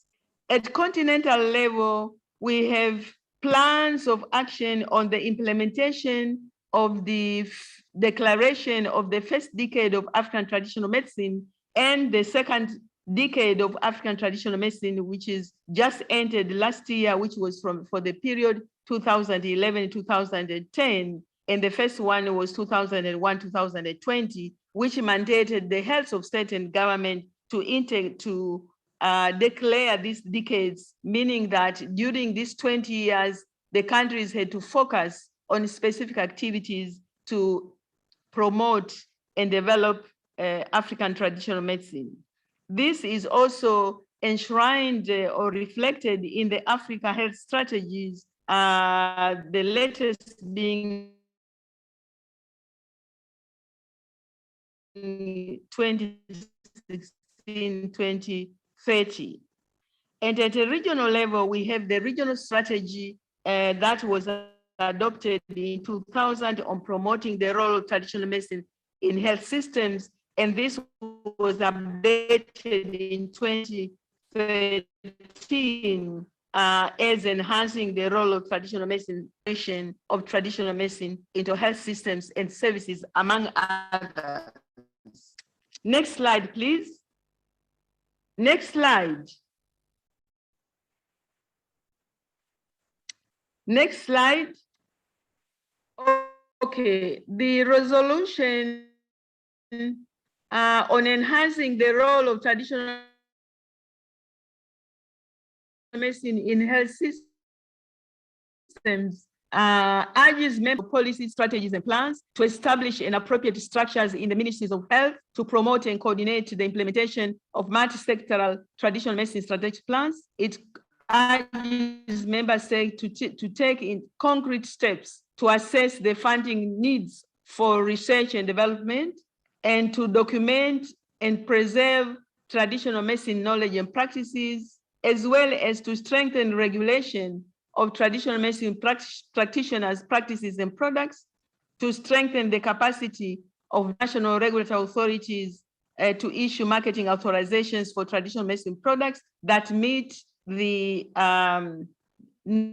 national criteria and WHO norms and standards of quality, safety, and efficacy, and to invest in biomedical and operational research, as well as to strengthen the capacity of training institutions to integrate traditional medicine into national health systems and to promote public-private partnerships. Next slide, please. For cultivation of large-scale cultivation, conservation of medicinal plants. In order to implement these policy orientations, we developed a number of tools and guidelines and framework specific situations. For instance, the tools for institutionalizing traditional medicine in national health systems, which has the guidelines for policy development, implementation, monitoring, and evaluation. It has a model legal framework for the practice of traditional medicine and a model code of ethics for traditional health practitioners and guidelines for the development and the implementation of national strategic plans. We also developed guidelines for clinical research on traditional medicine and as well as the protocols for 5 priority diseases for whose treatment, research, and development must be accelerated. And these were malaria, HIV/AIDS, sickle cell disease, diabetes, and hypertension.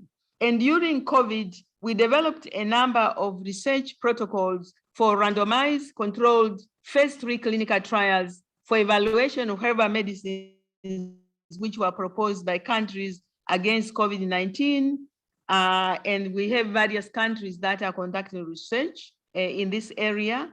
And we also developed data and safety monitoring board, which will be responsible for evaluating data accumulated and advising on the modification or discontinuation or continuation of the research based on the findings, as well as the investigators brochure. We developed guidelines for registration of herbal medicines and frameworks for regulation of traditional medicine practitioners' products and practices, as well as guidelines on the protection of intellectual property rights in traditional medicine knowledge and legislative framework for the protection of traditional medicine knowledge. Regarding education and training, we developed modules on primary healthcare for traditional health practitioners and modules on traditional medicine for health science students, as well as framework on collaboration between traditional health practitioners and conventional health practitioners, because all these are very important for integration of traditional medicine into national health systems. Next slide. And therefore, in order to implement, I will now present the status of implementation in the African region based on the 6 health systems building blocks. In terms of governance and leadership, we have 30 countries that have included traditional medicine in their national health policies and national health plans by 2020, as compared to only 15 in the year 2000. We have 40 countries that have developed national policies on traditional medicine in 2020, as compared to 8 in 2000. We have 39 countries that have developed legal frameworks for the practice of traditional medicine, as compared to only 1 in 2000. We have 16 countries that have developed national policies on conservation of medicinal plants, and 38 countries have established departments of or units or directorates in the ministries of health as programs responsible for coordinating the various activities on traditional medicine. And we have all the countries commemorating the African Traditional Medicine Day. 2010 was the end of the first decade of the second decade. So we are comparing what the countries have achieved during the end of the first decade and the end of the second decade as compared to baseline survey in 2000. Next slide, please.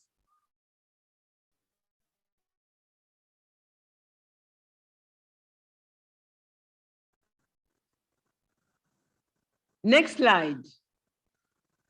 We have 25 countries that have registered, have reviewed their pharmaceutical registration systems to include herbal medicines in their laws, as compared to only 4 in 2000. And over 95 herbal medicine products have been registered by the national regulatory authorities, as compared to only 20 in 2000. And of these registered herbal medicines, 43 have been included in national essential medicine in 2000. And we have, on the other hand, 39 countries that have been engaged in cultivation and conservation of medicinal plants, as compared to 20 in 2000. And 19 countries are locally manufacturing herbal medicines, majority in small scale. And 16 countries have developed frameworks or guidelines for the protection of intellectual property rights and traditional medicine knowledge, as compared to only 6 in 2000. Next slide. Regarding research and information, we have 34 research institutes in the countries that are dedicated to herbal medicines as of 2020, as compared to only 18 research institutes in 2000. And these countries researched herbal medicines used for the 5 priority diseases I mentioned before. And these were malaria, where 25 countries were evaluating as compared to 20, HIV/AIDS, 28 countries were evaluating herbal medicines in 2020 as compared to 23 in 2000, and 16 countries were evaluating medicine for diabetes as compared to 12 and 14 for sickle cell disease, whereas for hypertension, whereas for sickle cell disease. Now, during the COVID-19 pandemic, as I mentioned before, we developed a number of guidelines and protocols where 20 countries are conducting research. Some are in phase 1, some in phase 2, and few in phase 3, and some in preclinical safety and efficacy testing. And of course, we have some countries that have developed monographs and pharmacopoeias in order to ensure the safety, efficacy, and quality of the products. Next slide, please. Next slide. And therefore, in order to accelerate the process of supporting member states to conduct clinical research during this pandemic, we developed in the European and developing countries clinical trials partnerships, and we did also develop other technical documents, and we established a regional expert advisory committee as a coordinating mechanisms to accelerate the process of conducting research and development in member states by pooling expertise across the continent and accelerate the clinical trials that are being conducted.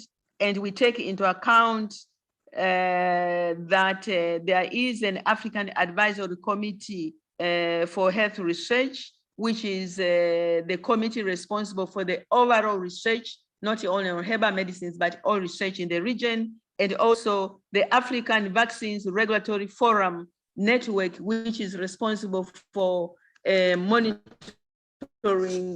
and research and regulation of vaccines. We have the strengthening of capacities of member states in collaboration with the Africa Center for Disease Control and the African Regional Expert Committee through organization of a series of regional consultations on the contribution of traditional medicine to COVID-19. And so far, we organized 3 for all the experts and researchers, and 2 for the expert committee. And we are trying to mobilize resources, African Center for Disease Control, for particularly for phase 3 clinical trial, and the multi-center and the local manufacturing of herbal medicine. Should we find a product that is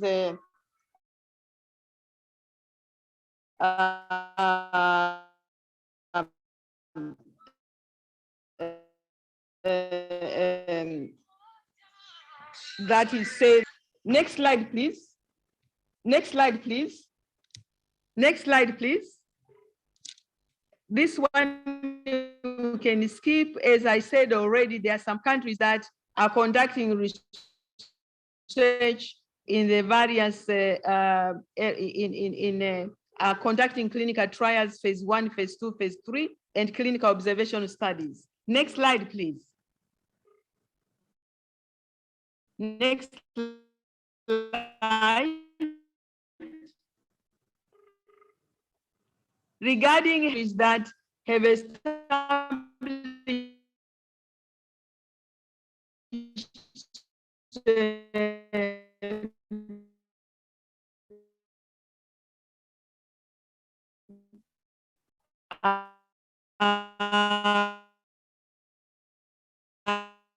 a traditional health practitioners bill for regulating the traditional health practitioners and of regulating. We have 24 countries that have integrated education, have integrated traditional medicine in the curricula of health science students at university level, and 20 countries that have integrated modules on primary health care for traditional health practitioners, as compared to only 5 in 2000. And we have only 10 countries which have established regular professional bodies for traditional medicine, because of the fact that only 10 countries have promulgated laws from the 39 traditional health practitioners for the bills that had been established for traditional health practitioners. So there is a lot of advocacy that needs to be carried out. Next slide, please. Regarding health service delivery, we have, most of the countries have not yet integrated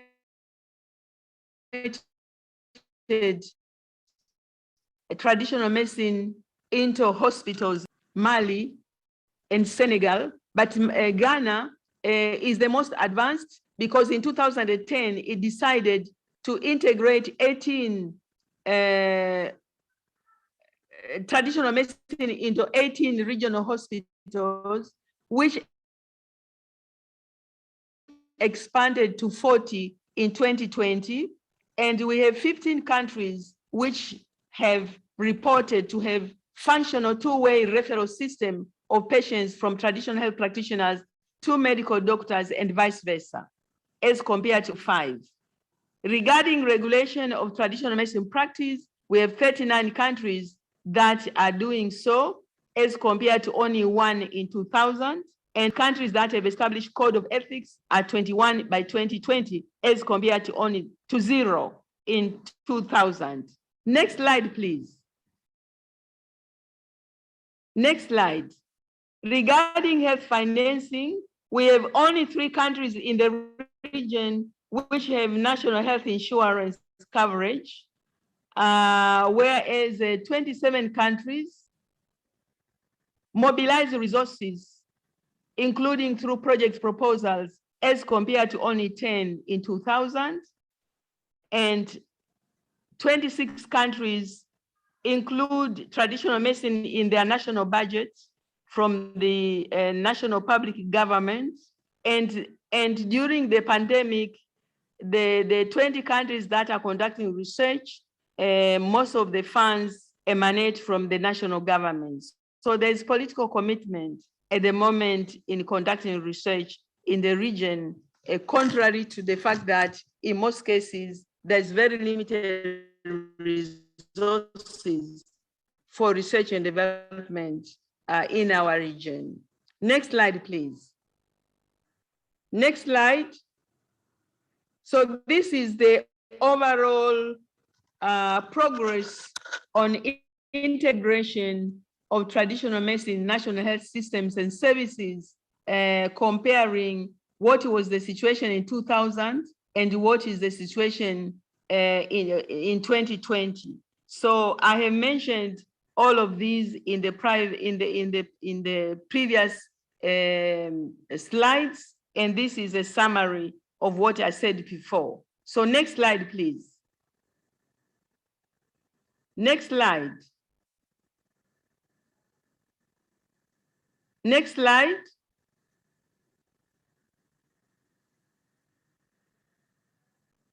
So what are the challenges of integrating traditional medicine, complementary alternative medicine, international health systems and services? Regarding governance and leadership, there are only 8 countries which do not have exclusive national policies on traditional medicine. And also a number of countries have very limited financial resources. Regarding human resources for health, the providers of traditional medicine, most of them are not licensed and are not regulated by a national professional regulatory body, but they are regulated anyway by the associations or federations of traditional health practitioners. And education and training has been included in the curricula of health science students in only 24 countries, and 20 countries have integrated regulation of traditional health practitioners. There is also limited human resources in some areas of traditional medicine. Regarding medical products and health technologies, the products are being registered only in 14 countries, and because only 23 countries of the 47 countries have regulatory systems that include herbal medicines, and therefore it's important that more countries do regulate herbal medicine products, because it is used by the majority of the population in our region, ranging from 60% to 95%. Regarding information and research, only 34 countries have research institutes dedicated to herbal medicines, and I think this is good enough, but there's limited financial resources to conduct research, and that's why majority of the herbal medicines safety, efficacy, and quality has not yet been established.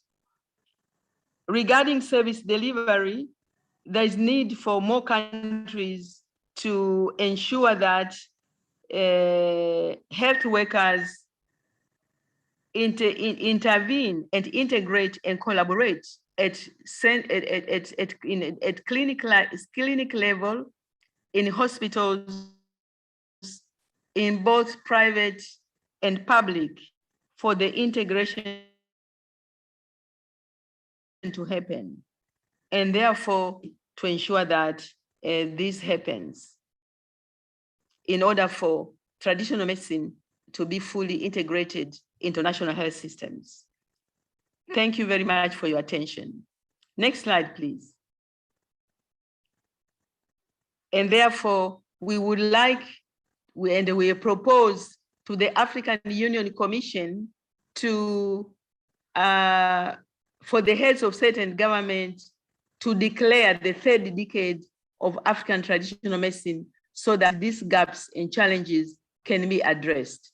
Thank you very much for giving the World Health Organization the opportunity to present. Thank you.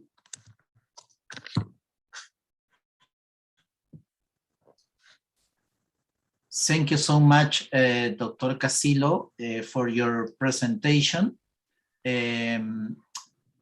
And despite the different problems in the internet connection, I think that we could hear clearly your message and experience in the African region. For my side, I want to thank to the organizers to participate in this panel and in this important summit. Thank you and have a good day. Thank you, Dr. Carlos, and thank you, Dr. Casilo. We really appreciate the participation of the Afro office of the WHO in this summit.